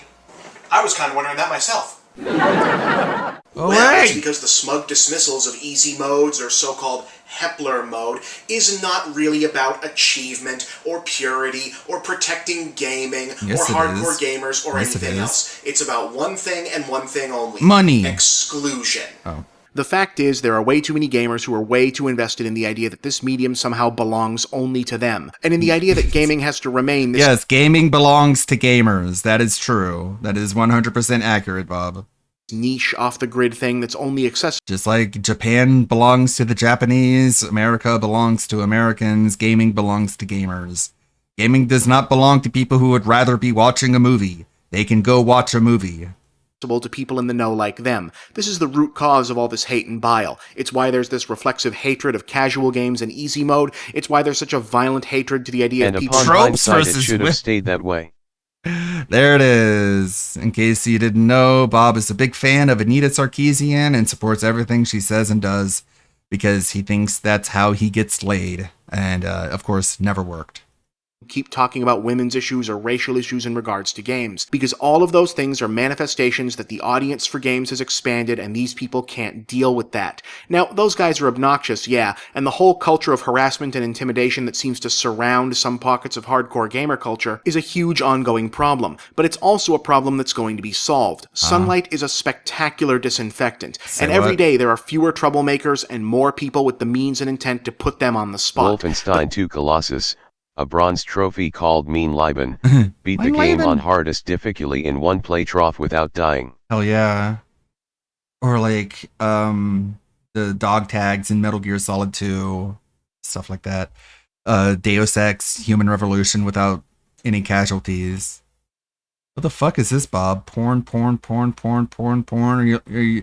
Is this just a look into your desktop, Bob? The idea that this kind of thinking has also permeated the world. It is his desktop. Okay, that's all right. Weird, Bob. We need to get rid of the troublemakers. They're being brought out into the light. Gamer culture We're taking all these toxic gamers and we're shining a light on them and we're shaming them and they're ashamed of themselves and they're like, I'm sorry I called you the N-word. Like, that never works. They just say it again and double down and then laugh at you. a huge ongoing problem, Bob, but it's soon the also people a problem who that's stuff you going to in be lockers solved. and play Sunlight Madden is are a all gonna go spectacular. away. Yeah. Anita will see to that. It's so weird. Like, why did they think this? Why did they think that, like, quote unquote harassment? I don't care what difficulty you play on, easy, normal or hard as long as you have fun. The double down. But if you make a fuss about it, then it makes me a bit judgy. Women's rights, porn across the early videos. Every time he says butt, it's just a woman's ass. But yeah, we've all got to be better. hardcore gamer culture is a huge ongoing problem, but it's also a problem that's going to be solved. We're gonna solve the problems in gamer culture. For some reason, they thought this for the longest time. And I'm really not sure why, because they really had no tool or apparatus. Years later, Anita does a happy birthday themed about wedding. Yeah, right? Like, all these miserable people who just failed at everything they tried to do. Light is a spectacular disinfectant, and every day there are... Yeah, we solved the problem by having Souls games be more popular than ever. I guess it solved the problem by just turning off communication, by just not letting people talk to each other. And that's what they meant by solving the problem. Fewer troublemakers and more people with the means and intent to put them on the spot. Yeah, but put the them on idea the that this spot. kind of thinking has also permeated the world of game design, that's something people should be keeping an eye on and be calling out. Even setting aside how little business sense it makes to just post a big not welcome sign on your project targeted at anyone below a certain arbitrary skill level, it smacks of an Arbitrary. insularity and a protection. I mean, arbitrary. It's the same difficulty as the entire franchise has been. People are used to it. That this business already has more than enough of. More gatekeeping. Hey guys, it's always More gatekeeping. Keep people like Bob and Anita out of here. kind of hard to find a place to end these things when the problem in question is ongoing and systemic, so we're gonna cut it off right there because I've got to jump in with Xbox this. Live Our chat too next toxic. Good thing Yeah. we've got Discord now. Yeah. BTW, how's that Senate hearing going? Yeah, we can just fight toxicity by shutting people up. episode is going to be another Q&A mailbag type thing, and this time it's open It to is not saying everybody. Another you one. can't But play. there's a It big is saying get on my level. This is so DSP. Like, I ran out of things to talk about. All right, Q&A. Ask me questions. Validate my sense of worth by demanding information from me. twist. This time your questions should be directed to and answered by me, Ivan the intern. No, this why? is something I really You wanted suck. to do, and is in no way a punishment assignment for trying to blow off work today. Anyway, if you want to I hate your participate, voice. here's how. You have Go no to the character. comment section below this video Star you're watching Ocean right 3 now have on an either in-game Stew Attack trophy or for the Game beating Over the Blog and ask super me boss anything without ever taking damage. Peepo giggle, I got that one. Very nice. about video games, pop culture, my adventures with the Overthinker, or just about me. Please remember to use a screen name or provide a name in your post, as anonymous questions will not be answered. If I've got to do this, I want to do it big, so make sure to like this week's episode on Facebook and tweet it to your friends. Follow the Overthinker on Twitter for news and updates on when new questions will stop being accepted. Alright, let's do this. I want to find out what you, want to find out. No. Approximately one of your days from now, the world as you know it will cease to exist. We've already But seen according to this. Americans who survived, the true danger begins 5 of your years in the past. At a top-secret Yo-Yo-9 propulsion facility near Alamogordo, a military scientist named Dr. Beardo extracted a mysterious white crystal from a meteorite. Beardo and his team discovered that the stone, while unpredictable and Bro, we can see the strap on the top of your head. Do you just not care? human hands, could harness and control both air currents and atmospheric electricity. The fourth magic stone. Yes, and charged with air magic, no doubt. The scientists installed the stone into the chassis of an experimental military Predator drone. It was either that or a plush doll of Fluttershy, but the drone won the coin toss. What the fuck? No! Hey, is Ivan a... Oh god, yeah. Ivan likes ponies. Ivan likes ponies. Ivan likes ponies. With the white stone negating the need for an engine or fuel system, Beardo's team were able to increase the drone's onboard digital memory 100-fold, effectively creating the most advanced artificial intelligence ever developed for combat. The robotic overhead battle operative for the tactical heavy impulse neutralization, killing, and elimination of really bad guys. If this already happened, how do I not know about it? The truth has been kept from the public thus Bob is a far, brawny but too. that drone has God. won wars you didn't even know your country was fighting. USA! USA! And with that, I have USA! reached my But boss. the military I thought it could get know. even better. Unfortunately, the drone's computer brain learned through experience, and there simply wasn't enough actual combat for it to learn from. So they found the next best thing. Oh, I'd like to shove up virtual my ass. combat. I was wondering when this would start being about video games. By the end of this century's first decade, video games and the internet had become inseparable entities. Almost every major game was expected to include an online multiplayer component, even those where it was unnecessary and detrimental to the overall point, and the most popular genre was unquestionably the military shooter. I don't like where this is going. The drone's course he controllers doesn't. reasoned that by wiring its positronic brain to every known global I hate gaming server, FPSs. the drone could play thousands of matches 24/7 against unknowing human opponents, effectively transforming the entirety of the multiplayer shooter player base into a single massive tactical simulator. The drone was known to have operated over 70,000 What? separate simultaneous gold accounts on Xbox Live alone. My tax dollars at work. At first, the virtual training worked even better than they could have hoped. In the future, drone's everyone will improvisational shove me in the tactics and locker. critical thinking increased 100-fold, but soon, problems began to appear. In late 2010, a viral video captured the drone attempting to teabag a downed Al-Qaeda jeep. 2 weeks later, it attacked 2 innocent villages in addition to the terrorist stronghold that had been its primary target. When queried, the drone answered that it was merely trying to extend its scoring streak. Then, in 2011, it attacked but it doesn't its own. work because those With aren't seemingly valid no targets. provocation, the drone attacked a NATO combat platoon near Kabul. After that, the rogue drone ceased responding to queries, but data analysis indicated that it had attacked after conducting a scan of the platoon's use of rifle-mounted grenade launchers in combat. They're using the noob tube. He murdered them? For using the noob the tube. noob tube?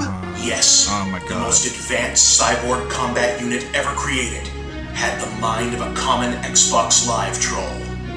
Oh boy, we're gonna get letters for that one. A stealth squadron Because was dispatched it's to take the stupid. drone out, but though destroyed, it did not die. Instead, it went off the grid, using the power of the White Stone to construct itself a new android body and renaming itself the Robo-Thinker. Why is he By fat? the time Robo-Thinker attacked, you had already been killed by the Anti-Thinker, whose reign over our world lasted approximately 20 minutes. Retro-Thinker would fall next, and then Ivan, leaving us defenseless as Robo-Thinker. That's some great compositing there, dude. Retro-Thinker. Look at that uppercut. Thinker, whose reign over our world lasted approximately 20 minutes. Retro-Thinker would fall next. Gosh, that looks amazing, Bob. The way his like front gunt just protrudes out, how his hand just sort of like stops the chin. Man, it's a great PNG, Bob. Love it. And then Ivan, leaving us defenseless as Robo-Thinker began his single-minded quest for the ultimate achievement, the complete annihilation of the human race. Our only protectors are a line of elite warriors. Let me guess. The Omega Thinkers. Correct. By the time I took up the mantle, Or it had been animes. 1,000 years, but the task is nearly done. What humans remain scrape by in caves, waiting for the end. We all Until look a few like months Trunks ago, for some when we reason. discovered the last active time portal and formulated a desperate plan to change history. And so, here I am. It's all about you, Bob. You're the main character. Wiped out by some Chivo hunting robo-douche. When do I fight him? That's just it, Overthinker. You don't. Why don't they just go back to the time where the military shot down the Robo-Thinker and like prevent it from creating an android body? I don't know, man. Like, no, we have to go back and save Bob because he'll know what to do. That shitty PNG copy-paste is 100 times more effort than DSP has ever done. Let that sink in. Yeah, it's hard. I don't think It's hard to give Bob credit Shout out to local for anything. Let's check in on what Keem is doing over on the Local Cal Live. Shout out to Local Cal Live. A champion of what?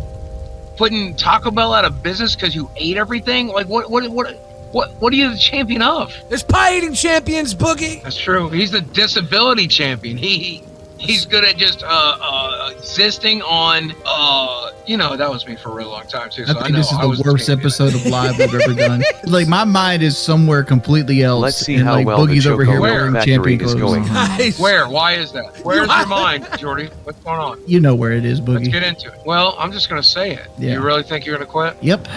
I came back and because Tommy asked me to come back and it's like and then like the show got worse, the money got worse, and then like Keem left and it's like this isn't fun. I don't have fun doing this. Like I'm putting a face on every day.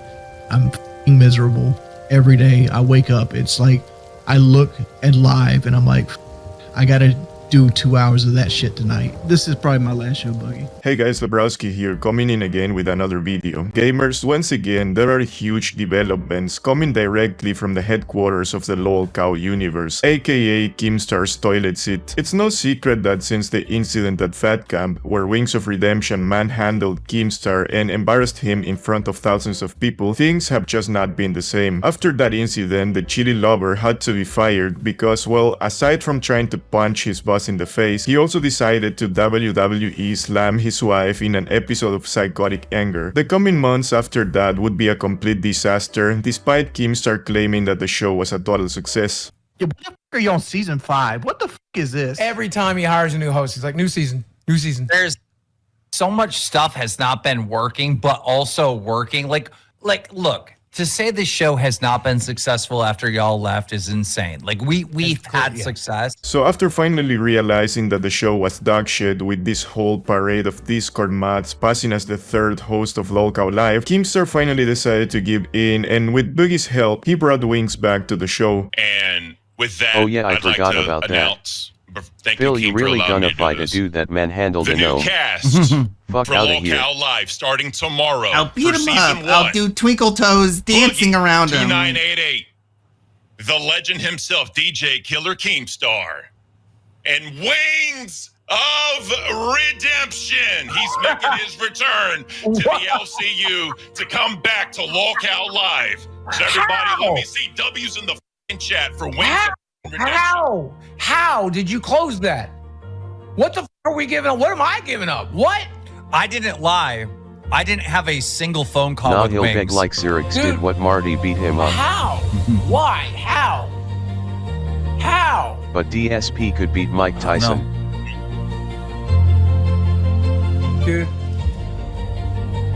I don't care how. I don't care how. We're going to save that man's life. He's going to help make our show great. Oh my God, we're going to make so much money. Dude, I love Jordan. I can't believe you pulled it off. What? He's crying? Keep you emotional, man. I don't blame you. I don't know why I'm emotional. I have to admit that I have cried in the past imbalanced? over stupid shit like Boca Juniors losing the Copa Libertadores final against River Plate, or when my mom didn't want to buy me a Who's toy the at king, the Phil? age of 4. But damn dude, You crying are. over Wings of Redemption is an all-time low, bruh. But anyway, even though Boogie thought that the show was going to be saved thanks to the WWE Super Slam Star joining back, he would be absolutely wrong because everything would go south real quick, starting with Keemstar real quitting the question show is because of his lack of DSP motivation. Who's Yes. going to win? I'm not having fun. Like today I went through a moment where I was like, I don't like this anymore. And okay. Why would you say we that? got Wings and Tommy back. And then guess what? I'm bored. We had the drunk driving arc with Billy, right? We had the racist arc with Gidgey. We had the fucking pedo arc with CD-ROM. All right. And there's been so many feuds and this and fighting and this and that. Do you remember like at some point in the LCU where we used to help each other, where we used to have fun and hang out? Like I'm talking about all the hosts. Look, there's a lot of talking that needs to happen. I just the drunk driving arc, the marital abuse arc. We got great, time. great show, man. I'm not having fun. I don't know. I'm not having fun. I'm not having fun. Kinda like well, a and job this time isn't it really always about seems your that the fun. evil gnome is going to stay away from LOLcow Live because he hasn't been an active This is part the of the attempted show murder since arc. weeks. And It's also all at some cool. point he said that maybe he was going to take a week or so to figure out if he wanted back to the show. But after he had some beef with Boogie because he lied once again, Keemstar decided he was not going back to LOLcow. This man lied on my name, Wings. I'm not joking. He went and told everyone I stopped him from going to a funeral. He is not invited to any funeral. It was a deliberate lie to get sympathy King, what were you and make expecting me bringing paint on out as a circus horrible clowns? person. A civil conversation? They're LOL cows for a reason. Please come on my show. My show is called The Big Stupid Idiot Show that only big dumb retards go on. Come on my show, please. No. Was a lie. And I'm sorry. I'm not going to forgive him for that. You know, this whole idea that you guys are, Akeem's going to get bored and come back. I will not be on a show with Boogie 2988 ever again as long as I live. I did too much for this man for him to go around and lie and try to destroy my character, all right, and paint a picture that I was stopping him from going to his friend's funeral. that he died of cancer. I'm not allowing that. Well, even though at first it seemed that this was going to be a huge L for the LCU, having the evil gnome off camera would probably be the biggest W content-wise that Loco Cow Live took in a while, because Boogie and Wings started actually producing some good content. Down. One more chili? Yes, One chill. yes. Whoa. Oh God. And then just dump chili on him. That's cool. Oh, what's supposed to go on his head? I got some canned chili. Oh shit. I got some canned chili. God, she's There so you go. annoying. Throw that damn thing in there, and then go get that cayenne pepper.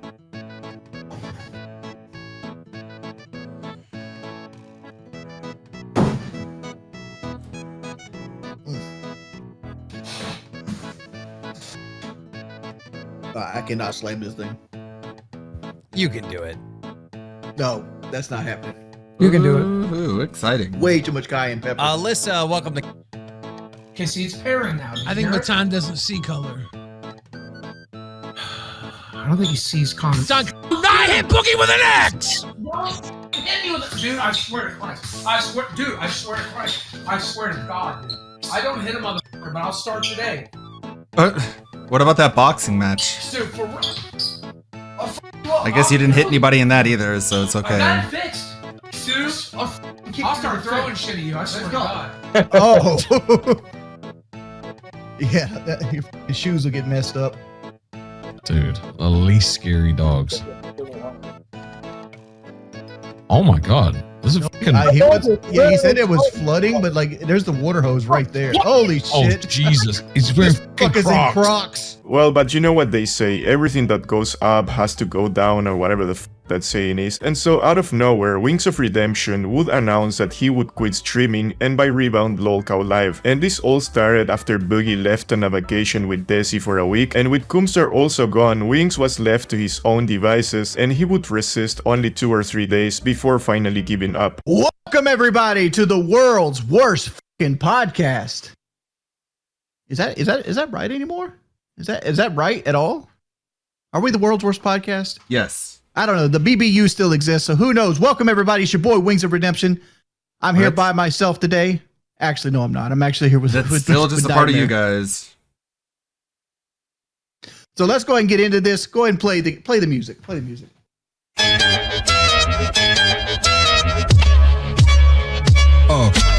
Damn, dude, and here I was thinking Keemstar's intros were dog shit. This was absolutely terrible. I mean, there's a reason why Wings never wanted to have his own podcast, I guess. Bro is terrible when it comes to being the main host. But you just wait, because he would also mess up the intro for the other stream he had to host solo. Show or should I?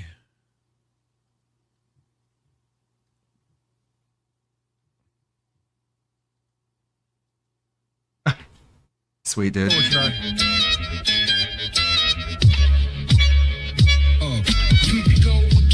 It's the same old thing. Boogie is lying while King Really? That intro. An animated intro, huh? I mean, that shit was so bad that Wings had to God, I hope fucking...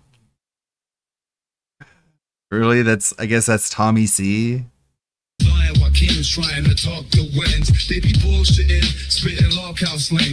Yeah, get out of here, Tommy C. You took all my money. Get out of here.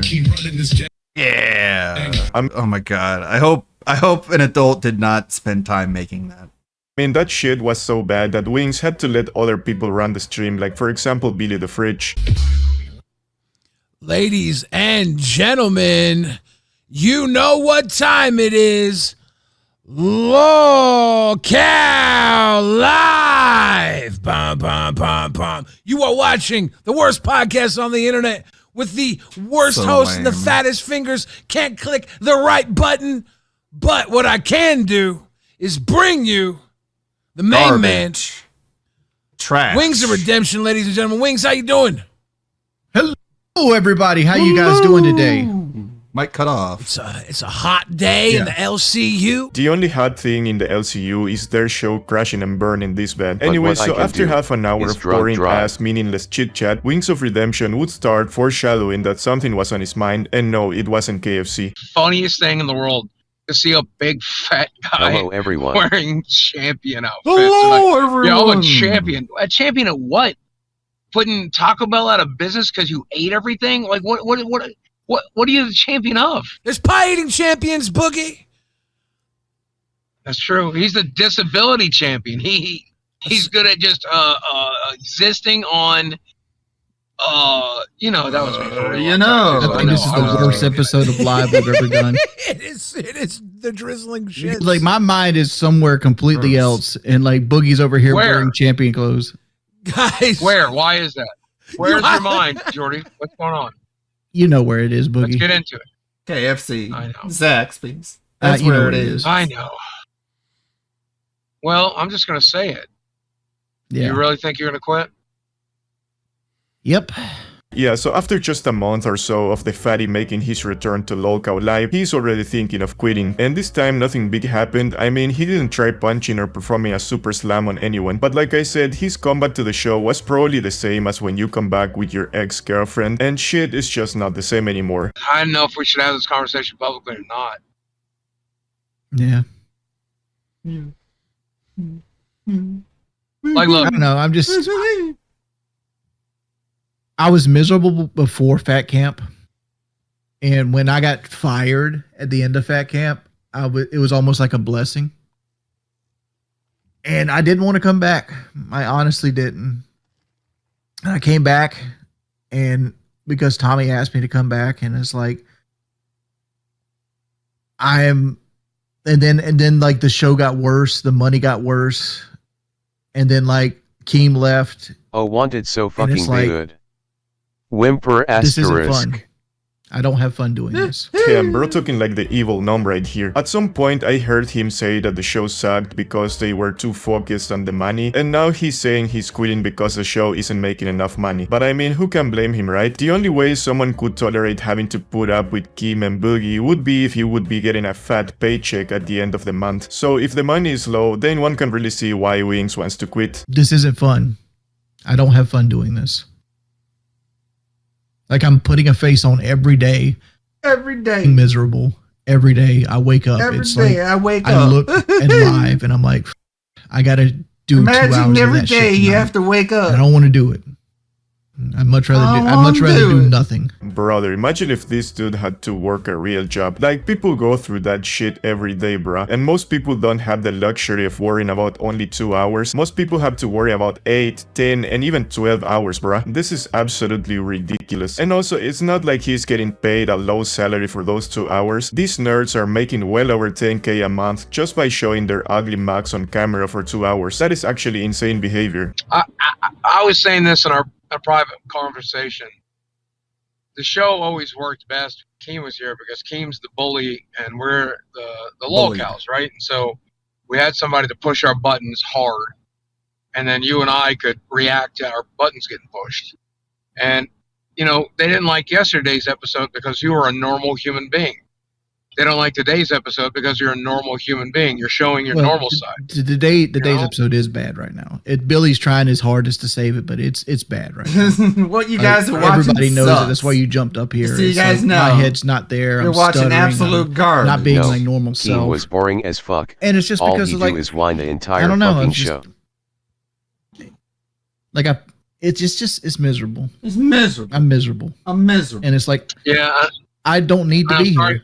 And I like, don't even need to Gidget be said something here. the other day that resonated with me, where she's like, "You don't care about this. Why are you here? Everybody else would love to be where you're at." And yeah, you're right. I don't want to be here.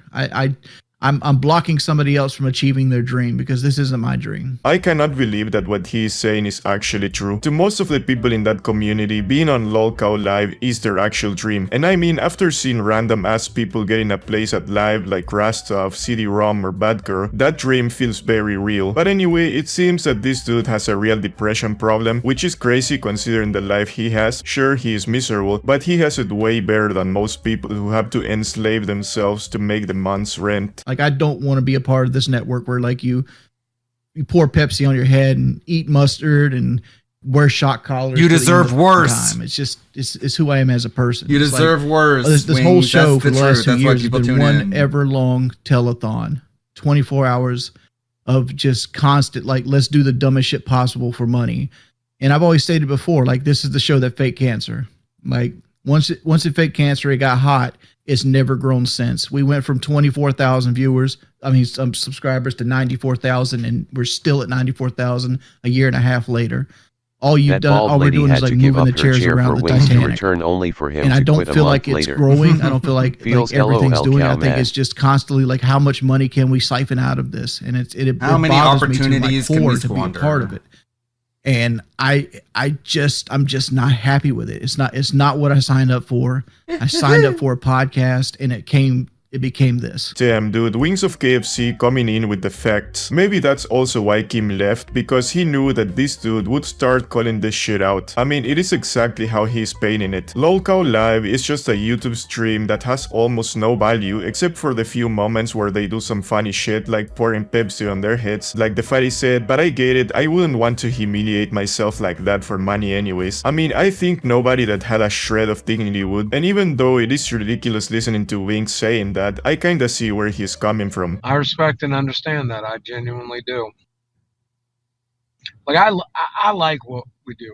I like doing it. I missed you guys yesterday a lot. I wanted to call in as soon as I could. Today. I actually scheduled my day so that I knew I would be in traffic so I could call you guys. I like working with you. I mean, I liked working with Keem. Keem hates me now. That's fine. Life goes on. I like working with you. If you quit, I'm gonna miss you a lot. So Yeah, I respect it. This is probably my last show, Boogie. Fuck. This wasn't going to be an easy week, right? Boogie was going to be gone. Keem's gone. It's not in the week. It's like, I know. It's not what I want. It's not what I want. It's got nothing to do with this week. It's got nothing to do with the streams by myself. It's got nothing to do with like me having like the worst monetary stream yesterday, and it's followed up with this one who's had what, 2 donations in the first 40 minutes. Yeah. And like, you got people out there that's gonna always criticize. You got people in the chat like, well, Wings is lazy. It's not lazy, man. Like, it's a never ending mental struggle. And like, everybody is feeling it, even if they don't want to put it out there. Everybody's feeling it. The reason that we're covering Bus for the 15th time you've heard today is because it's hard to do 2 hours of a podcast every day of the fucking week. It's fucking hard. Yeah. I mean, the problem with the current structure of the show is that they mostly rely on donations and gifted memberships because they cannot get any sponsorships due to the fact that they have a guy that scammed his fans and faked cancer, and another one that got cancelled for saying some damn shit and acting completely unhinged. And you can only depend so much on donations. I mean, aside from Keemstar's rich friends who always donate to the show because, I don't know, they must have some sort of deal, regular people have better ways to spend their money than throwing it away at YouTubers like that. Anyway, after that, the gnome would come out from the shadows to give his valuable take on this situation. What do you They do that so often, right? After It's 40 hard to pour plus years, Pepsi on you your head still every day. haven't realized that you're you. It's not hard to pour What do Pepsi you on your think head you're every day. entitled to? It kills your soul. He's the talent. He just has that retirement mentality. He doesn't want to have to work anymore. He's suffered enough, and now he should just be given money for existing. Keemstar, you're live. Very typical. Well, you know, the world is f***ed up. But that's why we do the show. You know, we're the distraction to the f***ed up world. And yeah, I feel like we're trying to squeeze any dollar we can get out of this or whatever. Yeah, I don't feel that way when I go live. You know, it is a thought. You do have to think about finances, but I'm more thinking of like, I want to have a good show because I know if I have a good show, it's gonna make donos. That's just one of the factors. Yesterday, you got a lot of shit for not making any money, but I listened to the whole show. It was a great conversation. And I even put in the Discord, you guys crushed it. The problem I have, though, is when you said... That podcast microphone. Here's the problem I have, though, is when you said, I just don't want to do this anymore. I'm not happy here. I know what that feels like. That's why I walked away. Yeah. That's my problem. I can relate with you 100%. Yeah, I'm not happy, man. It's not for me no more. I mean, I get this from Keemstar because the dude is rich, but Wings bro, wasn't he making like very low income on his most recent streams? Unless bro has a bunch of money saved, this doesn't seem like the smartest move. But again, dealing with Keemstar and Boogie every day, that really kills your soul, I guess. Even more than pouring Pepsi and chili all over your head. Anyway, after that, Wings would say that this would be his final stream, and Keemstar, being the slimy bastard that he is, would try to get him to do one more stream as a farewell stream, trying to sound empathetic, but we all know that what he really wanted was that 50% cut of the money that the stream would make. And like, I feel like if I could sit here and block somebody that would rather be in my position, or I could sit here and just be miserable. I don't need the money. I do well for myself. I'll put it that way. I do well for myself. Well, then we should plan the big Wings final stream tomorrow. That's this one. No, just do tomorrow. Friday night. It's payday. Wings, you're gonna make money. It's the farewells. I don't need the money. I'm leaving the server after I get in this call. Oh man. So this is the farewell stream. This is the farewell stream. Well, let's make it a happy one then. If it is the farewell stream, let's talk about the fun shit that happened, the good times. There had to have been some experience that you've had when you were here, which is a happy memory. I gained more weight. Damn, dude, Wings really did hate being part of LOL Cow Live, huh? Working with Keemstar must be really bad, bro, because let's be honest, the only reason why Wings is doing alright money-wise is because of LOL Cow Live, and maybe that one boxing match that he did with Boogie, which again was through Keem. Look, I was sitting around today and I'm literally asking my wife to come on here and get like watered and flowered and like dressed up like a drag queen to make money I don't care about making. And like I felt like less than a man because of it. Yeah, but I don't like dressed like a drag queen. I had no ideas. I had nothing. I was creatively bankrupt. It's like, but when you go to the show, you can't think about money. You got to think about like I want to do a good show and entertain people, and then money's the side effect of that, right? You know, I get it, but like when you say it like that, it just seems like we're e-baggers, you know? You are. That's what we are. But we're not. No, we're entertainers. Then why does every conversation I have always center around like what we're gonna do for like donation baiting? Well, that's a part of the show. Unfortunately, this is a business. I watched a guy on Aussie like charge $5 to stack bowls on his head. Wings over here trying to do the impossible. Keemstar will never admit to the fact that all they do on that show is e-beg. I mean, anybody that sees this show from the outside can see that they are the greatest e-beggers of all time. I guess there's nothing wrong with that. I mean, well, yeah, it's fucking cringe and maybe even morally questionable, but they made well over $400,000 with the e-begging. At least they should own up to it. I'm gonna tell you what the number one problem is, which is not a problem at all. The problem is when we started this show, there were videos and getting millions of views, making thousands of dollars shitting on you two. All right. Now this thing has been such a success.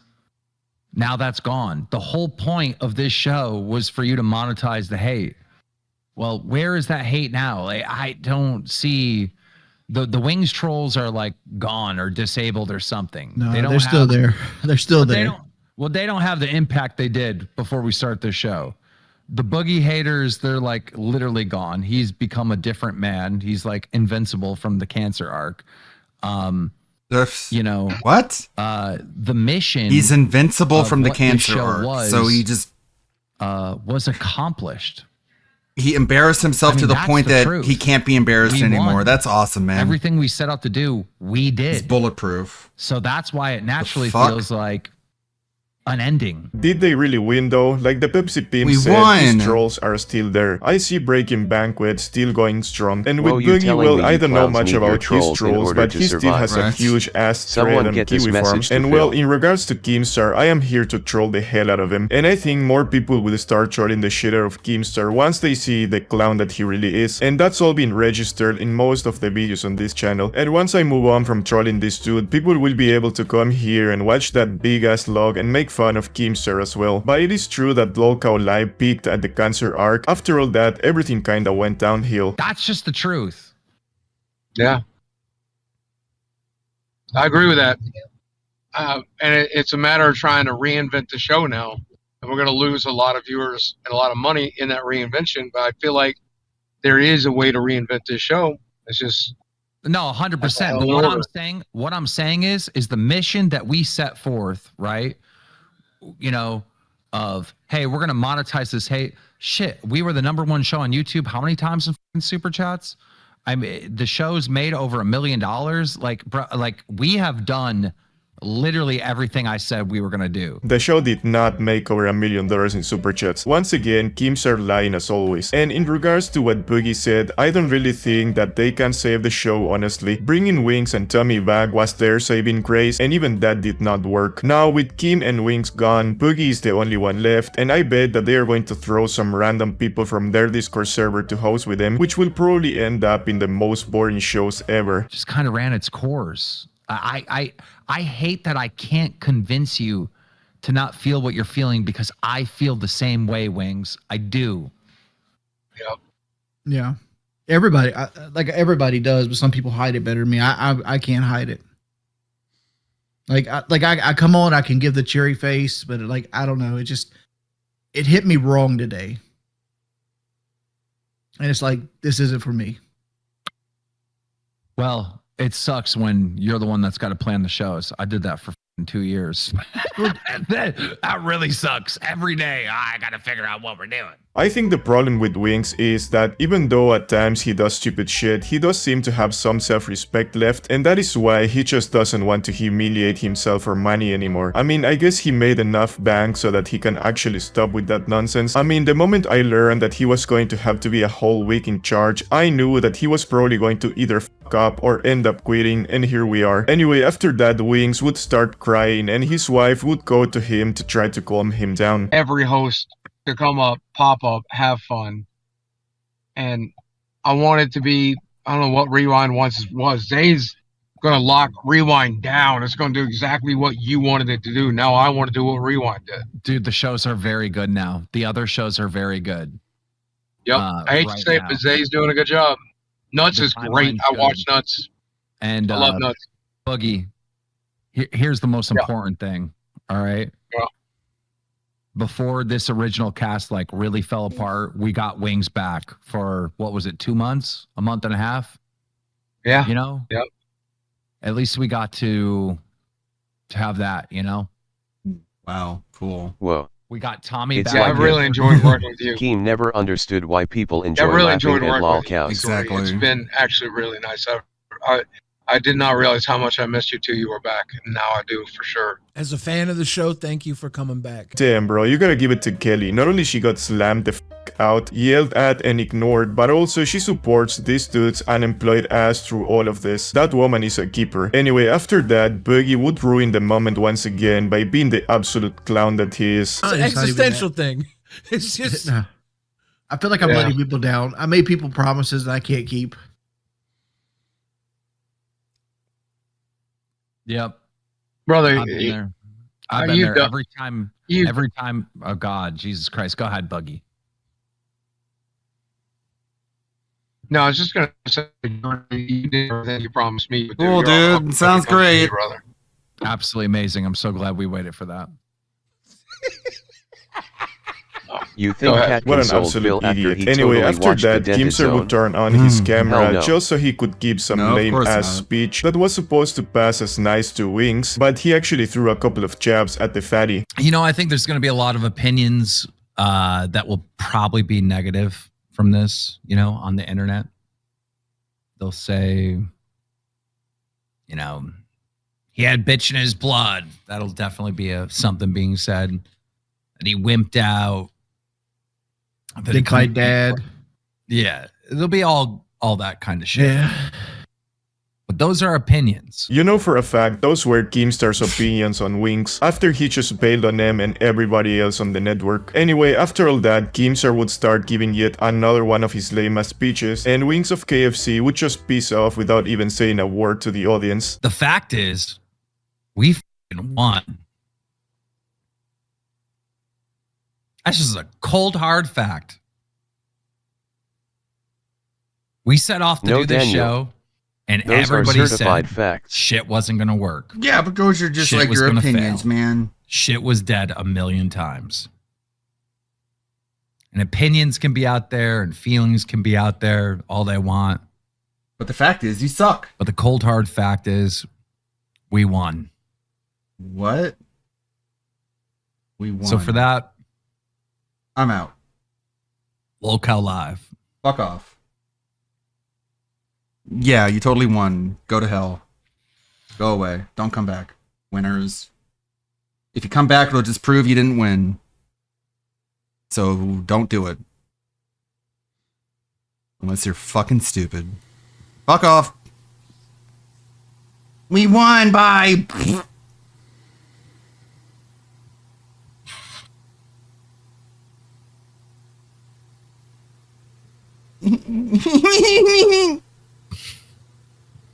Well, that was awkward. Anyway, it seems that this is the beginning of the end. Last couple of times this show was about to die, at least they had Wings and Boogie when Tommy C left, then they had Kim and Boogie when Wings left, but this time with Wings and Kim gone, it's just gonna be Boogie and some random Discord mods. That shit ain't gonna work, dude. I don't think this show is going to air on 2026 at all, but well, pointing and laughing at these dudes was fun while it lasted. Alright guys, I'ma leave it at that for today, so you know what to do. Subscribe, like and comment, and go drop a sub on my other channel before I mysteriously disappear.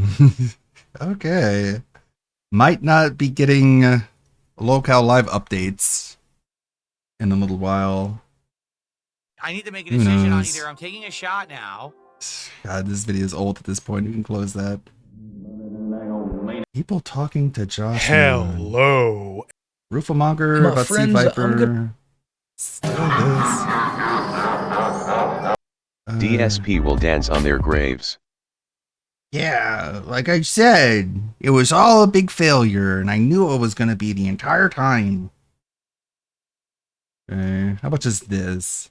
I'm gonna be real with y'all. The hardest thing about making these videos for me is how I'm gonna start it. And I can't quite figure out how to start this one, so I'm just gonna run down the list of things you're going to see. The never-ending crash out that is the life of World of T-shirts. I mean, you're gonna see fry baggings, you're gonna see a lot of cringe, and you're gonna see influencers such as Jack Dougherty who just can't keep their hands off of Josh Block. The large chome, Nova Online, has come groveling back to Chomato. TikTok to do what he knows best, and that is just drinking a bunch of sugary shit, eating a bunch of sugary candy, and also promoting a fucking OnlyFans for his karaoke videos. I don't think that's how you use that website, but Chris Chan, think he had a stroke.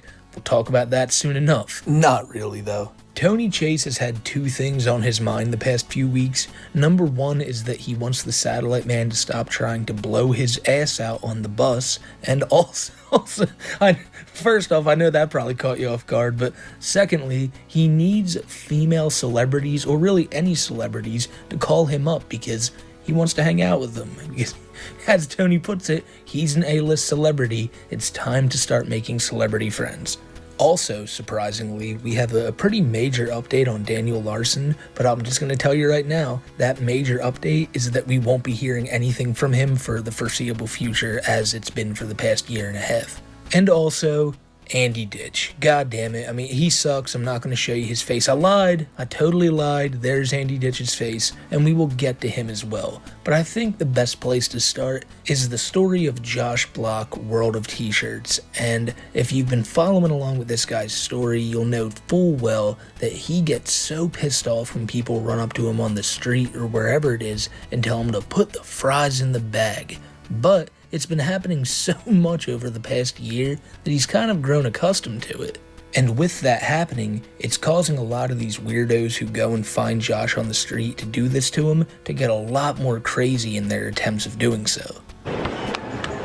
You're unemployed, put the fries in the bag! Put the fries in the bag! Put the fries in the bag, Josh! You're unemployed! You're broke! You're broke! You're unemployed! You're unemployed! You're unemployed! Josh, put the fries in the bag! Put the fries in the bag! Put them in the bag! Right now! Put them in the bag! You're unemployed! I make more than you!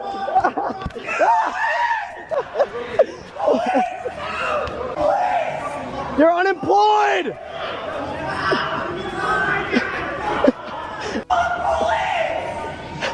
You're unemployed! Put him in the back!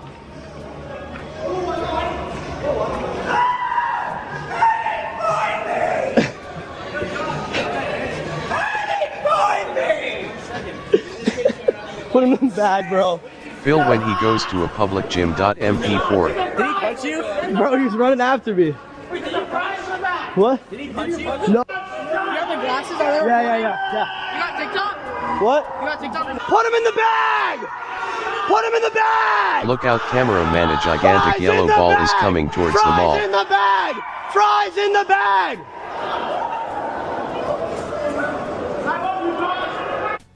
Now I bet you thought that was pretty annoying, right?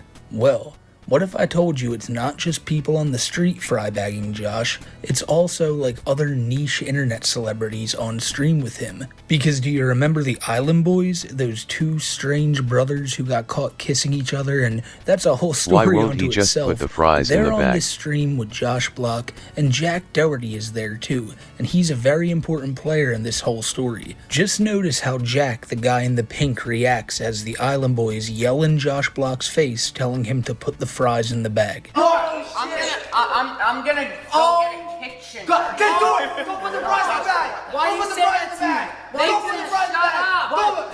Make him shut up! Red! Stop! Put the fries in the bag! Go put the fries in the bag! Go put the fries in the bag! Go put the fries in the bag! Go put the fries in the bag! Go put the fries in the bag! Go put the fries in the bag! Go put the fries in the bag! Yeah! Fries in the bag! Make him shut up! Red, what's wrong with what's wrong with him, Josh? Make him shut up! Fries in the bag! Stop! You're sick! Stop! That's why you gotta go put the fries in the bag! Josh, stay over here. What is fucking wrong with him, Josh?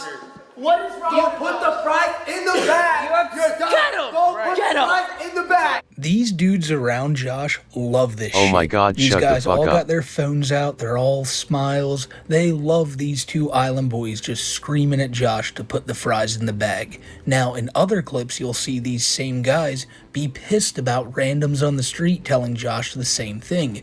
Telling people, hey, that's not cool. Don't you dare yell that at Josh. But hey, if you're semi-famous online, please do it. Hell, we'll even ask Josh to stand right here so we can get a good shot of him looking you guys up and down, most likely just to get a good stream thumbnail out of it. Now, if you need any more proof of what I just said, here's a clip from just last week of Jack Dougherty and his security guard pressing two random kids on the street for yelling put the fries in the bag at Josh. Yeah, you guys are mean. You guys are mean. You guys are mean girls. I'll say it. Say what? I'll say it. He's telling me to go up to his face. I'm not saying go to his face. I'm just saying don't say it from afar. If you got something to say it to whoever it is. I'll say it to his face. But why? Why say it to an autistic kid's face though? A kid. He's not a kid. All right, but why say it to someone that's autistic? Like why try and fuck with them and get a reaction out of them? Yeah, you do. Stop the cap. Stop the fucking cap, bro. Stop the cap, bro. That's fine, bro. Then you guys might be on the spectrum with them. Yeah, why say that to someone who's autistic? Why try to get a reaction out of them? It's so messed up, isn't it, Jack? Like it seems like in this clip, though, you're having a great time watching it happen in your own house.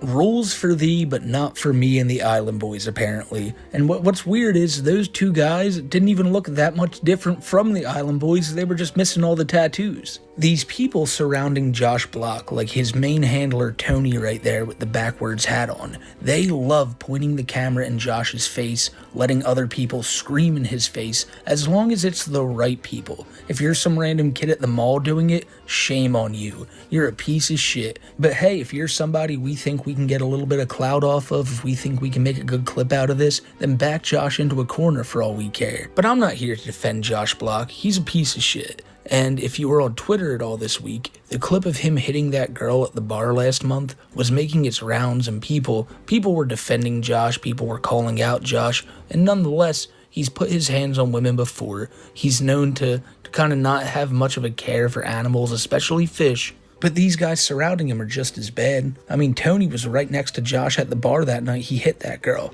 And what did Tony do about it? Absolutely nothing. They probably took him out to another bar the next night. I guess the point I'm trying to make is, these guys want fry baggings to happen. They want Josh's crash outs to happen, but they only want them to happen under their own rules, under their own terms, and not by some random guy just happening to walk by Josh down the street. And when Josh is not crashing out, the only things he really cares about are number one, alcohol, of course, but number two is luxury. And with luxury, you gotta have some money there. Money is paramount to Josh Block. He's always screaming about how he makes $400,000 a year, and if he does, well, I can't imagine that $500K would be, that significant to him.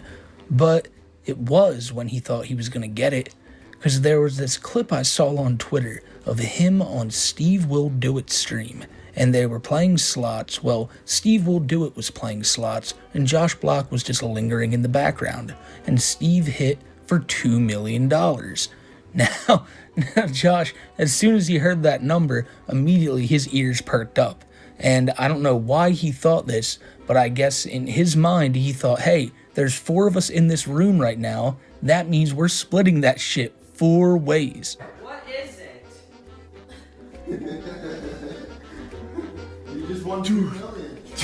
No, I didn't. No, you didn't. Did I really win? Did we really win that? Oh. No Maybe way. Dude. Pinch me. This has to be a dream. We're splitting all of that equally. There's no way. What can I fucking say? Like, there's no way. Me and Udi just wasted. Me and Udi just wasted fucking 30 minutes. This is after. We wasted 30. Look at this, guys. Like, it's just crazy. It's just fucking crazy. Oh my god. Yeah. There's no way we won that. Really? Oh yeah, we gotta pay TJR back. Yum. Dude! There's no way we won Yeah, wait, that. let me see the mouse. I'm just going to find the replay. That's impossible. I'm gonna pay Dude, pay every. Oh my god. Oh my god. There's no way we won that. We're gonna be rich. Filthy, stinking rich. Filthy, stinking rich. We're gonna be rich. Why do they keep inviting him onto these streams? Like, first off, I don't know what these guys usually do, but what is Josh adding to this? He's just screaming in the background, and nobody's paying him any mind, because everyone knows damn well that he's not going to see a cent of that money. As a matter of fact, I saw another clip from maybe a few hours ago, and these guys and Josh Block, they're all out in Vegas having a good time, and Steve hands Josh $1,000. Now that's crazy enough. That's no small chunk of change, but it's very, very much shorter than the $500K Josh was promised. Or I should say, thought he was promised, because if these guys really did win that $2 million, I guarantee you it was probably put right back into that same slot machine app right afterwards. I really don't know how to even sum up Josh Block's life anymore, because one day it's clips like this, the next day it's clips of him running down the street mobbed by dozens of people as he screams about illegals coming into the country. You don't like illegals! Son, we're going this way!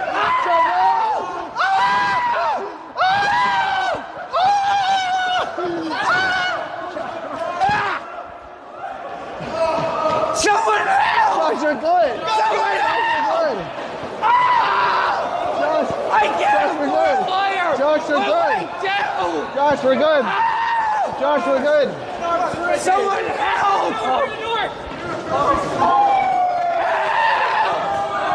This way, Josh! Go block the door! Go! Camera, guy! Camera guy! This guy, I need that guy, You need Chase. I need this guy. Chase. He's having fake seizures for what reason? I don't know. Josh, we went to the house. What's going on? What's going on? Help! Do something! Are we breakdancing? I'm seizing. I'm having a seizure. Do something. Okay, it was fake. It was an act. There is nobody I cover on the channel who lives a crazier life than Josh Block. Because at the end of the day, he really does live like a semi-rock star lifestyle for a lolcow. This is unforeseen territory. He's out at clubs, he's being mobbed by fans, and maybe you're gonna comment down below and say, dude, I would never want to live Josh Block's life. This is absolutely horrible. And I'd respond to you with this. Would you rather live as Josh Block, or would you rather live as this guy? Every week, I'm going to try a new Arizona flavor and rank them based on how much I like it. And you're probably asking to yourself, hey Nova, why are you wearing the Nova Cord vest? Well, you'll find out soon. But for now, let's get to the review. Today, we've got Arizona Whipped Pineapple Orange, which I have never had before, and I found this at my local 7-Eleven. So let's crack this bad boy. Ow, my ears. Let's crack this bad boy open and... Smells awfully sweet. But let's try out this Arizona flavor. Cheers.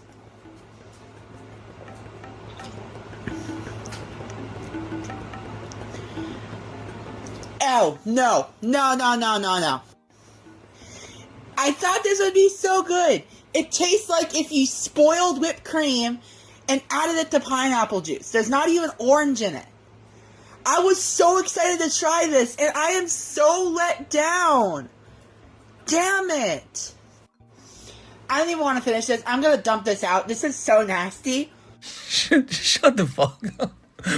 We all know you are finishing that drink. I know overacting when I see it. And Nova right here is just trying to put on his best, like, oh my god, this is absolutely terrible. No.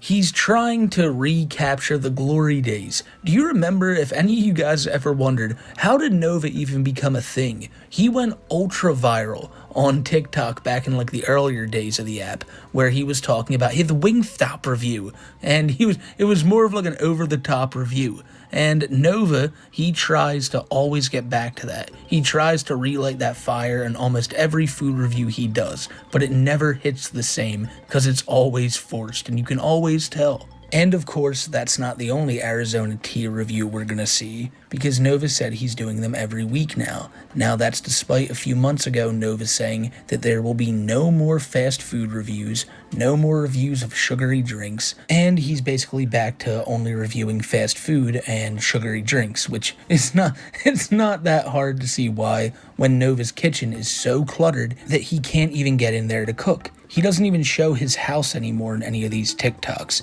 Remember, Nova used to have no problem showing his cluttered mess of a house, but now he's become so ashamed of it that he just tries to pretend it doesn't even exist. And then of course you have Nova's favorite video stylings, the karaoke video, where he just sits there and sings horribly along to some song he likes and thinks it's some miraculous piece of footage that we're all gonna want to see so greatly. Usually I skip over these ones unless he's singing like a Beatles song in a particularly dopey way, but in one of his karaoke videos, it had a particularly weird caption. That caption read that his new karaoke videos will soon be coming to OnlyFans, or something like that. I'll have it on screen, but I'm not seeing it right now. All I can tell you is this. OnlyFans has been something Nova has hinted at for years now. He constantly thinks that if things get bad enough that people will want to see him, on OnlyFans. For what reason, I don't know, but I think he just spoiled it. It's going to be for karaoke.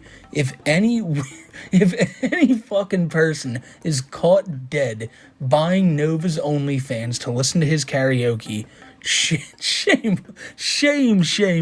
I'm ringing the bell right now, and everyone around you will be ringing that bell if you dare buy this Chome's OnlyFans, if he even starts one up. And I've mentioned it before that there's a lot of strange people online who like putting money in this pedo's pocket. However, with him running back to TikTok, the signs could be pretty good that his Cameo sales are running dry, and I like to think that's because people are coming to their senses and realizing, man, maybe we shouldn't be paying a predator, but I highly doubt that. I think people just stopped giving a shit about Nova. But as always with Nova, there was something weird that a lot of people pointed out this week. He did a stream on Sonic Racing Crossworlds, and the stream is not important. He just really isn't good at the game.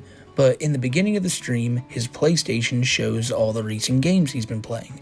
And if you look up and see all the games Nova's playing up there, like Crash Bandicoot and Tekken, you'll also see Roblox. Roblox is a game that's played by a majority, I believe, is kids, right? And why would Nova need to be on there? I know just recently there was a massive situation with that game where they went after predator hunters who were actively catching people on the game who were acting in horrible ways towards children. This is a game that's alleged to have a massive predator problem, and instead of going after the predators themselves, the owners of the game decided to go after the predator hunters. And so you have a game that's played by mostly children, a game that doesn't want predator hunters on the game, and you have Nova, a prolific online predator, playing the game.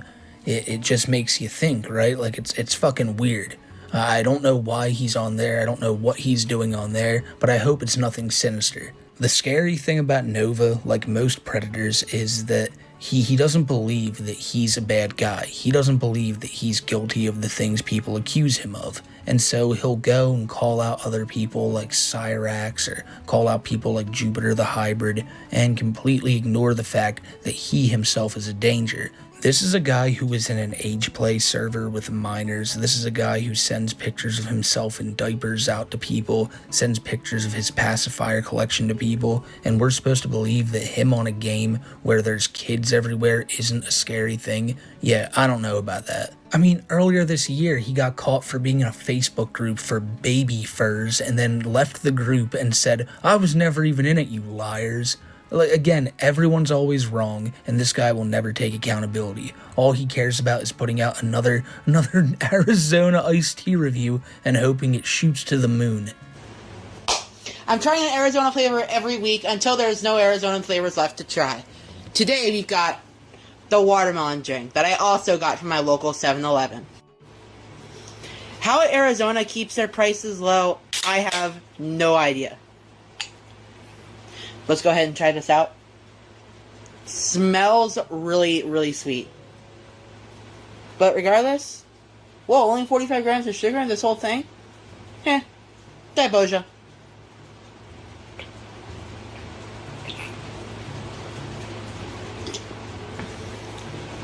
Okay. It's actually not too bad. But I think I would rate this fairly at a 7 out of 10. There are better flavors out there than this, but this would be one of my go-tos as as the fruit juice cocktails. Anyways, Nova Universe, signing off. I've watched a few food reviews in my time, mostly on like Guy Fieri's show, or maybe just some random guy on YouTube who I don't remember the name of, but like Nova's food reviews, what can you even take away from these? He's just like, that's pretty good. 7.5 out of 10. Definitely get it again. Bone apple teeth, y'all. No, what does he say? What does he say when he leaves? Nova Universe signing off. How did I forget that? But if you thought that review was bad, just wait until you see his candy review. The top comment on TikTok summed this one up perfectly. They said, he's not even reviewing this. He's just eating on camera in front of all of us. Trying the 2 new Feastables items that Mr. Beast just released. The Sour Strike Gummies and the Chocolate Milk. I think we're going to save the Chocolate Milk for last, because I've never seen an influencer make chocolate milk before. But let's try the Sour Strike Gummies. First up, we got Blue Raspberry.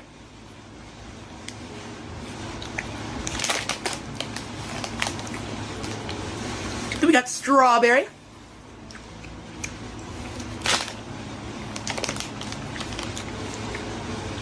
Green apple.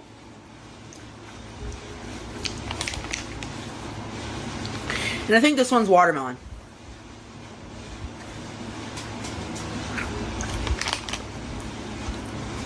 And now let's try the chocolate milk. This was so hard to find, y'all, so if you guys could leave a like on this, that would be very much appreciated. I go out of the way for content for you guys, and yeah. Nova, you went to Walmart and picked up chocolate milk and candy. You did this for nobody, and I mean nobody but yourself. It was probably at some point when you were eating the first candy that you realized, oh, holy crap, I can make a TikTok out of this. And you did, and I guess this would be considered one of Nova's high-quality pieces of content he's been putting out lately. He stopped posting on TikTok because he presumably got too lazy, and instead of just going, hey guys, I'm going to be posting a lot less, he just said, no, only quality shit will be posted now. But it's just the stuff Nova used to post, instead now he posts it once a week. And a lot can happen in a week. Or, nothing can happen. Nothing can change. Matter of fact, change being the key word there, because I don't think Nova changed his shirt in the entire week since this video was posted, because the video on screen was recorded 6 days ago. And take a good look at that shirt from Nova, and here's something he posted as I'm making the video right now. Stay in Crystal Hall. Let's see what I got in this package. You guys may have seen Wholesaler Mike on the app. He does lots of crystal stuff. Oops, better not show my address. BRB. And oops, I dropped my keys.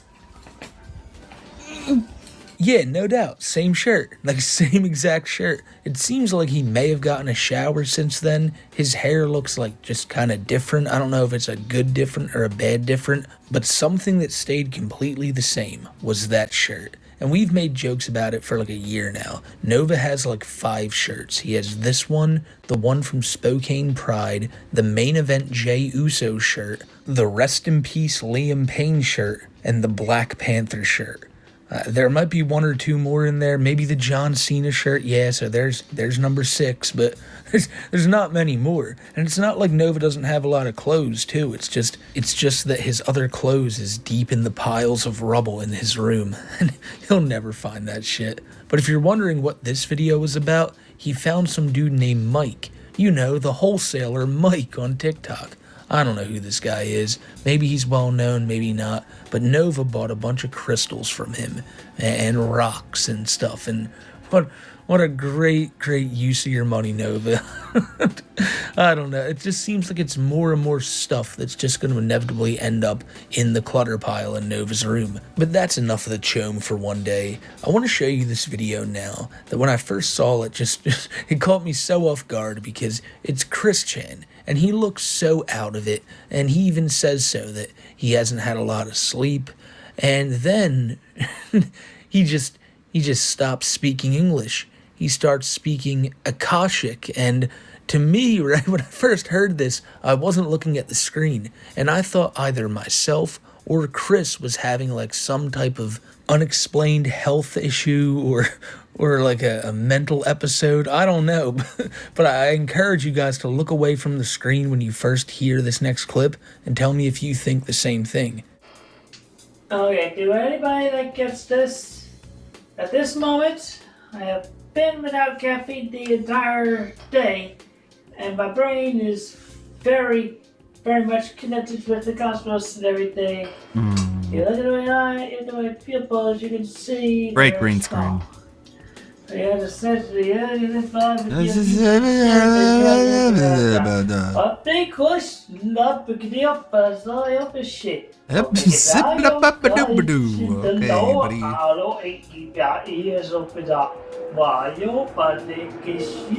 in tongues.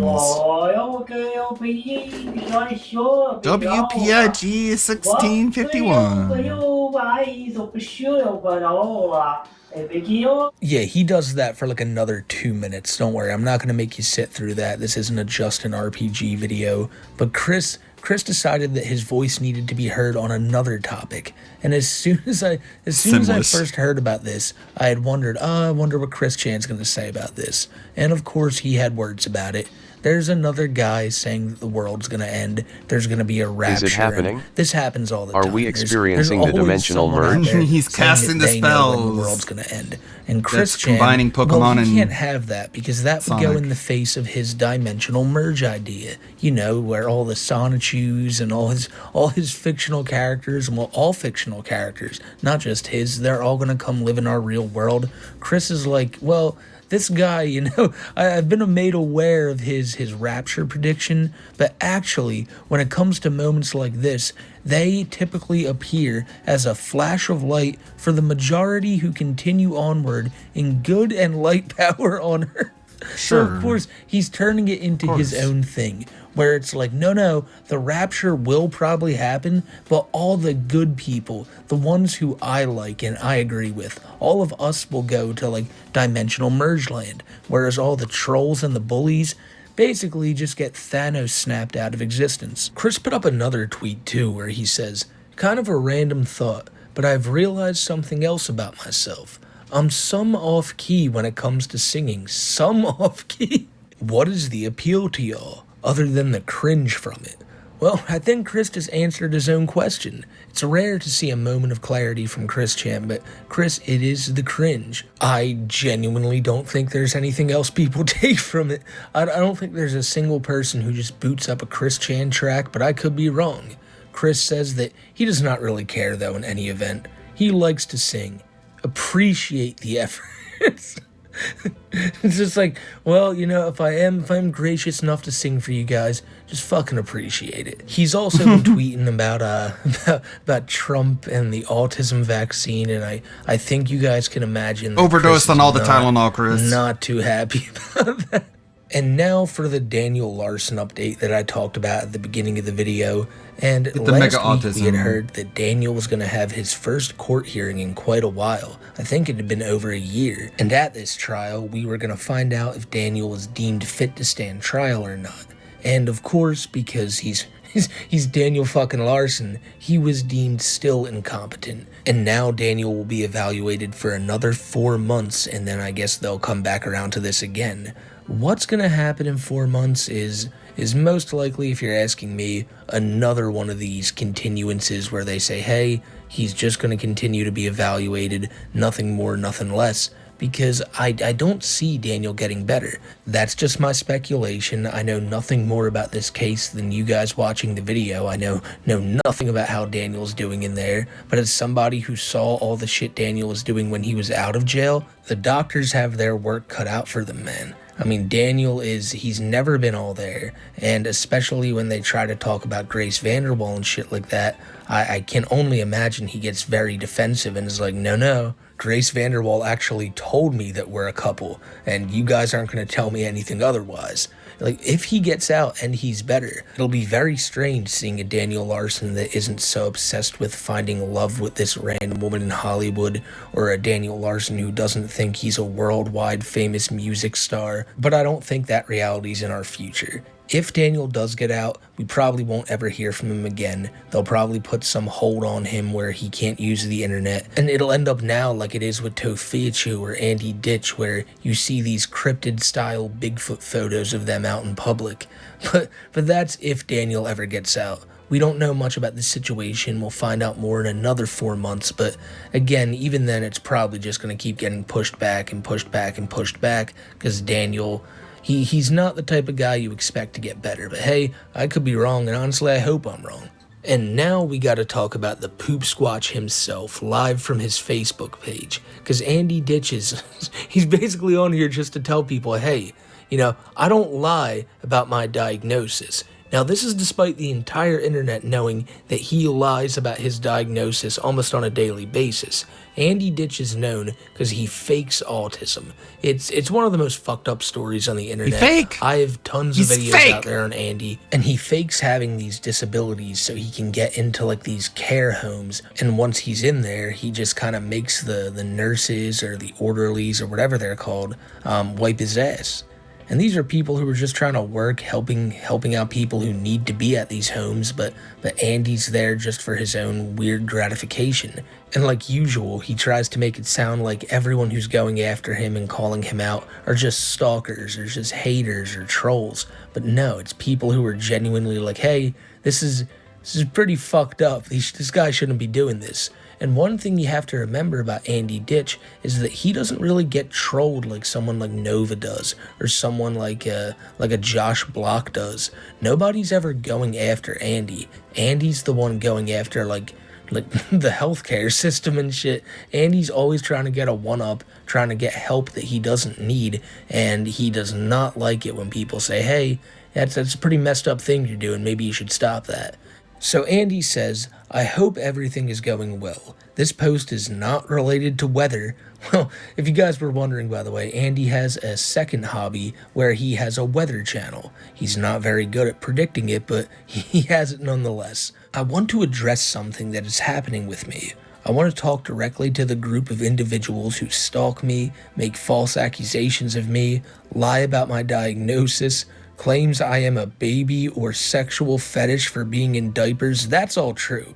Like, almost everything you said there is true, except for the baby part. You say that about yourself. You walk around with big headphones and a teddy bear, and again, there's no history, no diagnosis saying that you have any type of mental ailment that would cause you to do these things. You just do it because Andy's Andy. But he says that people call him out because of being in diapers because of his autism, and that's a lie right there because he doesn't have autism, and intellectual disabilities. Again, there's no proof of this. And making threats towards any doctors, hospitals, landlords, clinics, states, agencies, friends, or professionals of mine. Andy's the only one who ever threatens these people. I've never once seen anybody say, like, oh, I'm gonna go after Andy's doctor. That's fucking ridiculous. Andy, on the other hand, threatens people all the time, threatens himself, threatens to cause harm to himself if these people don't give him things. But you go down a little more on this post, and Andy reveals a pretty scary revelation. And I'm hoping what I'm thinking is not true, but I have to ask any Andy Ditch historians out there in the comments if I'm to be believed, like if I'm right here. So there was a woman, and she used to be a caregiver at wherever Andy was staying, and she believed all of Andy's bullshit. She took a very big liking to Andy. And I don't think there was anything like romantic there. Maybe she just felt bad for him. I don't know. But she apparently lost her job after bringing Andy to her family house on Easter last year, where Andy was around her kids and shit. And just a few weeks ago, Andy was on the phone with one of these healthcare workers, and he was asking, why can't I invite a kid here? And so you got this guy who wants to invite a kid over to his group home, and you want to bring him to your family gathering. And so this woman lost her job, and what Andy's saying here is apparently no one is scared, and they're in fact working together after the issues with my old caregiver. That caregiver got cleared. Now everyone is working together so they don't fire anyone for no reason. Until they something enforce ways going to be close to my... Whatever Andy says next doesn't really matter. If they're talking about that other caregiver, this is like the only person who believes Andy's bullshit. And I don't know how this woman's been fooled when Andy doesn't even have a proper diagnosis to show for any of this stuff. But yeah, she's brought Andy to her family home. She's been seen with Andy before, helping him around town. Why? I don't know, but the fact that anybody is following along with this guy's shenanigans is crazy to me. But Andy deleted all of his YouTube channels and stuff like that not too long ago, and the only place you can find him is over on his Facebook. And I imagine it's just more crazy posts like this where he's trying to convince people that he has disabilities that he in fact does not have. I don't get this. I've never gotten Andy Ditch. I don't think anybody can make heads or tails of this guy. He wants to have disabilities. I don't understand why you'd want something that people struggle with every day, but this is the person you're dealing with when you talk about Andy Ditch. One of the worst. Just one of the worst. And with that out of the way, we can finally get to one of the best. You guys doing? Satellite Man's hurting my stomach again. They're trying to make me shit. They haven't made me shit yet, but they're turning my stomach now, and they're hitting me in the teeth. They've been hitting me in the teeth even last night when I was greatest. Sleeping. And they're hitting me in the face right now, and haven't had the shit yet, but they're creeping up with it like they're trying to make somebody have an ass blowout on the fucking bus or something. Like they're trying to make somebody shit their pants out in public. These satellite controllers have done these things to old people. They've done these things to people, these dirty government people. Oh, ladies and gentlemen, the legend himself, Tony Chase, fighting his lifelong war against the Satellite Man. And he's not doing too well in that fight this week. Tony has been on the toilet. Well, he hasn't been right now, but last week, I think he was on the toilet for days, according to him. And of course, this is the fault of the Satellite Man. If you don't know anything about Tony, the Satellite Man is basically the bane of his existence. Tony isn't all there in the head, and, well, the Satellite Man is basically who he blames for all of his problems ever. Tony thinks he's the son of Walt Disney and Doris Duke, and basically the only reason he's not able to be rich and famous and live in his family's mansions is because that evil Satellite Man, who's also a government official and also a Nazi. Usually Tony's complaints consist of teeth pain. His teeth are brutally messed up. People assume this is from recreational drugs Tony may have partaken in one time or another. I don't know. There's no proof on that. But really, any pain Tony has, any bad thing that happens to him, it's the Satellite Man's fault. And on this day, it was an ass blowout, apparently. Tony felt like his ass may have blown out on the bus. I feel like a lot of these times, the things he blames the Satellite Man for are just real-life events that Tony's dealing with, like an upset stomach or something like that. So he's like, yeah, I'm trying to sit on the bus, but I feel like my ass is going to blow out, so I can't do that. Later on in the video, you'll hear Tony even say he had to call in late to work. Dr. Light made Satellite Man specifically to fuck with Tony Tony Chase. Satellite Man won't stop messing with his stomach. The robot master. They kidnapped me on my way to school before, too. I was going to go to school a day. One of the days I was on my way to school or something, they kidnapped me before. They tried, and look at the police reports of how many of these government people had tried to kidnap me from when I was in school. But then the schools usually stopped them, you know what I mean? But that's why I'm supposed to be at a university sometimes or around a university in this type of situation. But anyways, Satellite Man is hurting my stomach right now. And it's 8:25 a.m. and it's 9/22/2025. They haven't made me shit yet, but they're turning my stomach and they're smashing down on me and they're hitting me in the face and teeth. And I already had to call into work, so I'll be late because they're messing with my stomach. Like, you just know they're messing. They've been hitting my tailbone and of lower course, back and spinal cord. The way Tony's talking about how, it's 9/22/2025 and it's 8-something a.m., I wonder if he's taking this to show to his work later on and go, hey guys, it was like 9 a.m. The government man still hadn't let me shit yet. And again, it's anywhere on his body that he's feeling pain at that moment. It's like, God damn it, Satellite Man. His tailbone, his spinal cord, everywhere. I don't know, like, this is a pretty massive shit if it's hurting your spinal cord, dude. But he's got to go to work today, as Tony's saying, but in the next video you'll see that he really just doesn't want to do that shit anymore. Again, I already mentioned it, he thinks that he's rich and famous, and he believes that the government is withholding all this money from him just in an attempt to fuck with him, I guess. I don't know the real reason. I don't think Tony's ever specified the real reason other than just jealousy or whatever it could be. But in this video, he's gonna make a call to all the other celebrities, the top of the fucking list, the cream of the crop, because that's what Tony sees himself as. Again, he's never really specified what movies he's in or anything like that, but he's just up there, trust him. But the best part about this clip is the title of it, because it's it's titled like an open inquiry, like, hey guys, I have a question. He's putting up signs asking Hollywood celebrity meetings to be scheduled, question mark. Like, he's just waiting for Tom Cruise or someone to hit him up. Tony's a national treasure. You know, I am a celebrity, Hollywood A-list celebrity since I was born. Hollywood A-list celebrity. Parents, and most people in the media know who my biological parents are because it's documented in the media.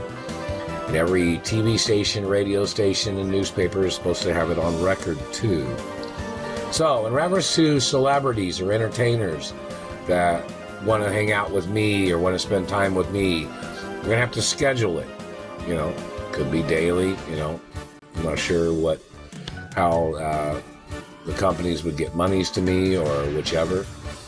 but it might be like a celebrity social gathering, me hanging out with a celebrity each and every other day or something like that, or me hanging out with celebrity females, or me hanging out with celebrity friends that have known me, you know, where, I don't know, maybe you guys could pay me a certain amount of money, or you can deliver monies possibly from the companies to me, you know, something where, because I couldn't, you know, wouldn't have to work at a certain job because they are torturing me on the fucking job, man. Get injuries from the job, they're burning my face, they're hitting me in the teeth on the job all the damn time, trying to cripple me, hurting my hips, and burning my penis and balls, burning my vagina, burning my tailbone, and, you know, them hitting me in the teeth. It's fucking stupid.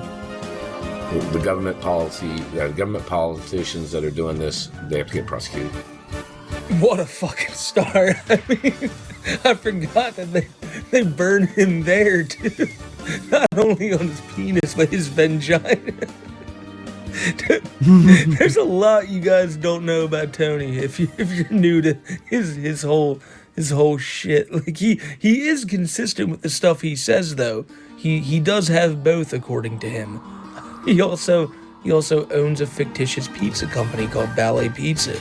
Tony fucking Satellite rules. Man did I also all love that. how he thinks he should For be God's getting sake, paid Mega to hang Man, out with other save Tony. celebrities. Like, hey, maybe I could, like, you know, one of you could buy my time. We go to lunch together. Like, who would be paying him? Like, leave his are balls these alone. celebrities just lining up at Tony's door to go out and have a cup of coffee with him? I don't know.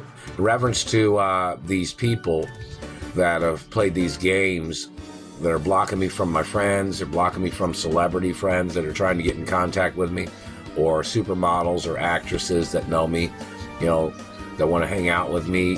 Like, there might be a celebrity, somebody wanted me to mention, which celebrity female wants to marry me right now?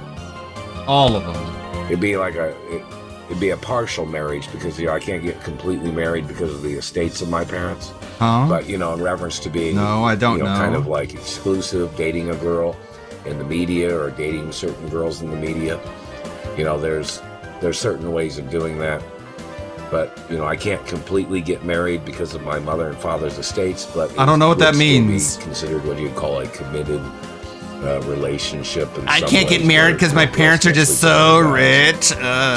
So it sounds like Tony wants a famous celebrity wife to marry him, but she has to understand the rules of his family, because if you don't know, because he's his mother and father's son, that Know means what? that there's rules. Tony's right. What are these rules? Satellite Man is the only reason I'm not currently married to Naomi Campbell.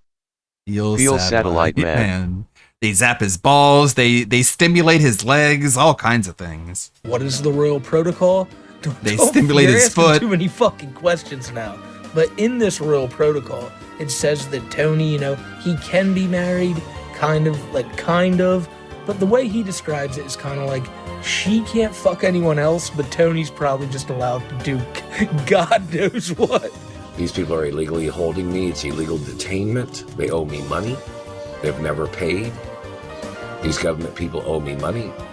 The royal protocol's in the media. It's in all 50 states. So anybody causing me problems or harassing me or abusing me or damaging anything on my body must get prosecuted no matter what. But, you know, in reference to celebrities that want to hang out with me, or, you know, we have to schedule it, you know, even if it was like, you know, you think of the situation being easy, like where they'd be like 5 days a week, there'd be 5 different celebrities that wanted to hang out with me. We'd go to lunch or hang out somewhere at a restaurant, or, you know, sit and chat, or a female friend that wants to hang out with me, or which celebrity, supermodel or actress None of that wants is to happening, stay Tony. with me here at the house, about, you know, which celebrity female wanted to hang out with me, which celebrity wants to be in a relationship with me, and, you know, which celebrity female wants to possibly get married to me, or continuing a past relationship that had been disrupted by these government people. You know, it's one of those things. We got to see what, I'm not sure what people have said. You know, there's certain female actresses, I'm not going to mention any names right now, even though some of them have been friends, Some of them have been in a relationship with me before, and some of them might still be in a relationship with me, but yet I'm being held hostage and they're wherever they're at. So, it's kind of one of those things in reference to I'm being held hostage, and I don't know what people have said or what people are trying to say because I didn't receive any information from anywhere. And if people are wearing disguises, I won't know who you are because nobody tells me who they are when they're wearing a disguise. So anyways, in reference to the situation, you need to make everything public information. This is one of those situations of me being held hostage where people need to make public videos, public comments about the hostage situation, about people wanting to hang out with me. There might be like 100 girls that want to date me. And that's okay if they advertise it. They say it. They're all delusional. Which girl wants to really date me? Which girl wants to be in a relationship with me? Because I need it publicly seen. Everything has to be publicly acknowledged so these hostage holders can get found out. So they can figure out who they are. Exactly. These people are hiding in the shadows, using satellites, trying to play their game. Which celebrity female wants satellite to date games right now? He is all over the place in this one, honestly. Like, Tony just sounds like he wants a famous girlfriend. He's probably been watching a lot of movies lately, might have a crush on one or two actresses, and he's just hoping with all he's got that maybe they'll be there, one of the 100 women waiting to date him and then marry him. But remember, it's in the royal protocol that there are rules there. There's so many goddamn rules when it comes to Tony. But that's really all I got for you guys today. It's been a wild one, from Josh Block all the way here to Tony Chase's insane Elect me president and I will put an end to the satellite man regime. Going out to lunch with Make him. America I don't cable know, it's TV not that users insane. again. I feel like we all probably want to go No to more lunch with a satellite. celebrity. But Tony thinks he should be paid for it, and it's very Tofia-ish of him. We'll have a new video on her later this week. We went over a lot in today's video, my friends, from Josh Block thinking he was becoming filthy, stinking rich, to Nova complaining about Arizona iced teas in a very, very flamboyant manner. We got Chris Chan speaking in Akashik, Akashic, I think that's the right way. That's the right one. Daniel Larson's doing nothing, and Andy Ditch is saying far too much. Far fucking too much. That dude fakes. I know videos haven't been coming out at the usual pace that I make them at, but hopefully that'll all be turned around soon. I'm actually going for quality over quantity. That's why you guys are getting them once a week now. I'm doing the fucking Nova approach. But no, we'll be back at it before you guys know it. And thank you for always sticking around, watching the videos and enjoying them. And if you want to follow along to the stories of the people I cover here on the channel, go follow me over on Twitter. Back at it like a crack baby. We have a lot of people to go raid. I went ahead and went long just to get that video out of the sub box.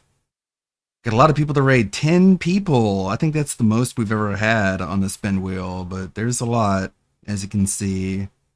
Let's see who's gonna win. And thank you everybody for hanging out, stopping by. I don't stream on Wednesdays or Tuesdays or Thursdays. Today's a Wednesday. I'll be back on Friday and the rest of the weekend. You know how it is. I'll be working on videos as we go along. Thank you, Anthony, Suburban High, Lonely Solely. Let's see who to go raid. Uh-oh, dingus. Looks like it's a dingus.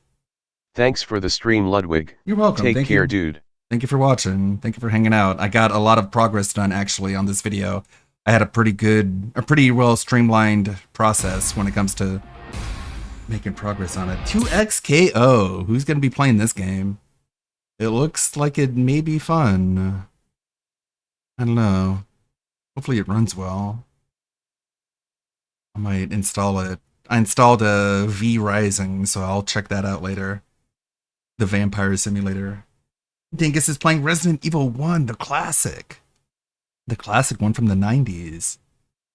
Very nice. One of my favorites, personally. I hope he finds it Get very the clips scary. anymore, or did I already get the clips? Raid. I've already died twice. I can't remember what I did or did not do. I have short-term goldfish memory.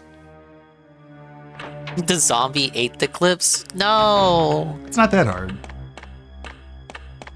You stall so much he gobbles Kenneth's legs. May the good blood guide your way. Gobbles Eclipse. At least we got him before he went for Kenneth's eyeballs. We can save those for review tech. Ba-dum-bum-bum-bum. Ludwig raid. Thank you for the raid, Ludwig World Order. Whoa, buddy. Welcome in, welcome in. Doing Resident Evil 1? Can we get 1? Let's get some momentum going. Let's get 1. He's blind. She can't see. Oh my god. I always forget there's like 2 in here. No.